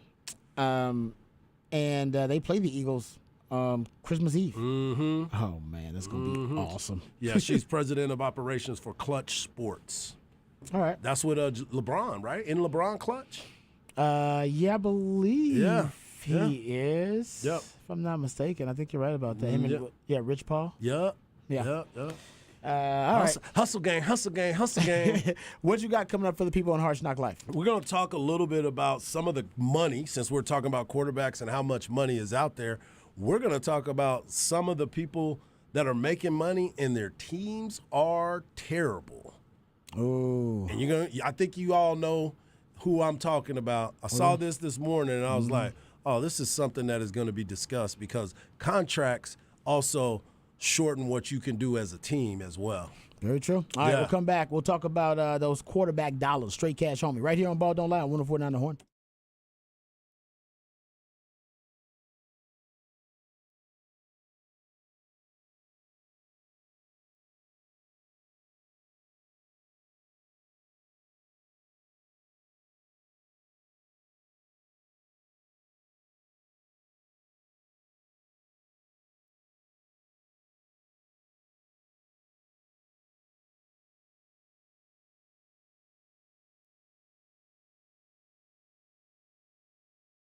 Hey, what's up, folks? Lifetime Longhorn Rod Babers here. It is the weekend, and you know what the weekend's all about. It's all about football, and there's nothing that goes better with football than Bud Light. That's right, America's favorite game and America's favorite beer. That's football and Bud Light. America's favorite tag team, two American icons, folks. And that's why my weekend's all about football and Bud Light, whether it's the championship Saturdays, watching some great college football, or whether it's just week 13 in the NFL, which is one of the best weeks of the year so far in the NFL. The only way it can be better is when you break out the Bud Light, folks. So remember, it turns good times into great times and the rest of the times into the best of times. Now, football season isn't over for the Longhorns, but you can't watch them until they play in their bowl game. We'll find out about that later on. But now that you know that you can root on your favorite team, the Longhorns, with your favorite beer, Bud Light, because they are the official domestic beer sponsor of the University of Texas, Texas Exes, lifetime Longhorns like myself, and the Red River Showdown. So now you can root on the Longhorns, and you can do it with those commemorative burnt orange bottles and cans that you can get at your local grocery store, convenience store, to celebrate the domestic partnership between the University of Texas and Bud Light. What a beautiful thing. Bud Light, brewed right here in Texas since 1982 by Texans for Texans, and proud of it.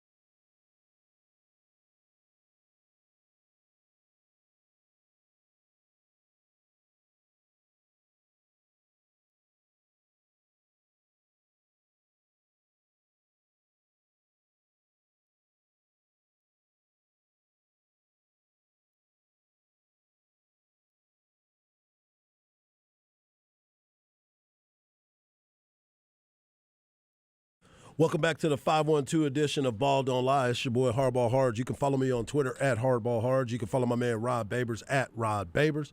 You can follow the man behind the glass at It's Patrick Davis. We also love it when you're part of the Specs text line 512-337-3776. And I wanted to make sure this segment is brought to you by Cover 3, the great folks over at Cover 3. Just so you know, everybody's trying to figure out what they're going to be doing for the game watching tomorrow, USA versus Netherlands. All Cover 3 locations will be open at 8:30 tomorrow. Make sure you make your reservations now. They will have the Bloody Mary bar and the Mimosa bar open tomorrow, because we were having the conversation. Well, how early is it that you can have alcohol? Hey, you can have alcohol as long as there's some food in there. Make sure you make your plans to go over there and enjoy yourself. All Cover 3 locations. So before we went to break, we were talking about what was going to happen next right here in the Hard Knocks Life. And I wanted to bring up some of these notable contracts that were recently signed by these NFL players, NFL quarterbacks, that everyone wants to make sure that they get their money. And we know that Aaron Rodgers, Russell Wilson, and Kyler Murray, Derek Carr, and Matthew Stafford, of those five, 3 of them have won championships. Not all of them have been able to get to the Super Bowl. Some have played for Super Bowls. Some barely got their teams to the playoffs, but they have had opportunities. But the problem is when you start looking at the signing of the contracts during this past offseason and the money that was being paid, you haven't got your return on investment just yet. You got, at least this year, you haven't got your ROI. So here's Aaron Rodgers. Aaron Rodgers is making $50.3 million this year as the starting quarterback for the Green Bay Packers. Now, everybody's thinking, well, he won a Super Bowl before. Aaron Rodgers only won 1 Super Bowl.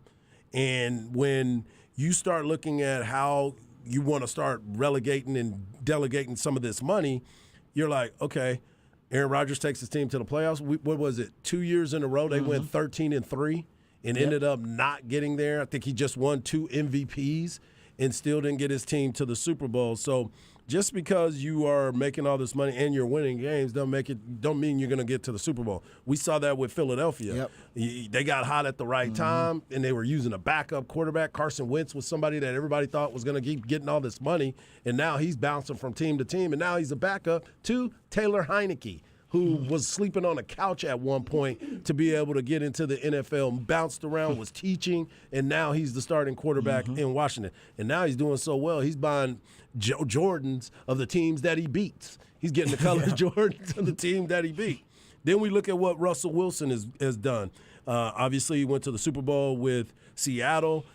Now he's in Denver, got that big contract. Me and Patrick joke about the fact that they probably built a bank in his backyard because that's how much money they gave him. He's making $49 million. Ooh, his team is 3-8, and he threw a birthday party. His wife threw him a birthday party, and half the team showed up. Yeah, that was I saw a tweet. Somebody said everybody walked into the party, and as soon as they walked in, they said, "Let's ride," and they walked out of there.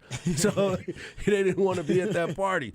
But it's not translating. You can blame it on the coach. You can blame it on Russ. But the teammates don't seem to enjoy Russell Wilson near as much as we thought they were going to when he went to Denver, because I know most of us probably thought they were going to be the champions, go headed to the Super Bowl and represent the AFC. Then we take the story of Kyler Murray sitting out, changed his social media, decided that I'm not going to do anything. I don't do the homework. I'm not reading. I'm playing Call of Duty. Things aren't going the way that we thought they were going to be. Then all of a sudden they decide, okay, not only did they give Cliff an extension, they gave Kyler Murray the money that he wanted, $46.1 million. What do we have happen last week? Threw his coach underneath the bus, talking about the play calling or the scheme. Excuse me, our schemes are bleep. And now you look at their team, they are 4-8. Not good return on investment. Then we get to our man, Derek Carr. Patrick, your guy, your new Raider. He's part of the Raiders. And then you sit there and you say, wow, he's making $40.5 million. At one point, they were thinking that Josh McDaniels didn't want him there, remember? Then you had Josh Jacobs, the running back. They were looking at Josh Jacobs. They weren't even sure if he was going to be on the team. Now look what he's done for them, and he's earning his spot back. But Derek Carr, we thought that What he did last year to lead that team was amazing, especially with all the turmoil that they were going through. Got $40.5 million. Well, his team now is 4-7. And then last but not least, and I say last but not least because he actually did win a Super Bowl last year, and Matthew Stafford, my guy. I really enjoyed Matthew Stafford and what he was able to do. But then you sit there and you go back and you say, all right, this year's been a little rough for him. Things haven't looked good.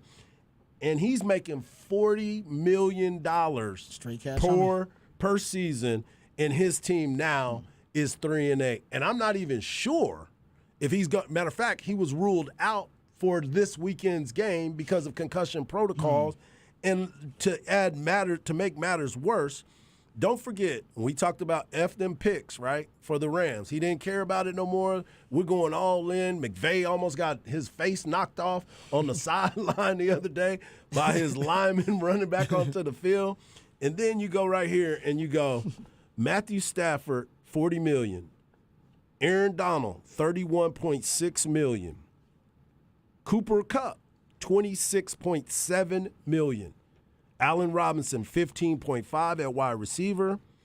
Joseph Nobum, $13.3 as the left tackle per year. And I think he was the one replacing Whitworth. A'Shawn Robinson, $8 million per year. This is all on the Rams. All the Rams that I just listed are either out or expected to be out this Sunday for their game against the Seahawks. It's crazy. So all the money, and I'm not ever pocket watching, and I'm glad that all these guys are able to make this money because they go out there and they work hard. Rod, you've been in those locker rooms. You know how the effort that's being put forward every single week. But when you start looking at the cashola that's out there, it's never going to add up. And then everybody over here is always talking about Dak Prescott, Dak this, Dak that. I just gave you the market value for all these quarterbacks. Dak got the money that he was supposed to get because of the market value dictated it. Yep. And you look always for a franchise quarterback. So if you don't like Dak, that's on you. I just gave you the numbers. 38.8 points per game. That's first in the NFL. The Cowboys offense since Dak's been back. 416.2 yards per game. Second in the NFL since Dak's been back. And they continue to put up big numbers. 57.1% on third down, first in the NFL since Dak's been back. Yep. 84.2 red zone percentage, second in the NFL since Dak has been back. Just because you don't like Dak, don't make it right for you to always criticize him. The dude puts up numbers every single time. And yes, Rod's been asking me to give Kellen Moore a little bit more credit. I'm going to give him a little bit more credit because he's also running the ball a lot more. And I gave you numbers earlier this year. When they run play action with Dak at the quarterback position, they play better. They move the ball. Yep. They've done things. And you continue to always try to figure out that Tim. And if you look at their defense is finally starting to play better. When Dak was when they were leading the league in offense a few years ago, it's because they had a terrible defense. We went through the numbers. Now it's amazing what can happen for a quarterback that can do some of the things that he does, and the defense shows up to do the same thing. That's the part that it's a team game. Football is a team game. And if you continue to be able to play as a team, that's where we see the success. Yes. Does Dak need to have a playoff win? Absolutely. We've all decided that. He doesn't have to be an MVP. There's a lot of people that win Super Bowls that's not MVPs. Yep. So let's just pump the brakes a little bit when we're being so critical of Dak, because if you go back and look at Troy Aikman's numbers were not the same without Emmitt Smith in the backfield. Yeah. So, and I'm a Cowboy fan. So I understand what it's like. I've been through this rough patch. I've seen the glory days. I'm a little bit older. I've seen it all. Yep. So when you start looking at all this money that's being passed around and you're being critical of certain teams about why are they spending all this money, sometimes the money doesn't make the team. It just means that these guys have put themselves in a position to earn it because why? The market is dictating what you pay. Yeah. I mean, that's why you're right. All those quarterbacks, it really doesn't matter. You're handcuffed as an organization to pay those guys, right? Because you're desperate to find a franchise quarterback. All the coaches know. Look at the coach, right? The Cowboys going to play the Colts. They had Frank Reich. Frank Reich's a damn good coach. I mean, Frank ain't forgot football. Yeah, Frank ain't some bum. Right. But Frank went to the playoffs twice. But he, I think, committed something kind of the unforgivable sin of not locking down a franchise quarterback. He kept rotating quarterbacks, so his job was always on the line. He was always on the hot seat. Your quarterback equals job security for your head coach, and they know that. You lock in that quarterback, usually at least you'll lock yourself in for a few years, too. At least give yourself a shot. Look at Frank Reich. He made the playoffs. I think he won, 57% of his games, something like that? Doesn't matter. You got to find the quarterback. You got to find the quarterback, because every year he was bringing in what? He had 7 different quarterbacks in 5 years. In 5 years. Yeah. You're not doing yourself any favors. We won 54% of his games. I'm sorry. Yeah. 54.7, actually. That's still a good number. And if you look at where he is in this grand scheme of paid quarterbacks, Dak, he's around 10. Yeah. He's around the 10th highest paid quarterback. And when you say, all right, well, then throw in rookie quarterbacks and all the guys on rookie contracts that would be ranked above him, you're paying him about market value. You're not really overpaying him at all. You're playing what the market dictated. I mean, in all honesty, it's one thing if you're paying him the number one overall salary and it sucks and it's 2 years past you paid him and he's still the number one overall salary, then you can be mad. Yeah. But if you're just going like, man, it costs this much to have it, we could pay a little bit less and have Kirk Cousins. But that we have to outbid everybody else to get Kirk Cousins. And then after that's that, how Kirk Cousins keep getting paid, and he's getting big money too. And then after that, we're like, well, do you want Baker Mayfield? Yeah. Do you want Jared Goff? Do you want, we're not going that far below him to go get quarterbacks that are pretty far below him in talent. Unfortunately, the quarterback market is much like the Austin housing market. Exactly. It doesn't have to make sense to you. It is what it is. Exactly. You're like, that house is worth how much? Exactly. Yeah, it ain't got to make sense to you. It is what it is, all right? I feel the same way in my neighborhood. I'm like, that's house sold for how much? Yes. What the hell? And then we're over there looking like, should we move? Well, exactly. Like, should where we going? sell, baby? Like, we might need to sell. I don't know what's going on. Exactly. So the quarterback market, like the Austin housing market, it don't need to make sense to you. It is what it is. It don't make sense to me either. I don't know what the hell's going on, but it keeps rising. It keeps You rising. see, I mean, we're waiting for the thing to burst. I think we're waiting on the Austin housing market bubble to burst, and we're waiting on the quarterback market bubble to burst. And know what? Neither one of them are bursting anytime soon. No, they staying there. That's why Elon Musk moved here. He's like, I'm moving there. Exactly. That's really good property value. No doubt. It is what it is. No doubt. I don't agree with it. No doubt. Well, now that I own a home, I do agree with it. But I'm just saying, usually I wouldn't agree with it. I don't know why it's skyrocketing, but it is what it is. Yeah. All right, Harge, good stuff there. We'll come back. We are not going to discuss the political, sociological part of the Kanye West story. Thank you. There is a sports element. I know he went on Alex Jones. I know he got canceled on Twitter. I understand why he did. But there's a sports angle to it. So Specs text line, when we bring up Kanye next segment, don't hit me up with your opinions about Kanye's political, sociological opinions and all of that. That's not what we're discussing. We're discussing the sports angle. Because when you sift through the detritus of his rant that he had yesterday, and he went off on a lot of different things, even social media, there was a sports-related controversy that we'll discuss. On the other side, right here on Ball Don't Lie on 104.9 The Horn.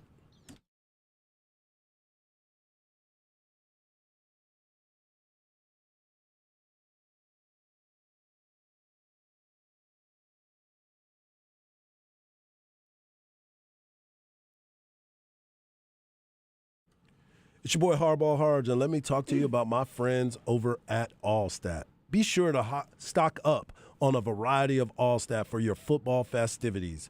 Allstat has a beer for everyone. Allstat Light, Lager, Kolsch, and Amber. And don't even worry about all the other stuff because Allstat brews it right here in Central Texas. We know how good the stuff is here, but now they're getting noticed nationwide. Check out the brewery in Fredericksburg. You can set up a brewery tour. You can enjoy some fine dining in their restaurant. You can have a wedding and even have some events out there.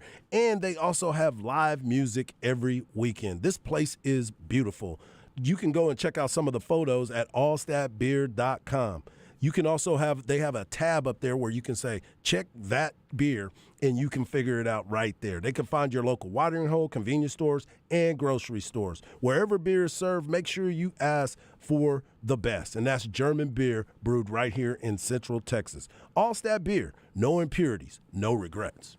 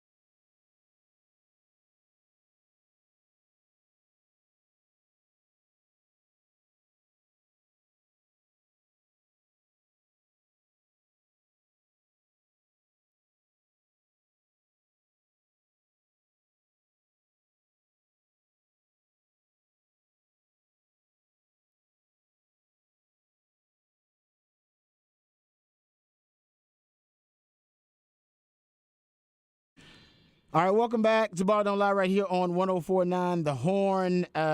Is a Kanye-related story, but there's a lot of Kanye-related stories happening these days. So Kanye West yesterday went on a bit of a tirade. That's become a regular thing with him. And he got canceled on Twitter by Elon Musk because he posted a picture of a swastika. He went on Alex Jones and went ranting on Alex Jones and said some crazy stuff. That's not what we're talking about.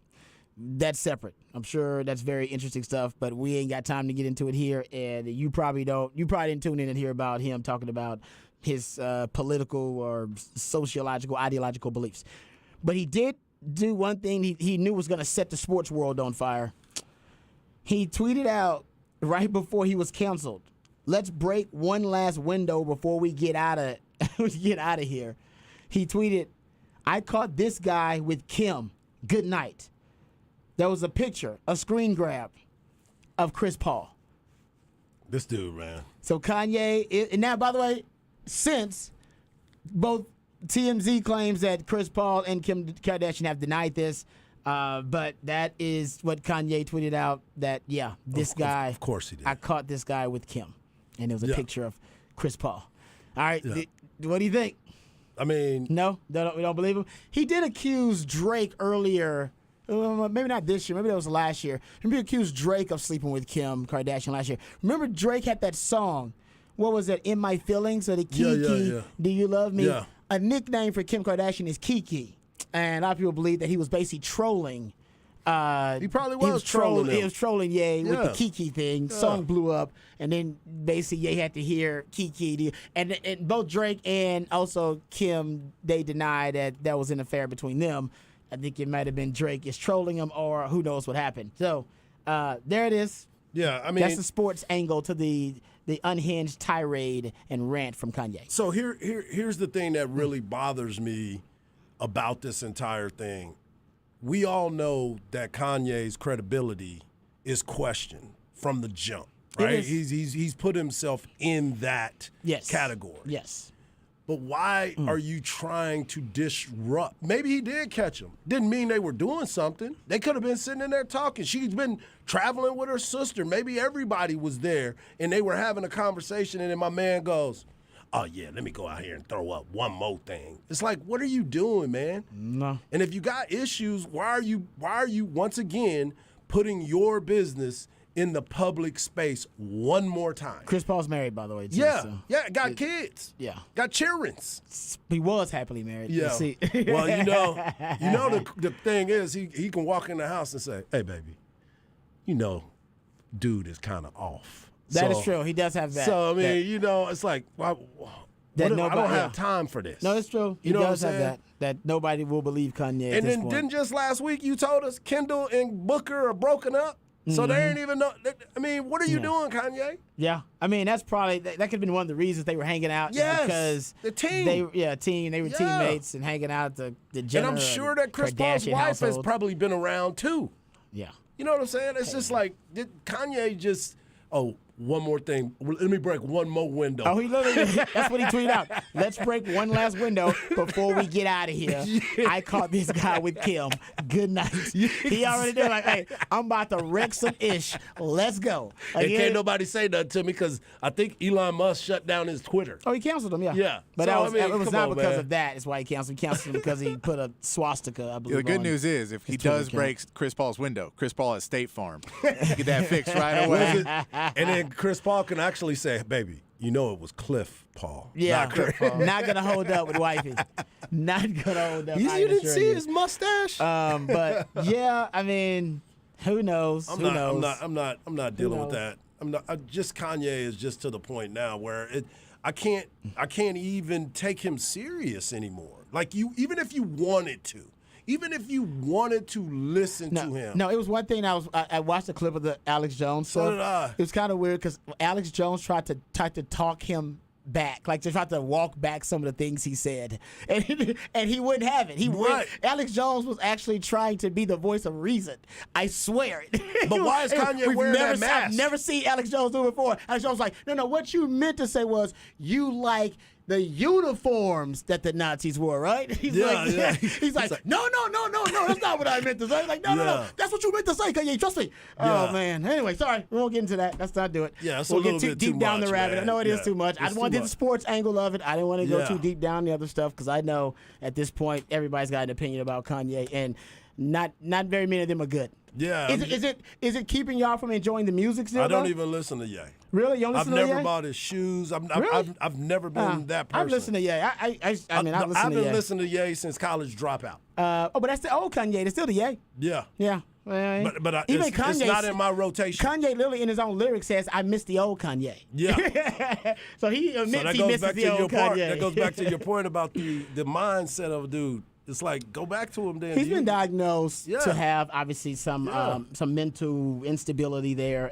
I think we all just hope that Kanye gets the help that he needs. I don't want to see him just have a downward spiral to the point where he spirals into nothingness. Yeah, I saw a meme that said Chris Paul about to lose the only ring that he's got. Well done. Well done. I was like, well done. whoa. Well done. Yeah. That's what we're looking for. Yeah. That's the kind of one-liners that we bring these stories up for. I like that. All right, we'll come back. We'll get into some Texas basketball. Oh, we got breaking news, actually, Yep, potentially. yep. Potentially, maybe, kind of, sort of. For rumor. Breaking news. For rumor. But I hope it's true. You ever see something, you're like, oh, I hope that is true. I hope Yeah, it's true. yeah. This is one of those things, I don't know. It's not confirmed, but I hope that it's true. So we'll entertain it on the other side. Also talk Texas basketball's big win over Creighton. All that and more right here on Ball Don't Lie on 104.9 The Horn.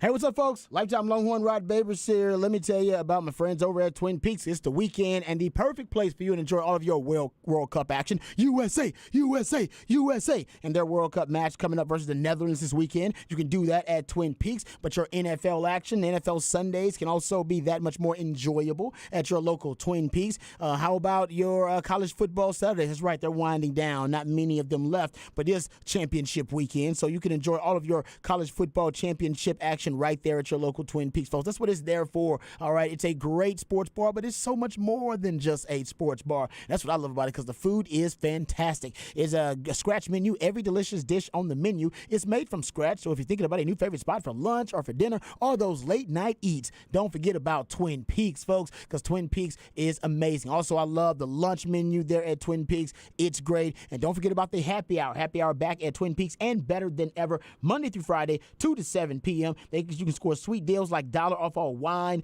liquor, cheap shots, freezing cold 29-degree draft brews. And if you're feeling a little hungry, and I'm always feeling a little hungry, you can get $2 appetizers available, also $4, $6 select appetizers available. And if you're a bit of a night owl, I'm always staying up late nights doing some rabbit holing or some research. They have a great late night items for their late night menu. So check it out. Don't forget about the happy hour, 2 to 7 p.m. Monday through Friday, but don't forget about their late night menu as well. It is one of the best. That is Twin Peaks. You got one near you, the Stassi location, the San Marcos location, or the Round Rock location. And go to TwinPeaksRestaurant.com to find out more information about their E-Club and find out what's happening at your local Twin Peaks. Twin Peaks eats, drinks, and scenic views.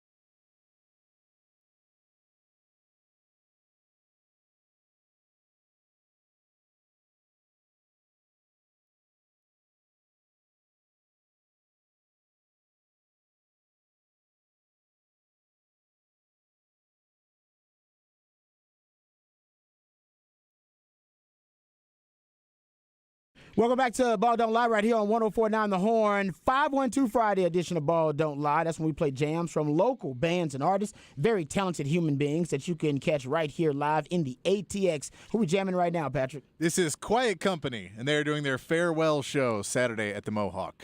What you mean farewell? The band is breaking up. They're ending.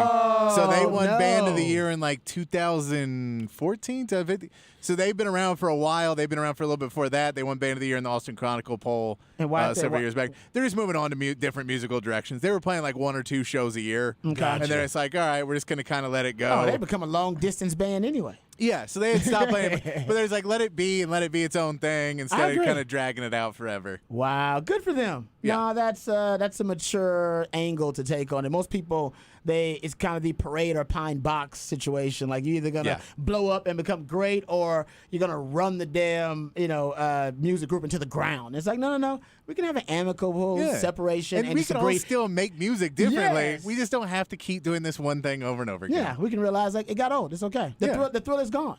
And sometimes it's easier to create sounds that you want to do now that you didn't want to do 10 years ago. Yeah, easier and just be like, oh, it's a new project. Then we kind of got it. This new album sounds completely different. No, and what I found out that's kind of cool about groups is, and I don't know a ton of them, but because you live in Austin long enough, you're gonna get to know musicians, and you get so many groups, and like relationships. They continue to grow as a person. Sometimes you outgrow the person you're in a relationship with. You just outgrow them. Sometimes they outgrow you. Sometimes you both outgrow each other, and you outgrow the situation. And happens a lot in bands. Like it's because you're an artist, so you're continuing to grow and evolve as an artist. But some artists they don't, and some get kind of stuck, and some grow. Yeah, and I mean, especially if you're going, hey man, we formed this band when we were 22. Exactly. And now we're 35. Exactly. Yeah, maybe we've grown apart somewhere because you still like going out and drinking and everything else, and I'm at home with 2 kids now. Maybe we're thinking of different things. We're writing songs. That's exactly right. No, totally agree. It happens all the time. All right, that's what Jay-Z says all the time. He said, if you want to listen to if you want me to be the old Jay, listen to my old CDs because now my life is totally different than what it was when I was in them streets like that. I can talk about caviar and flying first class. Before I was in them streets trying to make sure that they ain't check my trunk. Yeah, you know, it's a big part of what I always say because Eminem used to say it, and so did 50 Cent. Like I can't rap about that stuff anymore. I rap about what I live, and I was living a certain lifestyle. That's why the music and people loved it. It was raw, unfiltered, felt dangerous, right? Felt living risque on the edge, because he was. 50 Cent got shot a bunch of times. He was living on the edge, going to jail, in and out of jail. But now he's living a good life, and the rap lyrics have to reflect that. It's often tough for those guys to try to dive back into it. That's what that's part of the artistry of it, if you will. No doubt. All right. Anyway, we'll get to some what could be interesting news. I don't know if it's breaking news yet, but it's very interesting news in the college football coaching carousel. We'll get to that after we talk Texas. Creighton, Texas with a big win, huge win over the Creighton Blue Jays. We'll get to breaking that down here in this segment. Next segment, Raj Round the Day, I'm going to talk about what I think is the sexiest NFL matchup of the weekend, and I'll break it down for you, and we'll get into a little kind of a deep dive about that matchup. I think it's going to be exhilarating, and it honestly could be a Super Bowl preview. Like, that's how big that matchup is. All right, we got a lot of those happening. We'll get into some more NFL news, notes, and nuggets in the 6 o'clock. We're off early at 6:30. That means you got to get in while you can. You can do it on the Specs text line 512-337-3776. I'm at Rod Babers in the Twitterverse. My man Harge is at Hardball Harge in the Twitterverse. Patrick Davis, the real MVP, is at It's Patrick Davis. Let's get right to it. Big win. They got everybody in the right mood. 72-67 over Creighton. The Longhorns just really looked impressive from the standpoint of ball security. We talked about this earlier, and it was such a close game down the stretch. I think for most of the second half, Texas had control of the game, and then the Blue Jays, who are a good team, they made a run. They made a push toward the end, but Texas came up clutch in clutch time. But this is my favorite stat coming out of the contest. Texas had only 3 turnovers in the game.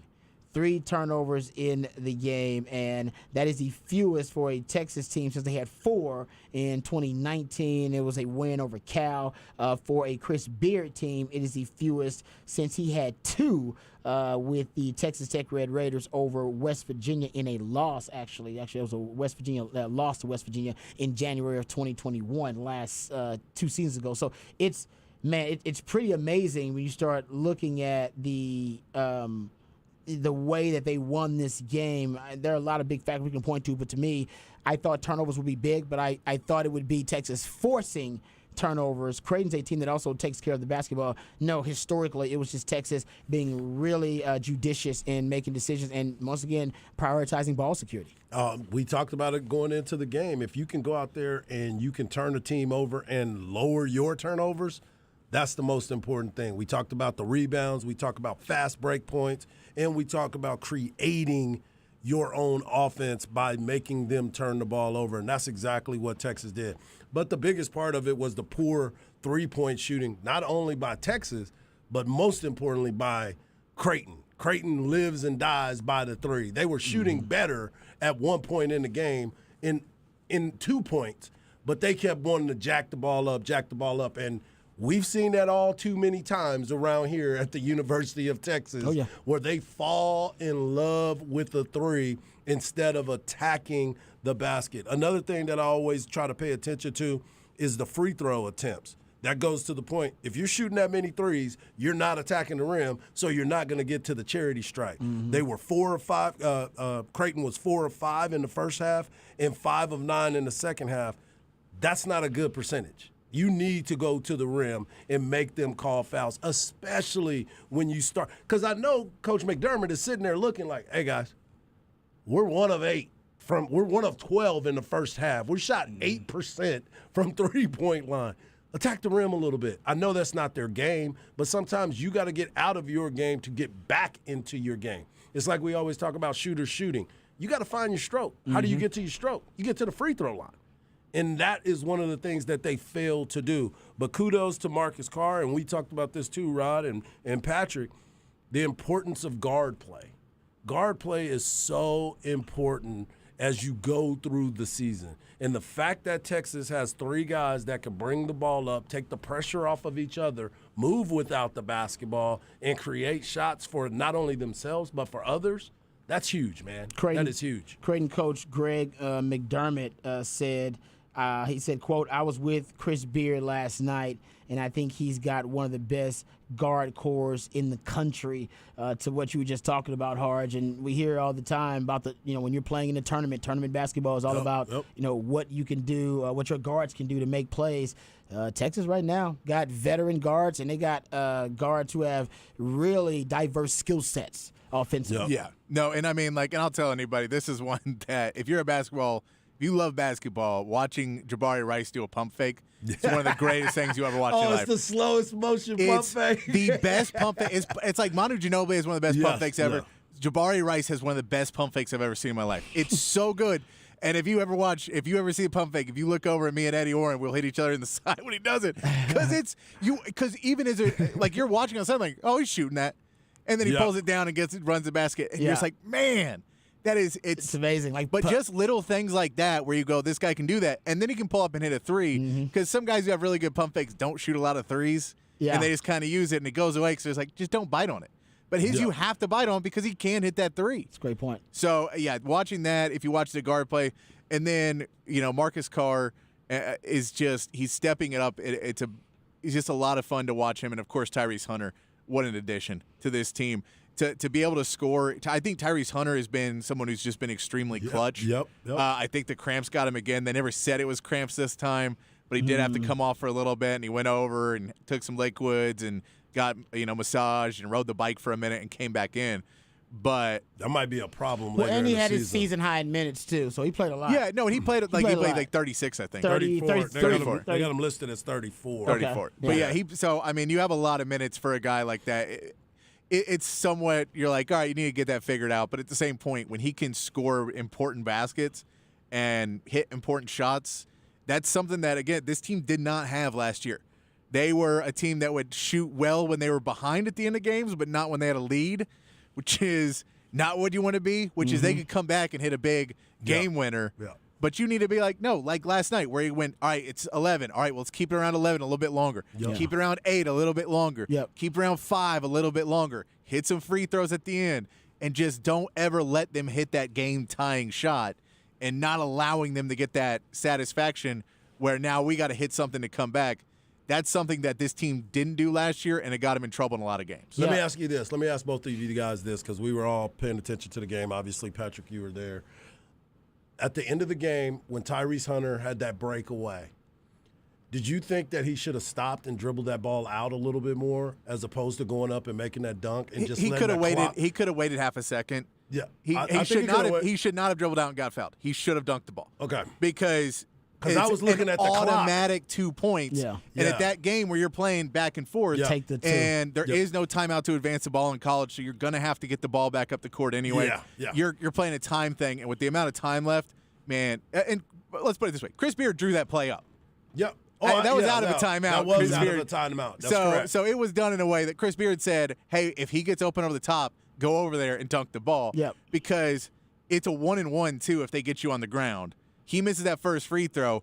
Well, you wasted maybe 2 more seconds, and they get a 3-pointer the other way. It's a tie game. Yeah. So that it was it. I think you just take the dunk there. Yeah. Because those points are just too valuable.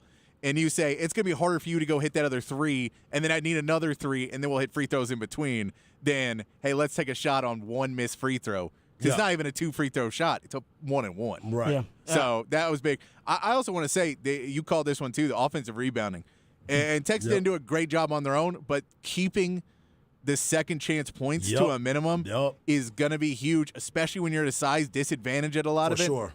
That's huge to be able to keep Creighton off the offensive glass. There was a couple plays where they got a couple shots on it, and I think one where they converted with a dunk at the end or something where they got out. But for the most part, you were able to clean the boards, and that's huge going forward because, man, and there was points, especially early in the game, where you're like, man, this is such a fast game because they're both clearing boards.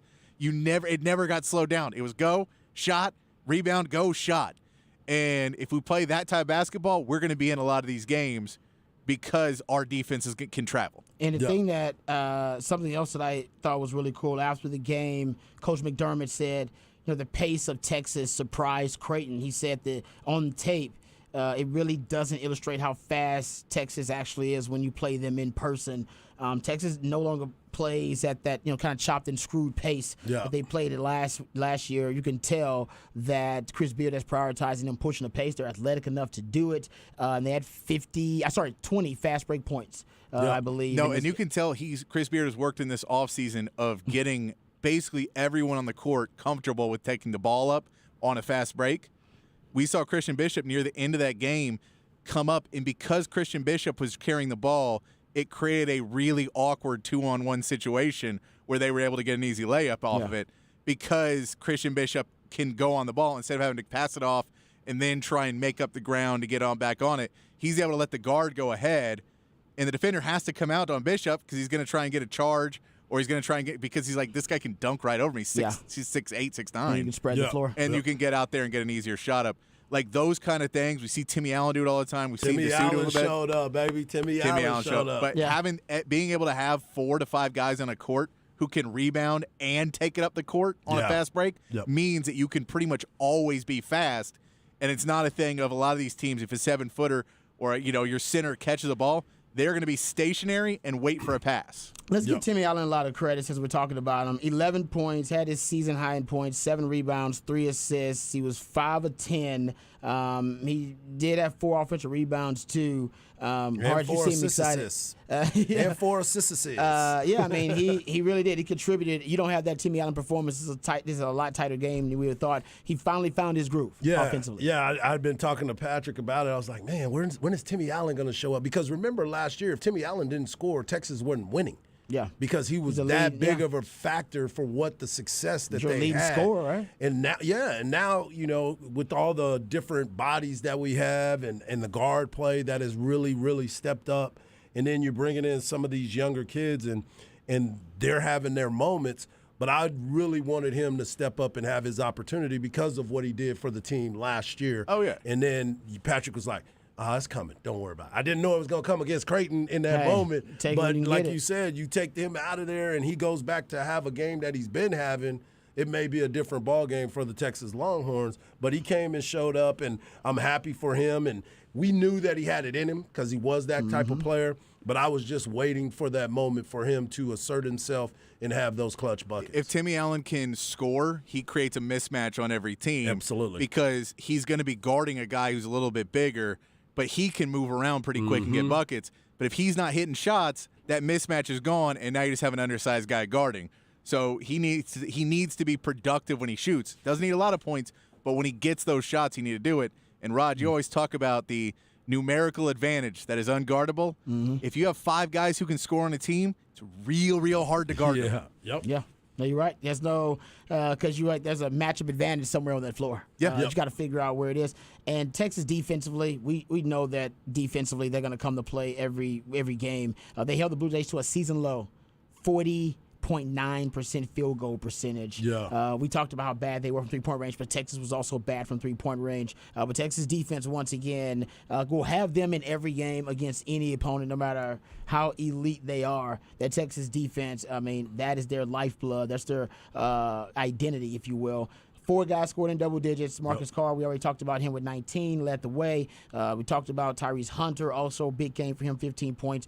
Timmy Allen, big game, season high for him. We also didn't bring up Dylan Mitchell at 10 points, 3 rebounds, and a steal. Young Buck was up there dunking, too. Yeah, and shout out to Christian Bishop. You know, I know he had a revenge factor in that game going up against his old team. 16 minutes, but really productive 16. 6 points, 4 rebounds off the bench. Loved it. And that's another thing, too, we got to talk about. Patrick brought it up, and you talked about it yesterday hard as well. Patrick will have to explain his theory about 7-footers on planes now. But it was pretty obvious that Texas had a depth advantage, no question about it. Came into the game with 9 players averaging 15 minutes. I believe 8 different guys played at least 15 minutes in this game. And damn near every one of their starters played 33-plus minutes or something along those lines. They were worn out visibly. It had to be. They were very tired. They were huffing it. And I mean, they look somewhat tired coming into the game. And so you could tell that it was definitely – I was surprised that they didn't run more of a rotation. I thought when you were shooting when a lot of these starters were shooting poorly, I'm surprised you didn't try somebody else. All 5 starters played at least 32 minutes, and then they had 12 minutes from Farabello off the bench. That's it. Yeah. Everybody else was 3 minutes, 6 minutes. Yeah, and Farabello was because he knew us. Because he was a transfer from TCU. So he had played us in previous seasons. But that's I thought if I was Creighton's coach, I would have played some other guys, but I think it was more just defensively those matchups, they were getting killed at him, putting in some young guys like Mason Miller and stuff like that. He just couldn't guard the people. And when they got physical, I mean, there was a couple of calls that were kind of bogus where Texas got a little physical and the young guys on Creighton just fell over, and you're like, well, what? That's not a foul because that guy's a wimp. They had a couple of flops. Brock got one that building was mad because he went up there and blocked a 7-footer. And everyone's like, he blocked a 7-footer, and they called the foul. It's like, you can't bail out. Is that the one that he came from behind? Came up, grabbed the ball in the air, and came down with it. Well, they showed it on TV a couple times. He hit his arm. It doesn't matter. That's not a foul. I don't care. Reward the effort. I feel you on that, Patrick. Hey, I was a little surprised, pleasantly, by the way, at the defensive job Texas did on Trey Alexander too. Yeah. I mean, kept him off balance too. Yeah, we talk about Shireman, who started really cold, but then he got hot. He hit the 4 straight down the stretch to help a run that got him back in it. But he started off really cold, 0 of 9 or 0 of 10 of something. But Trey Alexander was the second leading scorer for Creighton, and he went over from the field. That was impressive. The perimeter defense for Texas is impressive. Interior defense, obviously. No, and like Nembhard started to get it going to the basket, but those shots he was hitting were he was basically getting underneath the basket, reaching back underneath, and flipping it up. That was like the Iceman.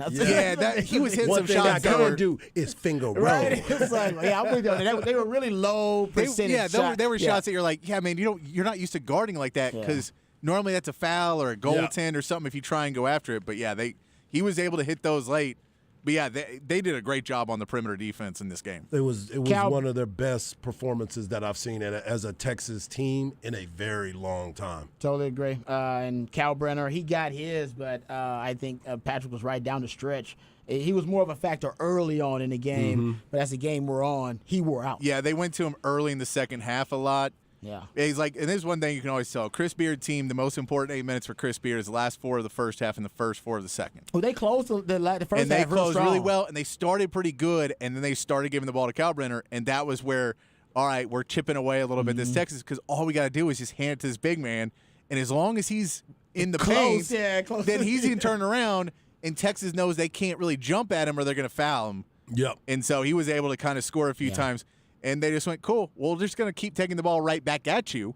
And if we keep taking the ball right back at you, you're going to have a hard time keeping the stamina up On to both keep ends of the floor. fighting down. And they were doubling him hard. And Arterio Morris had a great steal on one of them where he came along that the baseline and just poked the ball out. And you saw that a couple times where they just came around that backside, and as soon as they came on him, he panicked. Yeah. No, it's Texas defense, man. It makes up for a lot of things, a lot of mismatches they may have with the size disadvantage that they probably going to be in most of the year. Yeah. They'll get used to that, though, because that's really going to be probably the one Achilles heel that you're going to be able to exploit against them. Not everybody has skilled 7-footers. No, and if you want to talk about effort, there was a couple jump balls where we went down the floor, and it was funny because Creighton didn't dive for balls. Yeah. Creighton did not dive. Because they're too tall. They were Kaluma was the only there. one who went on, and Kaluma both times went on the ground, and the second jump ball, he literally, there's 3 Longhorns around him, he literally just pulls the ball into his side and just holds it next to him until a Texas player walks over and puts his hands on it for him to call a jump ball. But I have a perfect view of it, and they're not fighting or diving.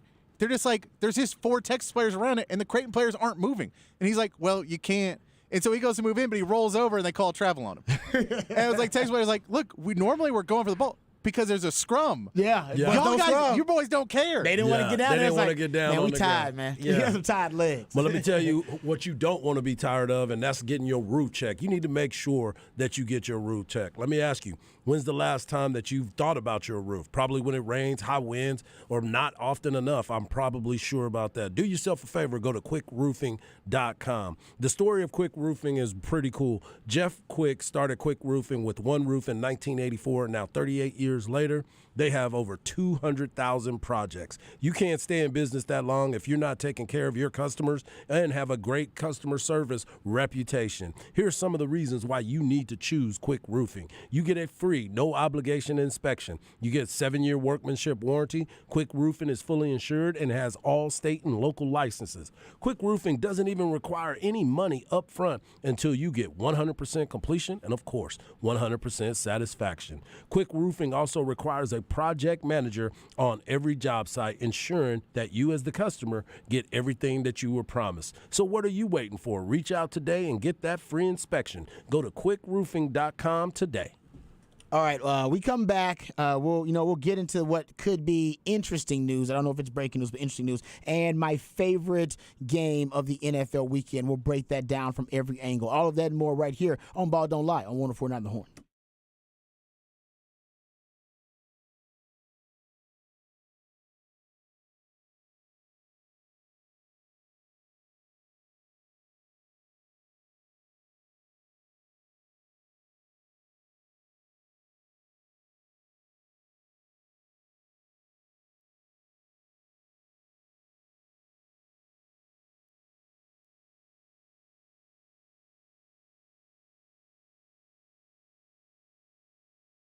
Hey, what's up, folks? Lifetime Longhorn Rod Babers here. Let me tell you about my favorite new tequila. You guys know what it is. It's Hot Cat Tequila. With the holiday season upon us, you can bring in the holidays by breaking out the Hot Cat Tequila. The cat stands for cinnamon, agave, and tequila, and the recipe is just as simple and just as delicious. Cinnamon, agave, nectar, and tequila. You can turn your holiday gathering into a party and turn your family get-together into an unforgettable celebration with Hot Cat Tequila. Be the hit of your holiday party and turn up your holiday party with Hot Cat Tequila. And once you make Hot Cat a part of your holiday season, you'll understand the reason it's my favorite new tequila. Hot Cat Tequila also makes a great holiday gift for all the tequila lovers in your life, just like me. Hot Cat Tequila is best served chilled for a quick round of shots or to sip on the rocks, so make it a Hot Cat holiday season. Once you try Hot Cat, you won't go back to that old cinnamon whiskey, so this holiday season, bring home Hot Cat for the holidays. Visit cattequila.com to find a store near you that sells Hot Cat Tequila or to find a bar near you that serves Hot Cat Tequila. Toast and turn up your holiday season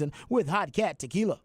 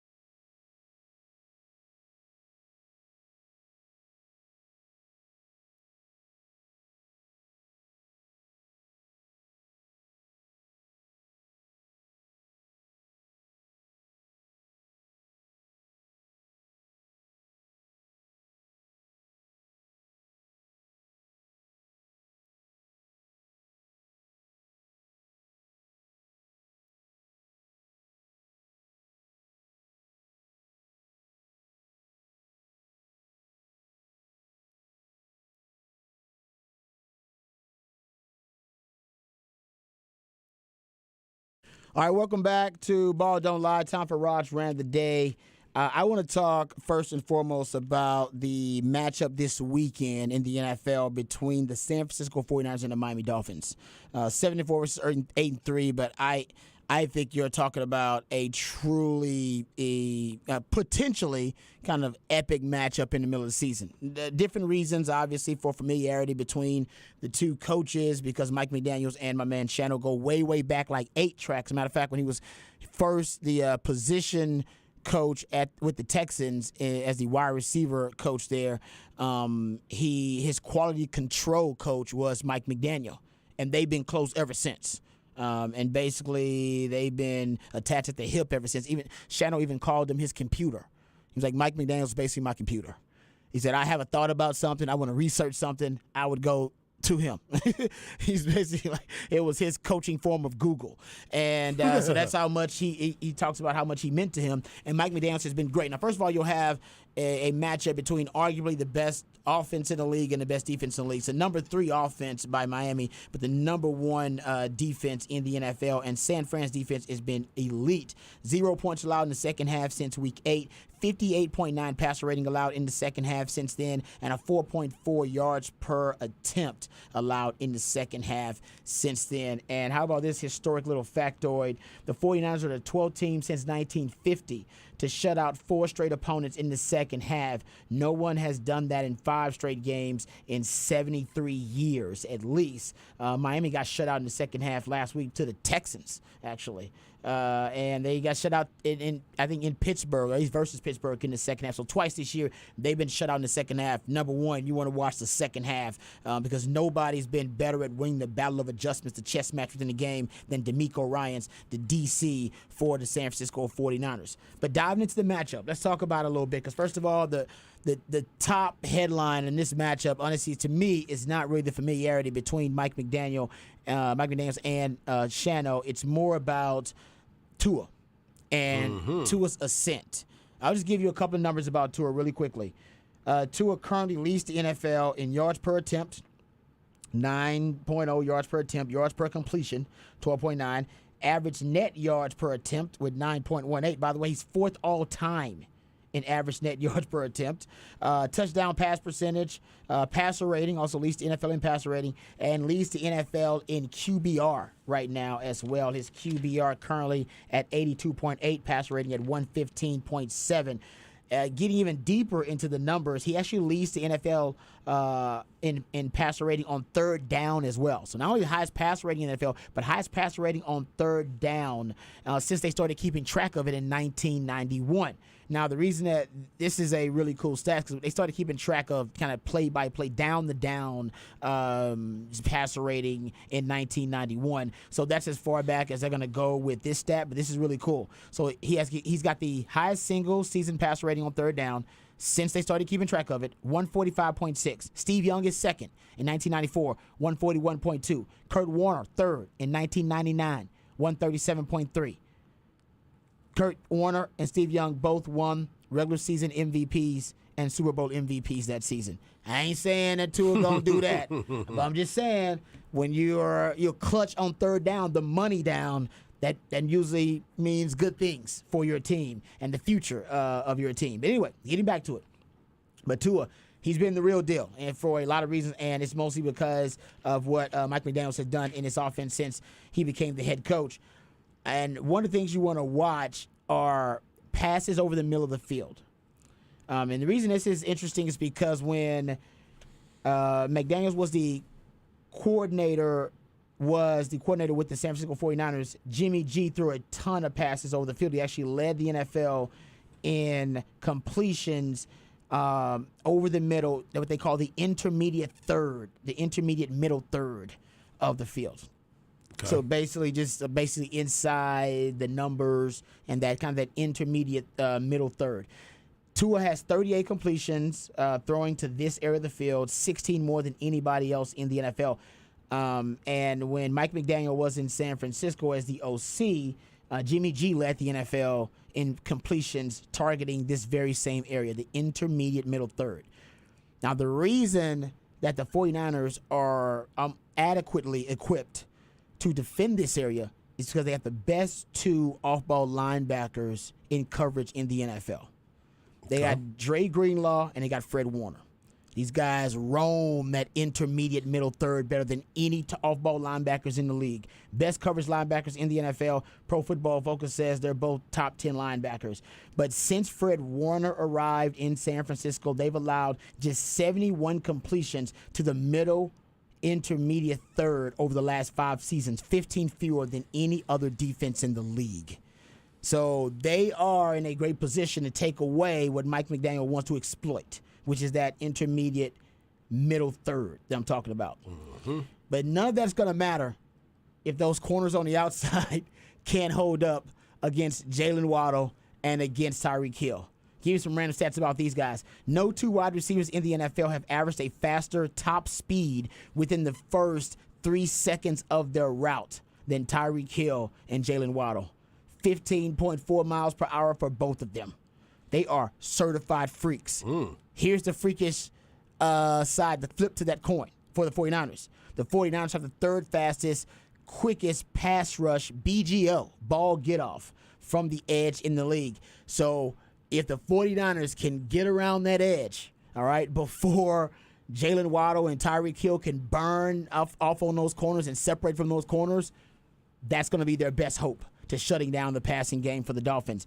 And they may have a bit of luck from the football guys. Teron Armstead, the left tackle for Miami Dolphins, may not play in the game.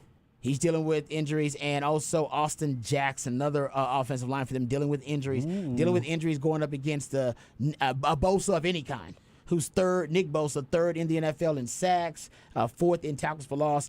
That could be a problem to watch. Because of the speedy wide receivers that not just wide receivers, Raheem Mostert's on that team too. They're just a track team, as Harge always says. Because of that speed, you are forced to play split field, 2 deep safeties versus them most times because you're just scared of your DBs getting beat over the top. So they face the 2nd highest rate of split field safeties. So the beauty of it is Mike McDaniel knows exactly how you're going to play them. You're probably going to have 2 deep safeties over the top of both of those guys, and why wouldn't you? And Miami has also faced the league's lowest rate of man coverage. Why? Because everybody's scared of those speed demons on the outside running right past you. So they've only faced 17% man coverage. So watch those trends in this matchup. Also, watch, his name, Talanoa Hufanga. Okay. He is a Troy Polamalu starter kid. And he also roams that middle with Dre Greenlaw and with Fred Warner. I forgot to mention him. He's a guy you got to watch. He's just a natural playmaker, got great instincts to the football. Something else that you want to watch in this matchup, because I've been looking at the intermediate throws, talking about how that's where Tua wants to throw. He's been extremely efficient throwing from 13 to 21 yards. Like I said, those intermediate area. I compared his completion percentage, which is 77%, actually over 77% on those throws. By the way, considered to be the toughest throws in the NFL, to just throw in the heart of a defense. It's a lot of dividends there, but it's considered to be a really tough throw. Hell, Josh Allen completing just 50% of his passes over the middle right there. Patrick Mahomes at 62%. Completion percentage. Jalen Hurts at 54% on those intermediate throws. Tua's at 77%. Crazy. Yeah, those are some good numbers. And he's getting the ball out of his hands really quickly, and he's throwing the ball downfield. This is something that I thought was really troubling. So his average time to throw right now, fastest in the NFL, 2.49 seconds.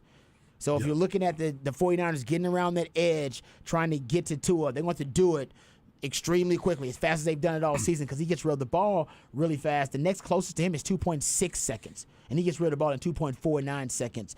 And it's really about the efficiency, and it's really about how fast those wide receivers can separate, because nobody separates faster than those two guys. They got extreme speed on the outside. Whole nother level speed. And it's also helped him throw the football downfield. Tua's average pass traveled 7 yards in 2021. That was the 3rd shortest pass for an NFL player, NFL quarterback. In 2022, it's at 9.2, 3rd deepest in the NFL.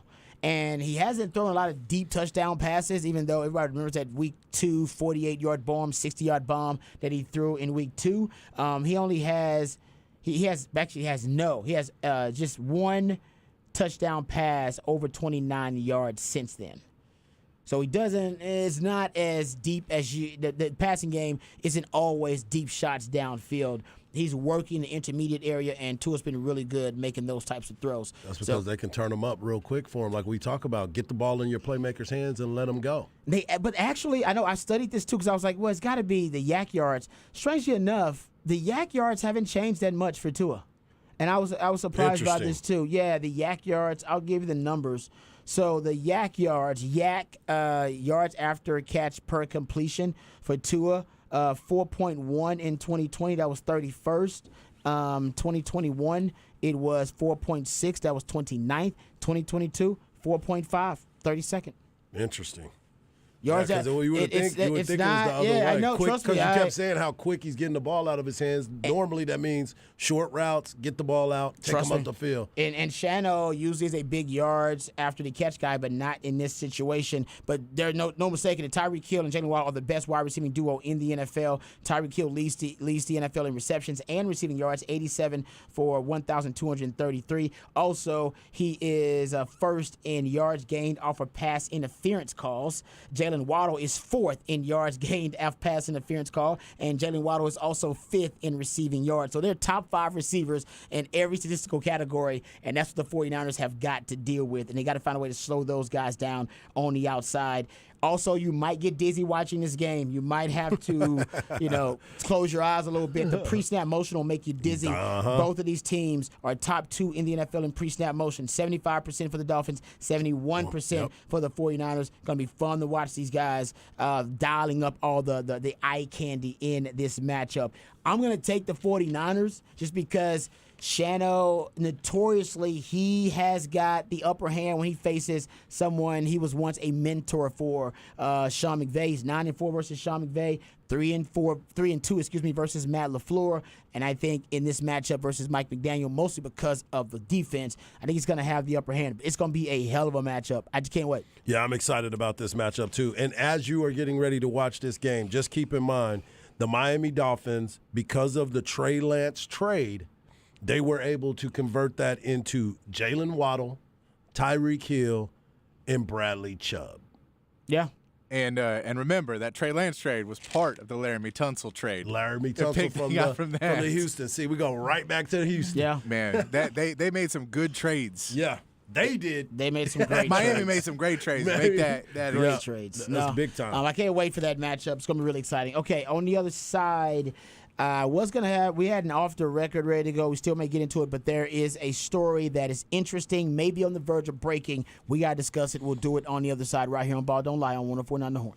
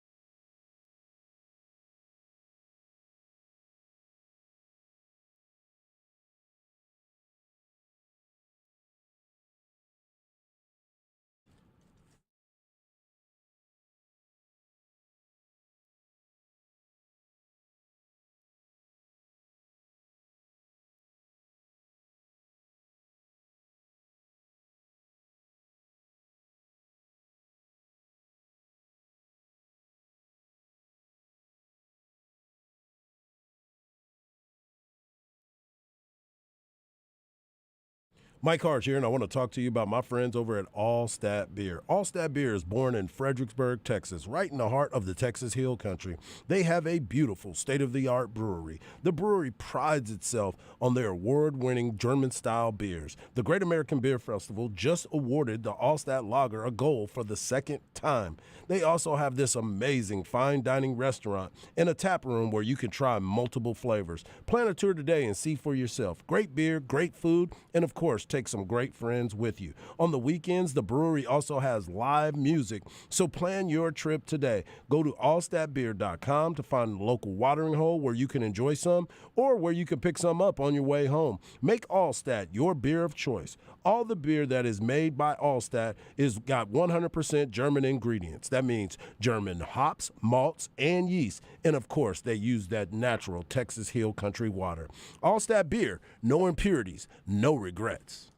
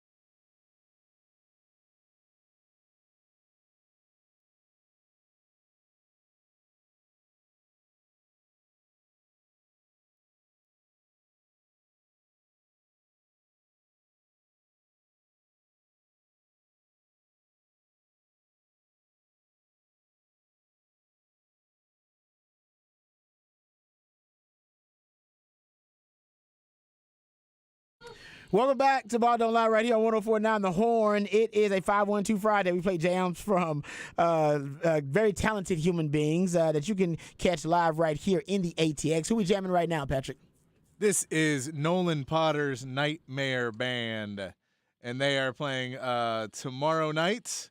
If I can pull up my sheet of paper.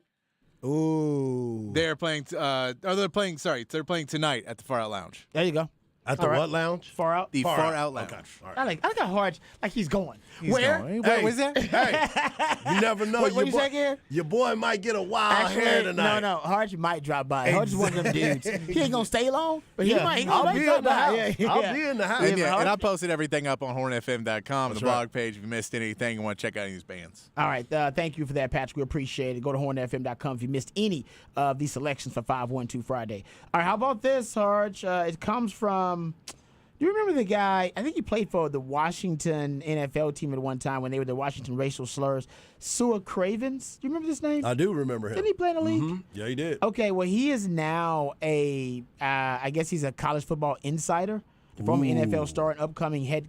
Basically, he follows I think he follows USC, too. Okay. And the former DB and current CBS Sports analyst, so he's got some street cred there. Okay. He tweeted out, "I'm hearing that Prime Time, a.k.a. Deion Sanders, will in fact be leaving Jackson State after this season. It comes down to two teams, Colorado and Cincy. I'm also hearing that it's 95% a done deal. He goes to Boulder next year. Pac-12 about to get real interesting with the transfer portal."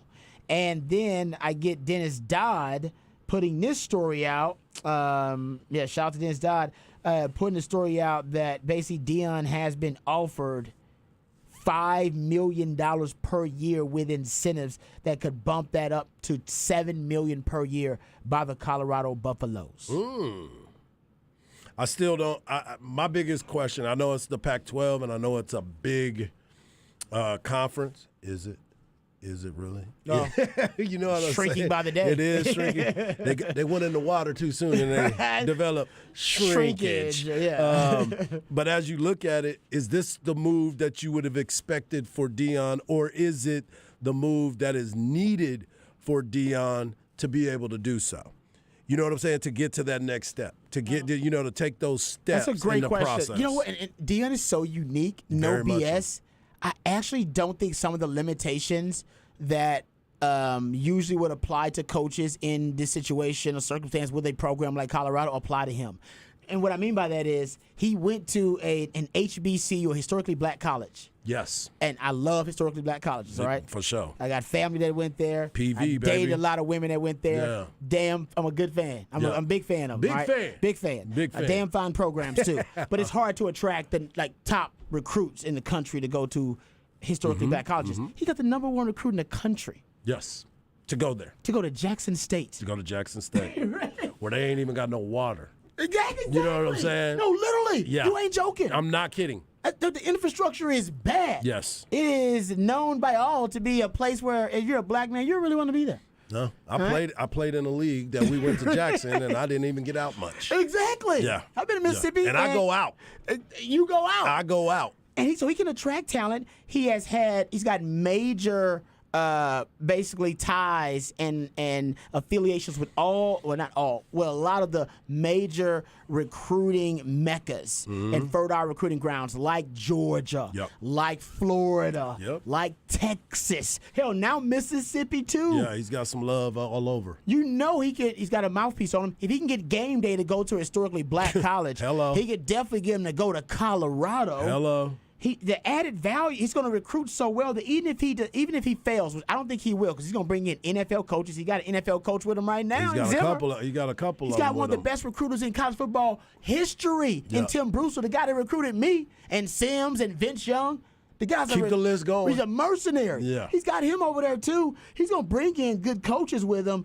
Even if he fails, he's going to leave your cupboard just rich and plentiful with talent. All right, your coffers are going to be full. And he's going to bring the boosters and the donors out. But after you say I am HBCU, I am SWAC, does that leave a bad taste for the SWAC conference? Because I told you there's been coaches that I've interviewed when I was doing some football games for the SWAC and for the HBCUs that were offended when I asked the question about the swag that Deion has brought to the conference. He said, we've been doing this for a long time. I understand that, but you hadn't had game day. You hadn't had the cachet for people to – Deion's talking about bringing in scouts to see a lot of these players. They there. They have been in y'all's league. Yeah. So I'm just curious to what I know Deion don't really care what the people think, but he built up the SWAC program and got people to be in the mix. So what now does he do? He hasn't had a losing season since he's been there. No, he has not. He won the conference last year, and he's probably going to win it again this year. Yeah. So, yeah. He's done well. I'm with you. I think he's done a lot for the SWAC, but it's time to move on. He can still say he's still SWAC. He can show love to the SWAC. He put SWAC teams on their schedule. He can but do he's going stuff to take like some that. of their players, too. And he's going to take his son. His son's starting quarterback. Oh, His son's going there with him. Dog. So I'm all for it. I'm a huge Deion fan, so now I'm a random CU fan. Hell, they were one of my 5 schools that I narrowed my choices down to because I loved Deion. Remember Deion Figures? Yep. I wanted to be like Deion. He was number 2. Won the Jim Thorpe Award. Just a badass. And I was a big fan of Rick Newhouse, who was the head coach there at the time. But I chose wisely. Love it. I chose Mac. Love it. I made a good choice as a Smart 17-year-old. Sit on your couch. Funny now, it's gonna look like it was actually clairvoyant too, and foreshadowing. But there was a funny clip of Deion with I think one of his favorite local media personalities talking about this Colorado job. Now Deion hadn't taken it, nothing official. This is all scuttlebutt. We'll play that audio because it's pretty funny, and we'll talk NFL news, notes, and nuggets on the other side. All that and more right here on Ball Don't Lie on 104.9 The Horn.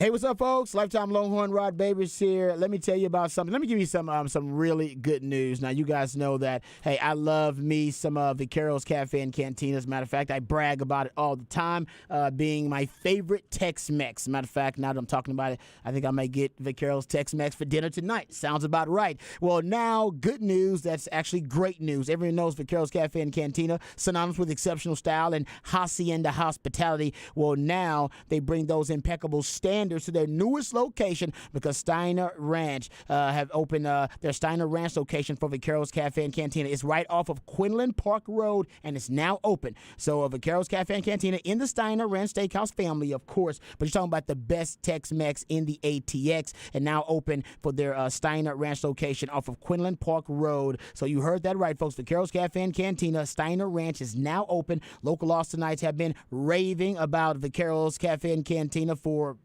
years now, the one right off 360 here. Eric says, we love the shrimp, nachos, and OMG, the grilled oysters are amazing. Charlie writes, legit Tex-Mex with generous portions and reasonable prices. Once you have the best Tex-Mex in the ATX, you'll be raving about it as well. And also, don't forget, they can cater any large event or social gathering you have in mind as well, like wedding receptions, corporate functions, and you can go to vaqueroscafe.com. That's vaqueroscafe.com to find out more details about their catering services. But now you have Vaqueros Cafe and Cantina. Not only you have the Westlake location, but now the Steiner Ranch location off of Quinlan Park Road. Remember, Vaqueros Cafe and Cantina isn't just Tex-Mex, it's an experience. So experience it for yourself at Vaqueros Cafe and Cantina, now open in Steiner Ranch neighborhood on Quinlan Park Road.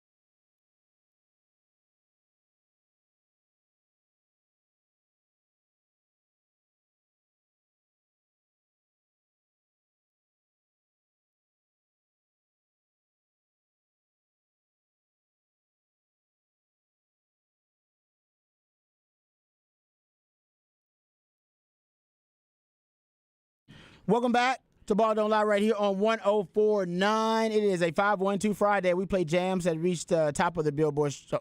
Wow.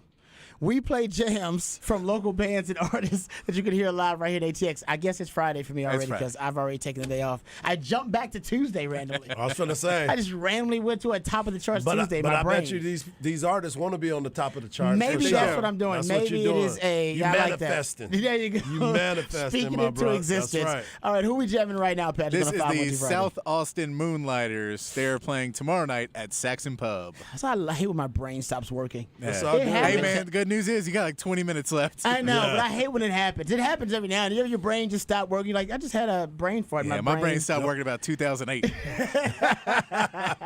Well, it's doing damn good because you're the real MVP of this show. We appreciate you. All right, we got one last segment, 512-337-3776. And you also can hit me up via Twitter. I'm at Rod Babers, my man Harge at Hardball Harge, and the real MVP Patrick Davis at It's Patrick Davis. And we want to thank him for a 512 Friday. A couple of things, a little housekeeping items before we get out of here. Harge, you are man of the people, and you're going to be with the people. I'm going to be with the people tomorrow for the Big 12 championship game. Obviously, K-State taking on TCU. TCU's undefeated.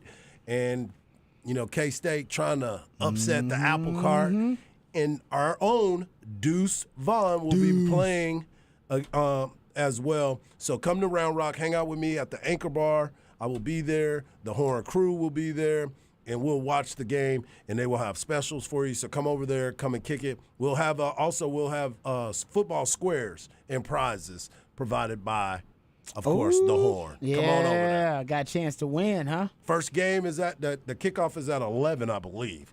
I think the Big 12 championship game kicks off at 11, so I'll be there. Okay. Come and hang out with us. Also, shout out to the Texas One Fund. And our obviously Texas One Fund doing great things. We had Wheels on earlier talking about this. That's right. Wheels and Nick. Yes, but the folks associated with Texas One Fund and also RBI Austin. So toys are going to be distributed to participants in the RBI Austin program. They're going to have the first annual Carter Couch Toy Drive at Bowden Acres. All right, so this is happening this weekend, December 4th. So it'll be Sunday. Correct? Yep, Sunday. It'll be Sunday, 1 p.m. at Bowden Acres. You can bring toys to donate. You can meet UT athletes are going to be out there because the Texas One Fund is helping them with this great charitable event.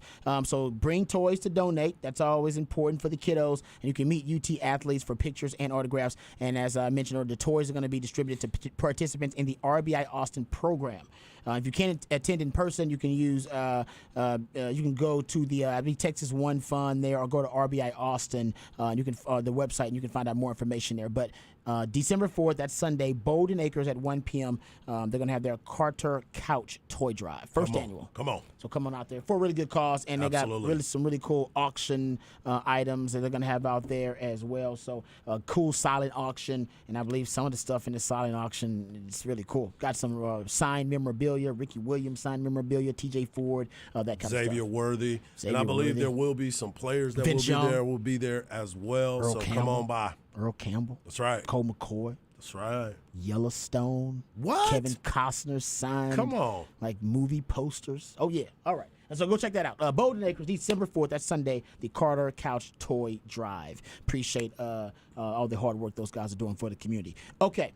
Speaking of the community here in Austin, I do want to thank everybody out there associated with Flex. Once again, reminding everybody we're going to be done here early, but the Flex starting at 6:30. It's a flex. And then you'll have the pregame, the actual pregame for the Vandergrift Dripping Springs matchup, the playoff matchup. And then you'll have the kickoff at 7 p.m. And we're going to have that right here on 104.9, 101.9, across the Austin Radio Network. So I'm going to make sure we're representing the Flex and all the crews there.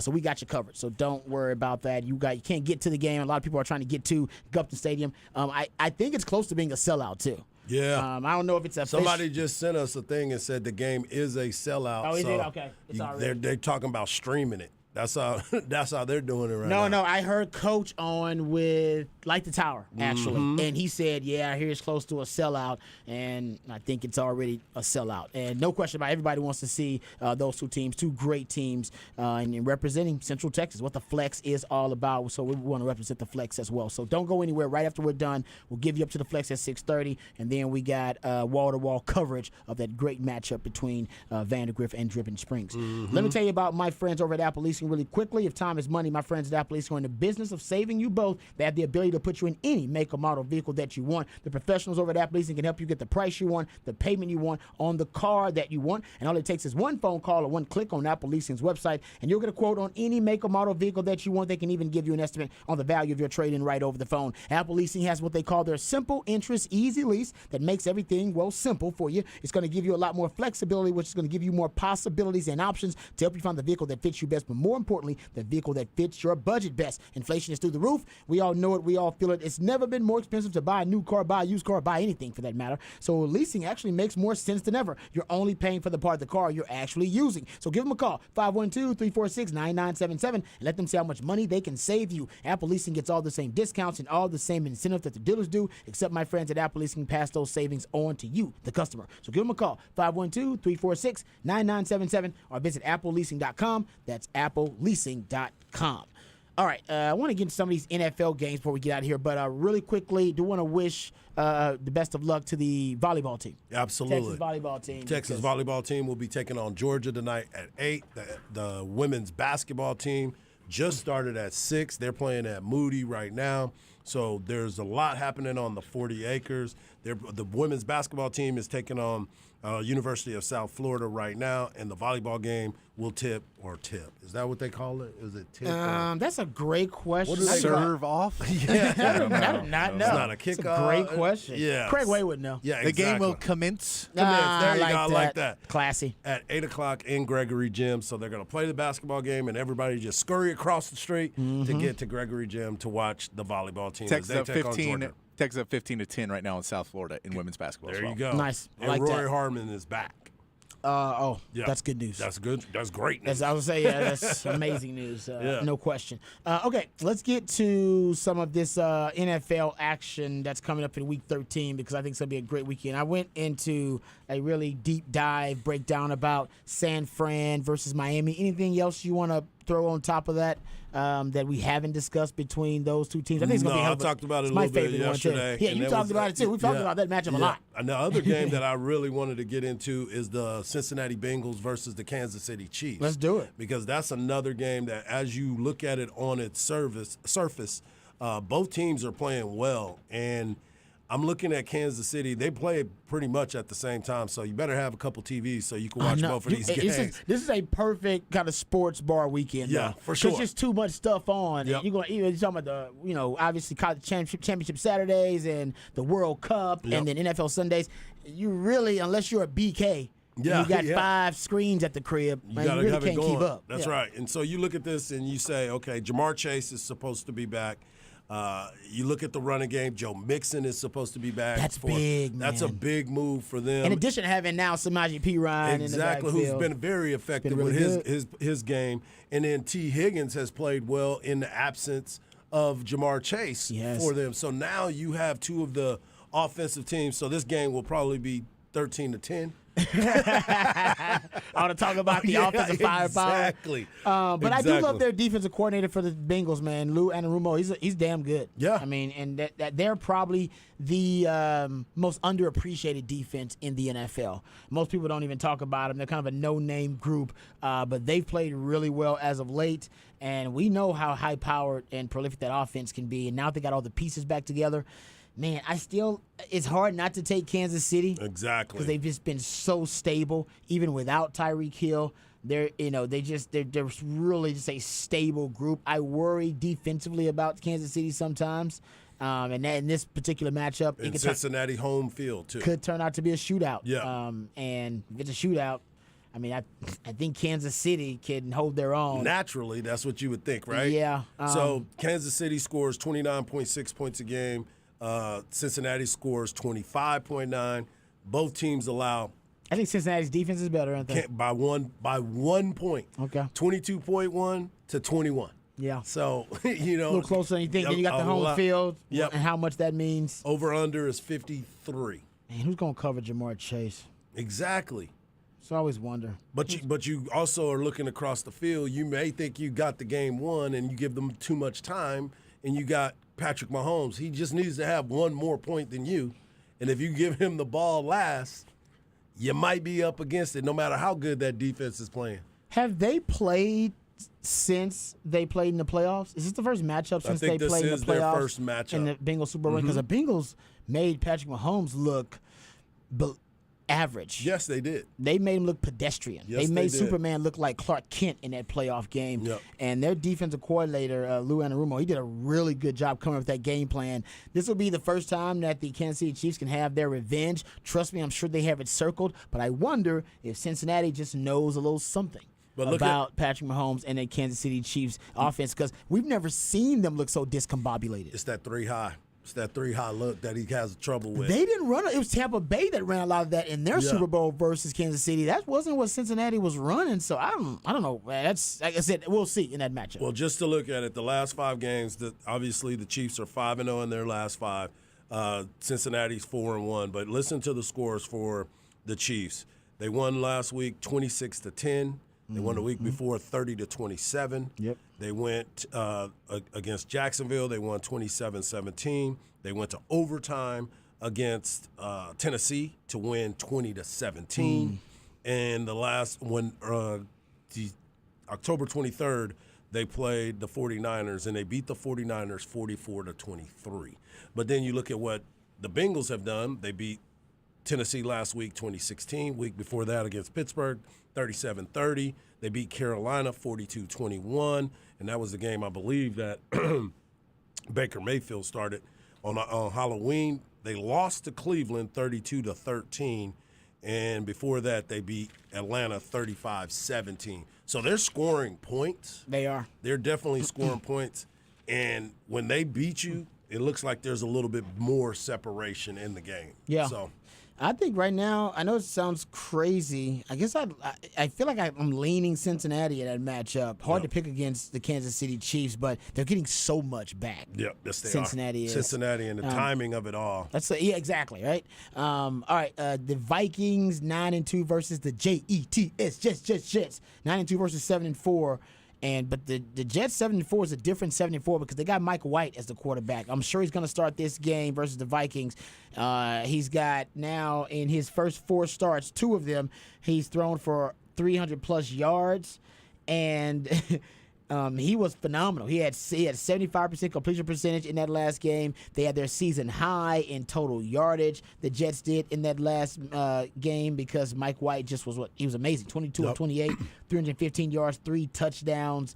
Mike White now one of 3 quarterbacks with 2 wins and 300-plus yards passing and at least 3 touchdowns in their first 4 starts. The other 2 quarterbacks are Kurt Warner and Patrick Mahomes. Mike White all day, baby. Picked him up on my fantasy. Dude, that might have been a smart move by you because I got to tell you, they look like a different team with Mike White there. They believe. That's what we do, baby. That's what we do. The matchup will be Justin Jefferson, who now has the record for the most receiving yards in their first 3 seasons for any receiver in NFL history, going up against Sauce Gardner, arguably, as a rookie, can make the case as the best cover corner in the NFL. He leads the NFL in passes defended. Come on, man. As a rookie. That's what we do, man. That's what we do. Prodigy. Also, by the way, it's called first serve. First serve for volleyball. First serve. serve. Yeah. Well done. I like that. Yep. I like when I learn something. Yep. First I like serve. to be educated. You know what I mean? That's what we like to do. There you go. Thank you, Harge. First You're serve. welcome. Did you get a text from somebody? I did. Did wifey text you or No, something? somebody from the athletic department said, hey, dog, it's called first serve. It's called first serve, you idiots. My bad. Thank you very much. That is how it finished, you idiots. Was it CDC? Yeah, basically. It probably was CDC. You boneheads. You bums. You bums. All right, let's talk about anything to add to Vikings-Jets matchup. I like that game. I think it's something that, with the change that has been being made in New York, is something to push that team, and they're breathing lives into themselves with the insertion of Mike White. Dude, the Jets have allowed the 4th fewest points per game and the 5th fewest yards per game last year. Yeah. I'm sorry, this season. This season, yeah. Last year, they were the worst defense in the league. Right. Statistically. Right. That is unbelievable, the turnaround there. All right, another big game. Giants 7-4 versus the Washington Commanders. Washington has won, 6 of the last 7? They're one of the hottest teams in the league right now. Heineke, he's got the juice, man. He got that juice. I do want Trying to get some new Jordans now. His closet's got to be getting full of Yep. J's at this point. Yep. I like Washington actually in this matchup. Strangely enough, even though Giants are 5-0 in games decided by 6 or less, Washington just 5-2 in such games. But man, they're riding a hell of a hot streak right now. Yeah. And the hot team. And they're actually, believe it or not, they're pretty fun to watch because of the way that you go about it. Mm-hmm. So No, I think the Giants are plateauing. Yeah. I think they hit their peak probably the first half of the season. That's why they're trying to get OBJ. Yeah. They need some help. They need some juice. They need some new juice. Yeah, they do. I feel like they've plateaued a little bit. All right, the other big game, we talked about the Eagles and the Titans a little bit. You picking the Titans in this one or the Eagles? I'm taking the Eagles. I'm taking the Titans. Okay, I'm going to take the taking Eagles. the Titans. I just feel like eventually they got to lose another one, right? Yeah. They got to lose another one. They have to. I'm with you. And they almost lost. Hell, the Colts game was close. Yeah, it was a lot closer than I expected. They're not dominating teams when they're winning. That makes you think that they could lose any week, and I think they could, but their running game has become extremely potent lately. They had 363 rushing yards versus the Packers. That was the most a Philadelphia team has had since 1948. Mm-hmm. So, and you talked about Jalen Hurts is their best rusher. He is their best rusher, so he changes the game because if you try to take away the passing game, don't forget he can run as well. The other day, I think he had like 157 yards on the ground. He was the first player since 1950 to have 150 rush yards and 150 pass yards and multiple TDs in the same game. And now they have Ndamukong Suh on that defensive front, and they also got Linval Joseph. They actually can stop the run too. Mm-hmm. So I'm gonna take Philly to keep it going. Yeah. It's improbable kind of right now what they're doing, but I see the substance. I mean, it's Jalen Hurts. He hasn't made believers out of most NFL fans yet. I think I was more of a believer than the majority of folks out there because I thought it was a decent draft pick. But man, this year he's in MVP discussion. Yeah, along with Mahomes and Josh Allen and he's right in the mix. And Tua. Yeah, Tua for sure. This weekend will be a separator in the MVP discussion. No question. I agree with that. You got Tua facing the best defense in the league. I agree with that. Right? You just had Josh Allen show out a little bit versus Bill Belichick. The Patrick Kansas City Mahomes, Chiefs. Yep, on the road versus Cincinnati. You can have a separator. And Jalen Hurts facing a Titans defense that's pretty damn good. Mike Vrabel can coach. Come on, baby. What you got on tap tonight? About to go watch some of these games right here. Also, I think I'm going to stream that Dripping Springs Vandergrift game. I think that's important to check it out. I'm listening to it right here on the horn, so that's what's right. on tap for me. What's on tap for you this weekend, Patrick? Pac-12 championship tonight. Right. Also, Illinois plays a big game against Maryland tonight. Maybe scout them out a little bit before the game on Tuesday. That's right. Championship weekend. Beautiful thing. I want to thank all you guys for listening. Remember, the revolution will not be televised. We'll talk about it right here on Ball Don't Lie. We love you guys. We mean that. Take care of yourselves. More importantly, take care of each other. Have a great weekend. Peace and USA, USA, USA. Viva!